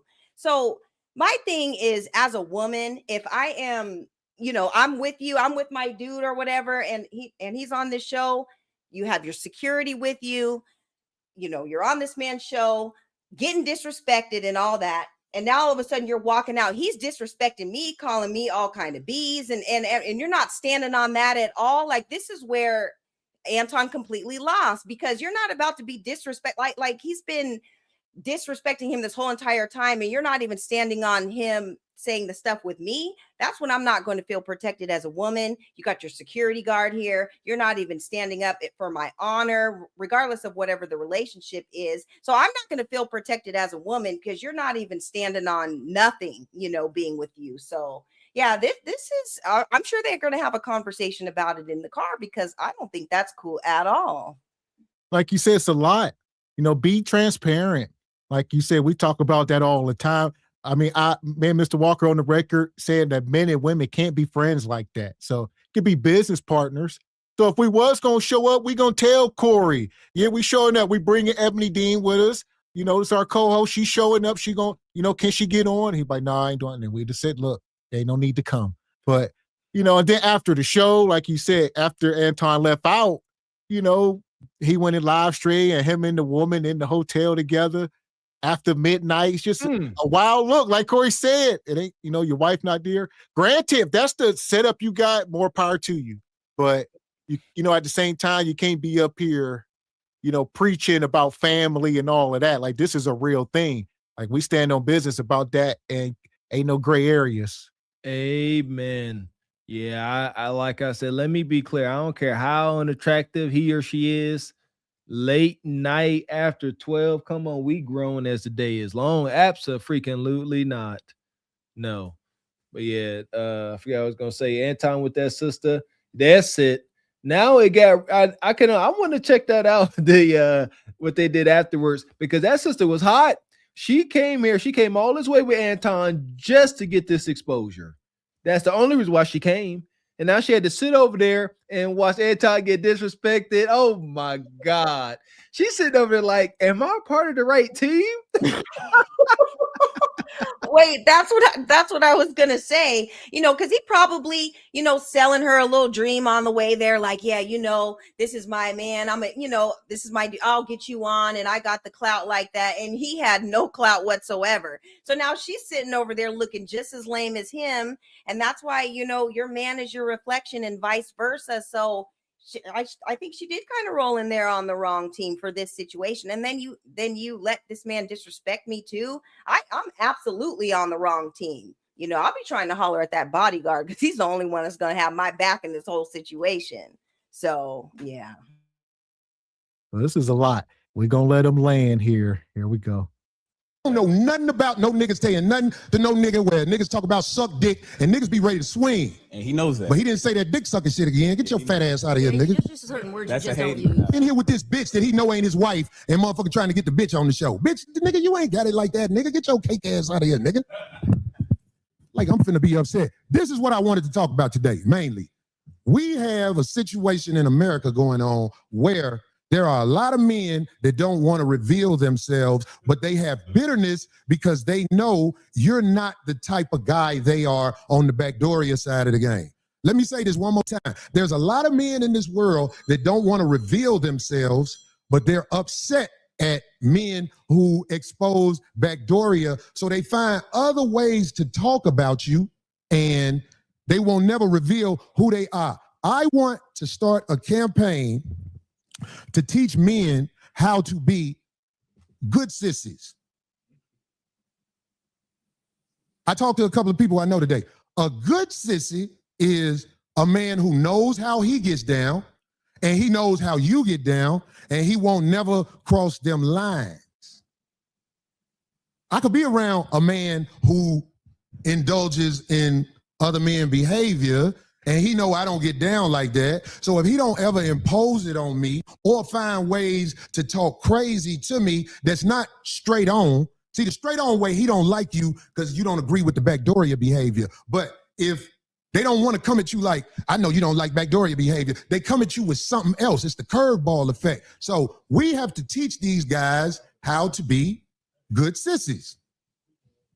Hold on. I gotta say, on the phone. hey, again, remember, he would rather storm off than talk shit about. He's done that white before. men. He's done that. He didn't never say nothing about white men. Democratic shit. Right. He didn't never say nothing about white Stormed men. off. We wouldn't say shit about. But white men. he didn't have to say nothing about white men. If he'd said something about me sucking dick again, I was already looking at that eyeball because that's what I wanted. I wanted that nigga to be on the next podcast like this. He wouldn't look a white man in the eye. If he'd have said something about sucking dick right there, I was finna found that nigga, and whatever come with it, I'll be having to spend some more money in court because I don't want no court cases. In fact, I really can't have a court case right now because I got shit going on with court cases. But I am a man, and you can't step to me with that dick sucking shit like right here. I can see if you were like out in the park arguing. Corey, stop. God, he did, brother. Like, my God, now you turn into a studio gangster. Like, man, let it go. You should have ended the stream once he left. You know, or went out back. You say, hey, you know, bring the cameras. We're going outside. Now it's time to get it on. Come on, brother. So, Again, you know, I think it's better to apologize for being too rough than to keep talking about what you should have done. It's coming from me. I done had to apologize to some folks for being a little too rough. You know, I was ignorant, but never, oh, I should have did this. You sound so soft. How do y'all look yourselves in the mirror talking about what you should have, could have, would have did? You know you lying, dang it. Right. And I think the mic drop was when he said, explain the B. That's when he should have put the mic down and walked out and interview over. But now you're doing way too much of all the stuff. Like Gavin said, you didn't do it. Like, you're talking about all the stuff that if you would have did it one more time, how many times does he have to do it for you to stand on, you know, what you're saying right now? So the mic drop was explain the B. That's when the interview should have been over, in my opinion. One more time. Just one more time, Ebony, and it would have been up. With a nigga, that nigga be like, fuck you, nigga, suck my dick. That's different. That's different. That's a nigga yelling, looking for it. But this motherfucker thought he was gonna sit here and say to me something about sucking dick. I ain't even mad at the nigga because I believe the nigga is weird. But that's okay. You can be weird. You just can't step to motherfuckers with dick sucking shit. Niggas fight. Niggas kill each other over that. And I really don't think he know that. Did he just say he ain't got no friends that been to jail? Did he really say that?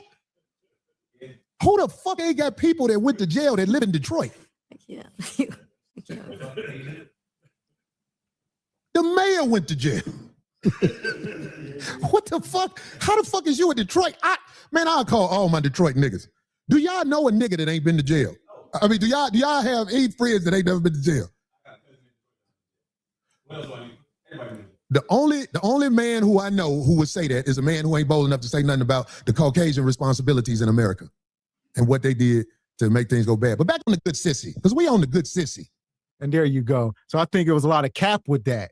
He trying to keep his image clean at this point. He MAGA now. So he got to disassociate.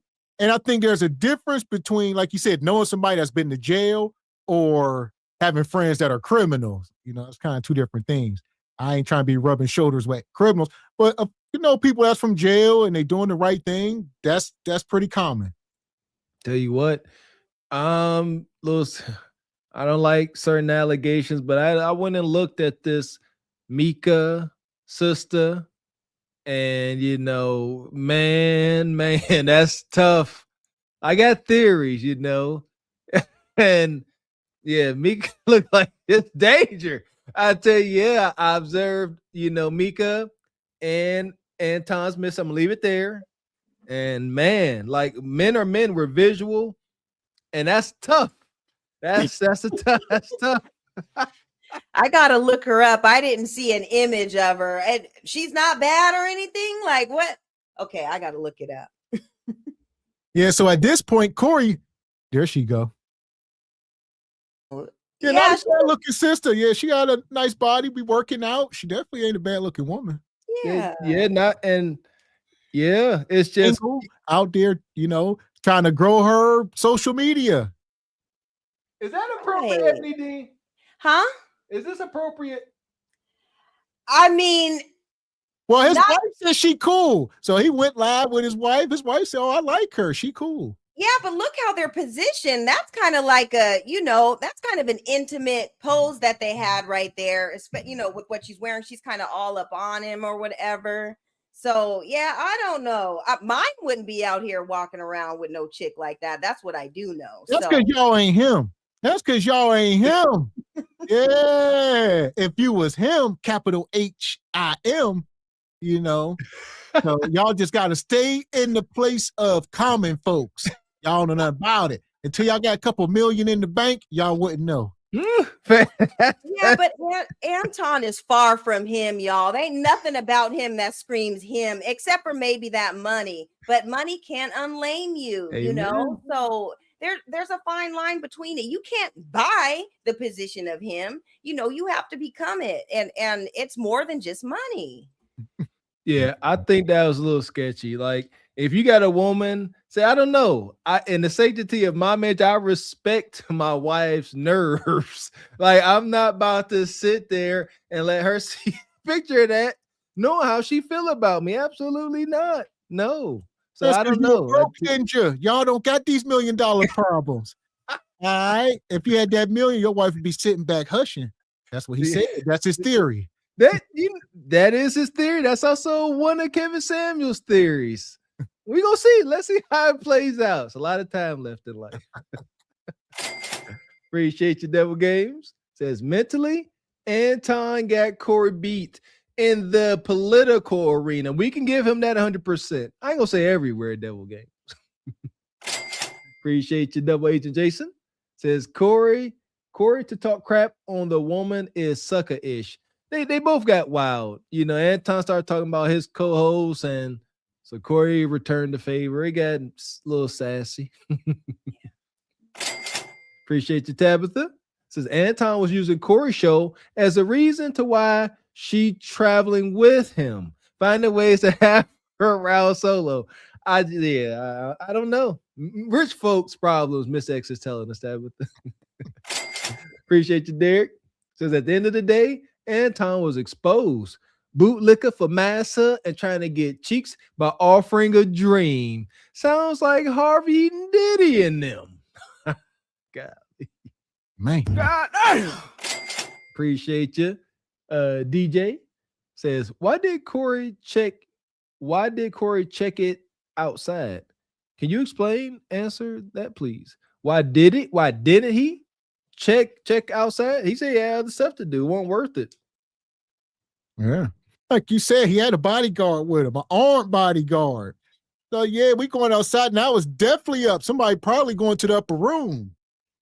Corey got his people. They probably going to come out with day heat it was something was going. You see, y'all seen what happened with Antonio Brown a few months ago? These dudes stuff be up and it just be unhinged fast. You know, you know what? With that being understood, if Ninja's gonna continue to be ignorant, have waivers. Like, oh, you want to go outside? We can go outside. Sign here. So whatever happens here stays here. After it's all said and done, don't be serving me up no paper talking about I whooped on you too bad. There you go. Appreciate you, Tony Davis. Says, thank you, Gavin. He should have cut the stream after Tauntaun walked off and took it in for the night. Corey tried to save face. Didn't work too well. Tauntaun. And like you said, end the stream and leave the rest up for everybody's imagination. People would be like, what happened? Did Corey go out there? Did Corey get, you see what I'm saying? And it just would have been, next week or whatever. I don't know. There you go. Some anticipation. Appreciate you, Tabitha. Says the moment Anton Daniels does something to get demonetized, old girl ain't sticking around. You know, Tabitha, as a man, when you really solely lie on your finances, this becomes a thing. It does. Here we go. So let me make sure I said we've been mining. Shout out to y'all tonight. It's been a crazy show. We need to teach our men who indulge in that type of behavior how to be confident and honest about who they are, where there is no issues. Like, you can't act like you're mad at me because Corey didn't do something right on the internet. But the truth is, you mess with men and you didn't want to say you mess with men, and that's really your issue with me. In Hollywood, Atlanta, and everywhere else over the internet, I don't know, that nigga probably gone. You know what? Dog walk. Dog walk. Man, you know who looked the scariest? Who looked the scariest? His bodyguard. That nigga was like. Hey, I'll beat your ass, nigga. Hey, we ain't beat nobody yet. No. Hey, can I tell y'all something? Hold on, let me tell y'all something. This is not a lie. Phil, Nail. Hey, what this thing cost? Over $1 million. Nigga, this board back here, this ain't no sucker shit. My nigga Laylaw bought this thing right here. Laylaw, Joe Mac and Mac bought this screen. This screen is not no cheap. The screen they bought was defective, so the company gave them the upgrade. I don't think they realize because they can only. This ain't no cheap shit. You don't tear this up. But I believe if I would have super socked that nigga, I could have guided him that way. Because I was already sizing him up. I was like, oh, this is a fat motherfucker. I'd have whooped him, man. I was like, dog. I got to get back to my show. I was watching Nigga, you stupid, nigga. I got to get back to my show, man. Hey, man, if that nigga would have said I suck dick, I'd have dotted that nigga out. I swear to God, and took whatever come with it. But I ain't living like that. I'm not living like that. I am a successful man.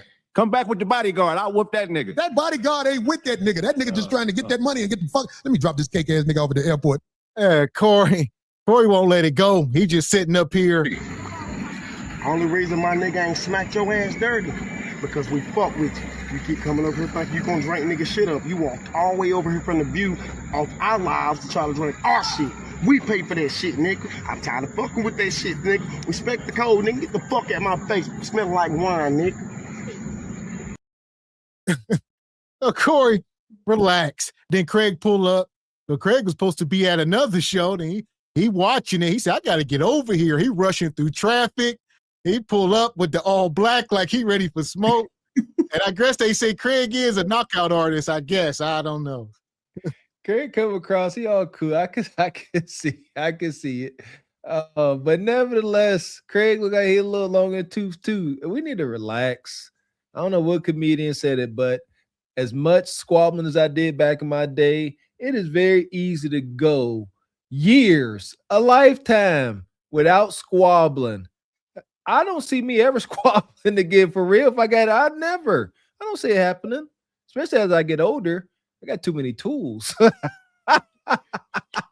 Yeah, and you guys, after further review, I think that they're both lame for this, because I think Corey was winning towards the end of the conversation and the explain your B. I was feeling all of that. But now you're doing too much talking. You're talking about the screen that cost $1 million. Anton told you to go outside. That screen wasn't anywhere outside. So you're talking about stuff that doesn't matter. Old boy's pulling up, probably driving 100 miles an hour. Like, what was that dude's name? The basketball, Matt Barnes, trying to go to his wife's house. I can see all this popping off. None of y'all wanted smoke at all. And now you guys are just trying to explain something that you are not even about in the first place. Like, cut the cameras. This is crazy. Listen, Corey about that action, baby.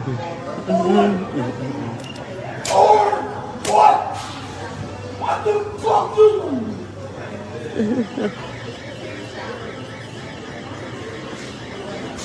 Look at his face. You better watch your motherfucking hands. I know that for sure. People fired up out here. Ain't doing nothing. As we see everybody fired up, ain't nobody busting a grape. Most people are talking. Just like these dogs, even these animals ain't worth a damn. These dogs just be barking, ain't bite. When last time you see somebody get bit? Long time. These dogs, people, y'all just out here barking and talking.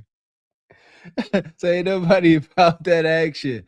Oh man, that's good. Cause you know why? I got a theory on that too. We have since stopped testing our physical prowess. Nobody really tests themselves. I find would be more women in the gym than men nowadays. Effing freaking yuckity. You know what I mean? The visuals ain't too bad, but god dang it, men. God, shoot, we gotta do better. Gotta be willing and ready to squabble. Yeah, I like tussling with the young kids, man. I go mess with those high school kids, the linemen. You know, tussle with them, get bruised up a bit. That nigga say he don't know nobody who went to jail. What the fuck? Nah, he was trying to beg. How do you live in America and don't know nobody who went to jail? And he called me a hypocrite. This man said I'm a hypocrite, and he said he don't know nobody who went to jail. But back on the good sissy. I gotta get back to my show. I gotta show it to you. Go ahead, Joe. Do your thing, man. Oh, man. Fuck Anton. The nigga was sitting right here, goddammit. That nigga then when he said, I disrespected you in your face. I was like, is this nigga talking crazy? Yeah. But I still slapped the shit out this motherfucker. Oh, you can be around men, you can disagree with men, but you can't disrespect men when you're standing next to them, man. If you want to bait people like that and play like you don't know, good luck. And if you say that you don't know, if you don't know somebody, then watch yourself. That's when you really take extra precautions because you don't. I don't know if they can hear you. You're not familiarized with the person yet, so why would you want? That's why I don't have people up here. But I'm saying, like, you can't come up here and say. I forgot how he said it, but I was like, when he said that shit, my mind was like, is this nigga crazy? This nigga say something to me about sucking dick? He just used those words for that. It was like, yeah, I don't. Darlene, don't ever jump between two niggas. Yeah, I was trying to save the screen. That nigga wasn't finna push Go me ahead into and that hit me. screen. Go ahead and hit me. Sheesh. Darlene, listen to me. Don't never jump between two niggas. You a woman. Okay. I'm trying to tell you so you know. Don't ever jump. When two men finna fight, get out the way. That's facts. I'm telling you that so you It's here know. on the show, so I felt compelled. That's all. Okay, that's cool, but that's why I'm telling you now. And I hope you listen. I hope you listen. I would never do that. You know who I was with. Well, let's keep it a buck. That's because Darlene know y'all ain't about that action. All right, Darlene from the streets. She used to be busting it down with Ice-T back in the day. Let's get it right. This Ice-T's ex-wife. All right, y'all seen Darlene on that album cover holding that shotgun. She used to be about that life. Darlene, like, look, y'all two rich old ninjas. It wasn't no real threat. Like, she like, y'all arguing, okay, but she did not believe that y'all was gonna fight. That's why she wasn't that threatened. You see what I'm saying? If that was me or Mr. Walker in the room, we'd have been flipping tables like Jesus. Darlene would have got the hell up out of there. ASAP. Wouldn't have been none to respond to. Trying to tell you something. It'd been so quick. My mama taught me that. Yeah, see, there you go. I ain't accountable for some of my actions. My mama taught me that. My mom said, just get them quick. My grandma say, slow walk them. My grandma like to sneak you. May she rest in peace. My mama gonna get you quick. Yes, Richard. Darlene, that is Ice-T's ex-wife. They got a kid together. Little Ice. They got a son. That's dope. I didn't know that. Yeah, I didn't know that either, but I remember that cover. So I'm gonna have to do a little Google search after this. Yeah, I remember. Yeah, it's not YouTube friendly, but look up the Ice Cube album cover with Darlene. That's Darlene on the cover. Ice-T, right? Or Ice-T. I'm sorry, Ice-T. Okay, yeah. I don't know. My apologies. Ice-T. Yeah. She's spicy. Yeah, I seen that. Yeah, I remember the album cover. She got like a red onesie or something. It was like a little slingshot number that she had. The bathing suit, thong, all that one piece. Yeah, it ain't, but it's like it's minimal fabric. There you go. Yes. Right. And she's holding a Mossberg. Yes. There you go. Beautiful. Yeah. Yeah. Appreciate you, Air Force Reek. Good to see you. Says O'Shea is going to make 300 videos about this episode. Him and Anton are cool. Salute, fellas. Ebony and the chat. Appreciate you, brother. I know game. Okay. You know this. Come on now. Anyway, Okay, I'm talking like about I'm this saying. show stuff. Exactly. Are you not in today? I don't need that. I don't need clickbait. I've been alive out here for 16 years in this game. Been criticized. I remember they were saying he had a lot of co-hosts. I'm like, yeah, but they go down. God damn it. I don't know where motherfuckers come from. And as far as it go with getting into it with Squad, well, let me explain for the lames that don't understand what Squad is. Squad is motherfuckers you be around. If me and Phil got into a fisticuffs battle, when it's over, I know me. I'll be trying to squash you. All right, we got that off. Now, what's up? You good? I done seen motherfuckers give each other hugs at the fights. But I don't know that brother. So you can't say dick sucking around me, man. That'll jump it off, homie. That'll jump it off. Listen, I can't let this keep going because this is all he gonna keep doing this. You can't come around me doing that because then I'm gonna crash out. He came around you and did it, and you did not crash out. So what are we talking about? Next time. Next time is the time. Don't do it again, Ninja. Yeah, and I think Corey, he missed the opportunity here because he had the home court advantage. He's the comedian. He could have got up there and just started talking trash about Anton and would have shut all that intellectual stuff down.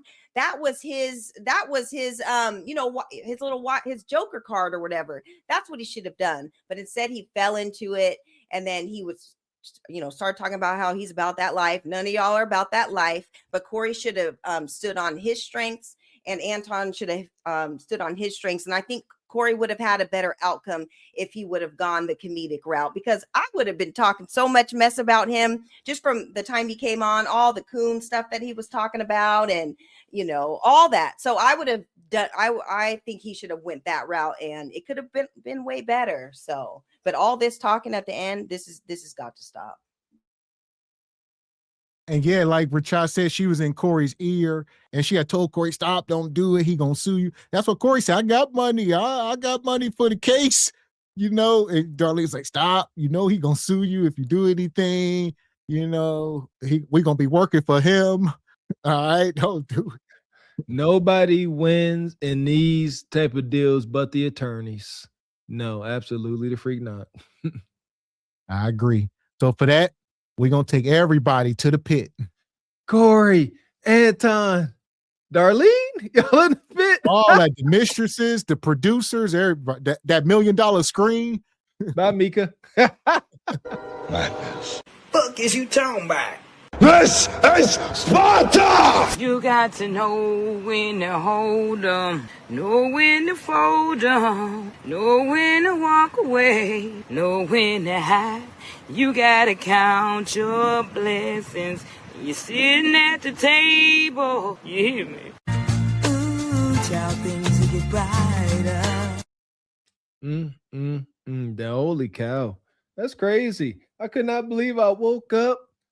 And I knew it was crazy. As soon as I hit my phone, I think I went on Facebook. I clicked the Facebook thing, and bam, Anton, the video just started playing. Anton and Corey Holcomb going crazy. And I threw it in the Patreon. If you ain't part of the Patreon, you might want to join. We got a live show coming up this Friday, and I think we're doing a giveaway. Yeah, shout out to the live Patreon shows.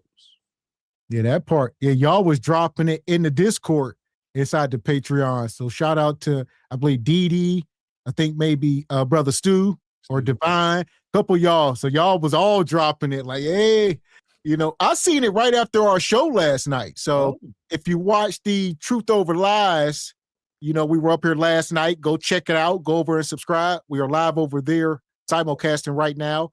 And yeah, right after our show ended around like 11 o'clock, that they went live like shortly after 11. And I pretty much caught it all live. And I was like, man, I was at the edge of my seat. I was like, this is crazy. I gotta go back and watch. I want to see Anton's reaction and how cringe it is. You know, Corey left us with a little bit of cringe, ending out, won't be quiet. But I know Anton went up there and oh my goodness, he started putting on for the put on. I gotta check it out. I'm gonna get my replay game going. Yeah. Did Anton do a reaction to it already or no? So yeah, he done did reaction. So we'll look into it. If it's worth it, like you said, stick around. We'll be back. Regal Rumble.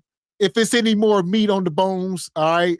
Pause, as y'all say. But yeah, we'll see, and we'll cook up some more. There you go. Wild work. Shout out to Kevin Samuels. Like, and this is why he said no beefing. Absolutely no beefing. Look where it gets us. Nowhere. Everybody lose. There was no winners in that. Somebody say, you know, who won? Ain't nobody won. Who lost the least? And that's a terrible way to measure something. Yeah, everybody took an L. They both ended up in the lame spectrum just from the way that they both moved around in their own ways or whatever. But I'm glad you guys talked about this today because I know I saw it last night as well. And I was like, oh man, I hope they touch on this because this is huge. This would be great for the show. So I'm happy that you guys touched on it. And, you know, there was a lot to unpack and a lot to uncover today. I think like one of the takeaways from Anton, just kind of reaffirming what we already kind of know about him and his beliefs. And like you guys said, like, you know, grown men, like they're at a certain age, there is no changing them. We kind of know where he stands on a lot of things and it is what it is. And we talk about this stuff all the time. There are people who have, you know, might be our skin color, but don't have our mindset. And it is what it is. We're not going to be able to convert everybody or to change anybody's feelings or whatever. And, you know, a takeaway from Corey is you need to be about that action. You can't be talking about it later and all that. So I think there's lessons to be learned throughout this whole thing and just, you know, just about being men and just respect and, you know, how to move, you know, around the world and in conversations and in interviews and everything. There's a lot to take away from this. But the ultimate thing I'm going to take away is explain the B. That's my biggest takeaway. I want to make that into a t-shirt. I love that. And that is where Corey should have left the interview off, but he didn't. And it is what it is. But that was the quote of the day for me. That was funny. Yeah, that was awesome. And we dropped the poll. So we said who won? 65%. You know, both channels combined, 65% says Corey won the battle. What's up? Like I said, it could be 50-50. I don't think it was a winner. That was a tie. The tie for They said who won? It was a tie. That means it was a weak-ass fight. Anytime they was fighting, it was a tie. And they was pushing and slapping. I know it was at least a tie. Because like I said, I acknowledge my bias as all y'all should. We all got a bias to some degree. And I cannot say Corey won. And my bias is in Corey's favor. I can't say he won. Bad display. Yes. So, and also, I think what Corey should have did, if y'all are familiar with Corey's show, y'all know, him and Craig do a rap at the end of every show.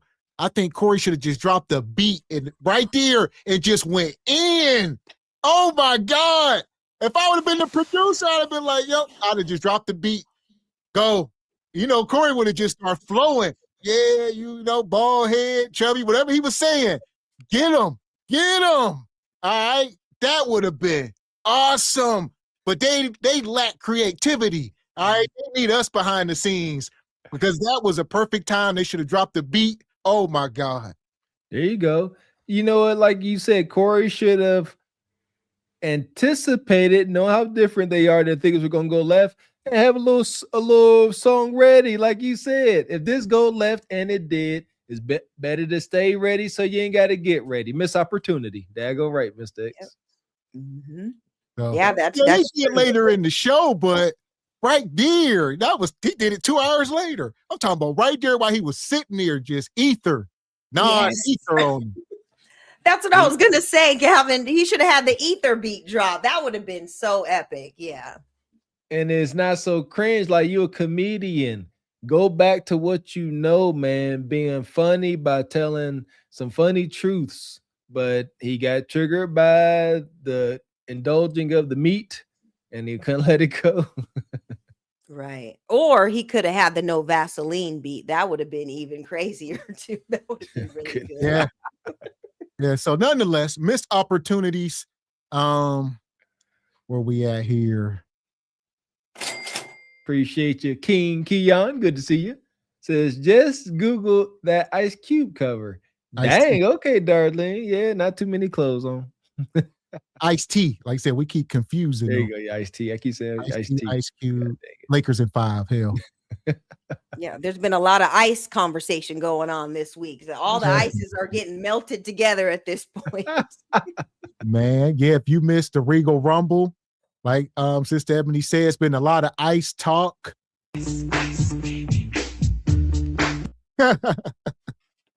And I posted that gruesome aftermath picture of the F around and find out. If you want to have your tummy all messed up, go check it out. And there we go. Appreciate you, brother Derek. Says Darlene in her prime is better than Anton's chick, not even close. See, that's a try not to talk about people's wives, but I was saying just the Mika. Yeah, Darlene, she over here, but he with this Mika chick. And yeah, that's that. It appears to be competition. I don't know. Women ain't men. A man sees his buddy with the woman and says, I would like a woman like that. Women, like a Mika, see a guy, I'm like, I want that particular ninja there. I don't want one like him. I want him. I think it's dangerous. There we go. And shout out to Rakim in the Cash App. Says Mika dried up after the exchange. No cat tonight. I definitely dried up. And shout out to Baba T. He dropped the fireball. He says, that's my dog. He a punk. Yeah. Not sure who you're talking about. I know you most like talking about Corey Holcomb. Yeah. So yeah, Corey went out bad. Yeah, I know that's your fellow Chicago brother. So Chicago and Detroit, like we said earlier in the show, stop this big city talk. Stop the talk. You ain't him. All right. There's dangerous people on every square inch of this damn globe. We're acting like, oh, I'm from, Los Angeles or whatever. We got to stop that. You ain't from no more dangerous place. Acting like y'all Tukey Williams or everybody ain't built like that. Trying to tell you. Yeah, give me some real situations you lived through. I could sit up here and rattle off dozens of wild hood ghetto happenings. But for what? But these folks up here that claim they from the big city living, they can't sit here and give you, stories like shout out to Cameron and Mace. I love them brothers. They can't sit there and tell you how they've been, out here in these streets all wild. Gavin X, and we could, but it's embarrassing. We've seen folks do it. Like, why are you doing all this, chest beating? Like, you should exude it. If you really about that life, you come from it, it should pour out your pores. Agreed. And don't come up here trying to rep your city and stuff, because now you're putting if you're not really about that life, because now you're putting a stain on the brand. Like, it's an L for Chicago and it's an L for Detroit in its own ways, So don't try to throw it up if you're not going to back it up. So I was gonna say at best you do it after the fact. So after you done stump somebody out and you doing your victory dance or you throwing your hands up like Muhammad Ali, you say, yeah, I'm from Detroit, as you standing over a ninja. It can make sense. But if you ain't busting no grapes, then you ain't standing on nothing. Amen. Appreciate your retired media. Appreciate your OG always coming through.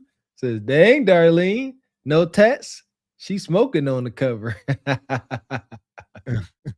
Looking this woman up. There we go. Like I said, crazy show.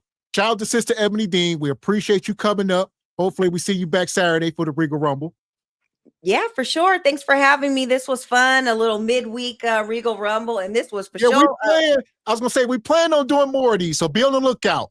Okay. All right, we're gonna try to ramp our schedule up a little more. All right, we ain't never doing enough, so we're gonna try to do more streaming. Midweek rumbles and such. So we'll be dropping the link for some of them, even for Saturdays. Be on the lookout in future Saturdays when, depending on the topics, we can get y'all up.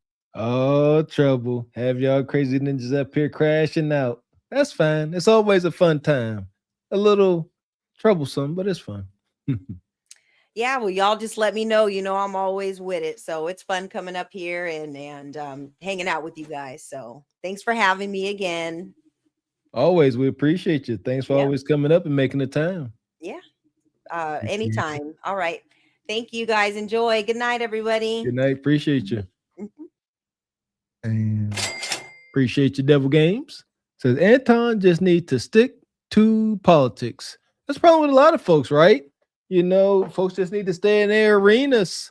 Say you can't keep coming over to all these different spaces. Stay in your lane is what they say. There we go. So, yeah, we done made it through the show. I'm spent. I ain't got nothing else. I told y'all I felt like I was going to vomit at one point. But nonetheless, y'all see the midweek rumble. We back in the house. All right, crash out. Was a crazy show.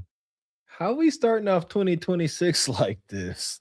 Every year is supposed to be a better year. I'm not saying it's a bad year, but if I'm a Corey Holcomb, or Anton Daniels, it's not a good start at all. That's embarrassing. Y'all have shown up here on camera that you ain't who you may claim to be. I'm from Chicago. I'm from Detroit. So, man, money. We appreciate you, Stu Peas, very active in the Patreon, and we thank you. Says just got up and caught the end. Gotta catch the replay, Stu Peas. You missed it live, dang it. So yes, make sure you rewind, catch the replay. Shout out to the replay gang. I know you dropped the link in this Patreon, Stoopy. So yeah, rewind, brother. It was an awesome show. We try to call it down the middle, and yeah, truth over lies. There you go. Told you. I think it helps all of our arguments when we acknowledge our bias. And, because he's all right, like Corey acknowledges his faults, his raunchiness, his power in awareness. There you go. But yeah, all y'all got biases. Y'all trying to get on me. All y'all got a bias. So there we are.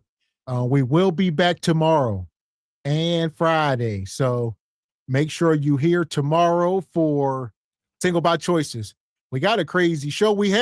This was not on the docket today. So we had this show planned, but we didn't know we was going to be talking about this. So right now we're a little backed up with some content. I told y'all we got an epic Peach McIntyre crash out. We got big dime crash outs, all type of stuff going on. JP madness. It's too much going on. All right. So, but that's fine. We here. If y'all miss tomorrow's show, you be a daggone fool. Just how Corey and Anton proved to be this evening. We will check y'all jive chickens out tomorrow for more Single by Choice madness. We appreciate y'all rocking with us, hitting that super chat, hitting that Cash App. Big support this evening. Thank you to everybody gifting those memberships. Can't thank you enough. And everybody that got the no cost membership, make sure you re-up once it's done and show some backwoods country boys some support. So shout out to all the sponsors, like Mr. Walker said, Brother Rakim in the Cash App, Baba T. Yeah! Boom, shakalaka! And shout out to Sister Michelle. She dropped a 50 ball in the Cash App.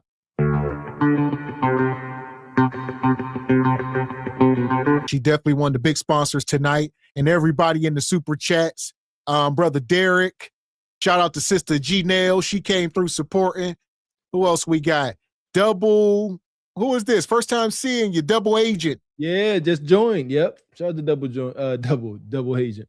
They came through supporting. Brother Derek, like we said, shout out to Joe. Jace, come through. Joe First time seeing you as well, came through supporting. Shout out to Milton, Project Leroy, Shout out to Brother Eric. Shout out to Jay Knight in the chat. Nice, let us know if y'all got y'all gear. Nice, Mrs. Locks to Smile. Who else? Whoever won in the Patreon last month. There we go. Yeah, we did a Patreon giveaway last month, and we will be doing another one this upcoming Friday. So make sure you join the Patreon and see if you are the lucky recipient of some SBC Cart Before the Horse merch. Like I said, shout out to Baba T and the Cash App and the Super Chats. Shout out to Petty Sama, come through support and gifted 10 memberships.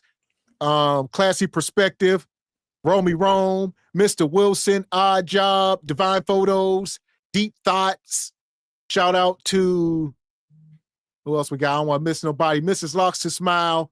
Brother Derek been coming through all night long. Don Jeter poked his head in tonight, showed some love. And who we have here? His lovely lady. His lovely lady, yep. Here we go. So shout out to y'all. Frederick Howard, everybody gifted memberships. Appreciate y'all. We'll see y'all Jive Chickens tomorrow, 8 p.m. sharpish. Be there or be square. A lot going on. Shout out to Big Dime, Peach, and the rest of the Wild gang. And also right now, I see Sister Raquel is live. All right. Our show spilled over. So we don't have a redirect, but I'm gonna drop her link. Go over, pull up on Sister Raquel. Where we at here? Yeah, I see she live. It is Wednesday. So pull up, tell her we sent you, and don't be a stranger. So shout out to y'all tonight. We did some good numbers. We was multicasting on both channels. We had damn near 1,200 in. Y'all was coming in the room. So it was a crazy show.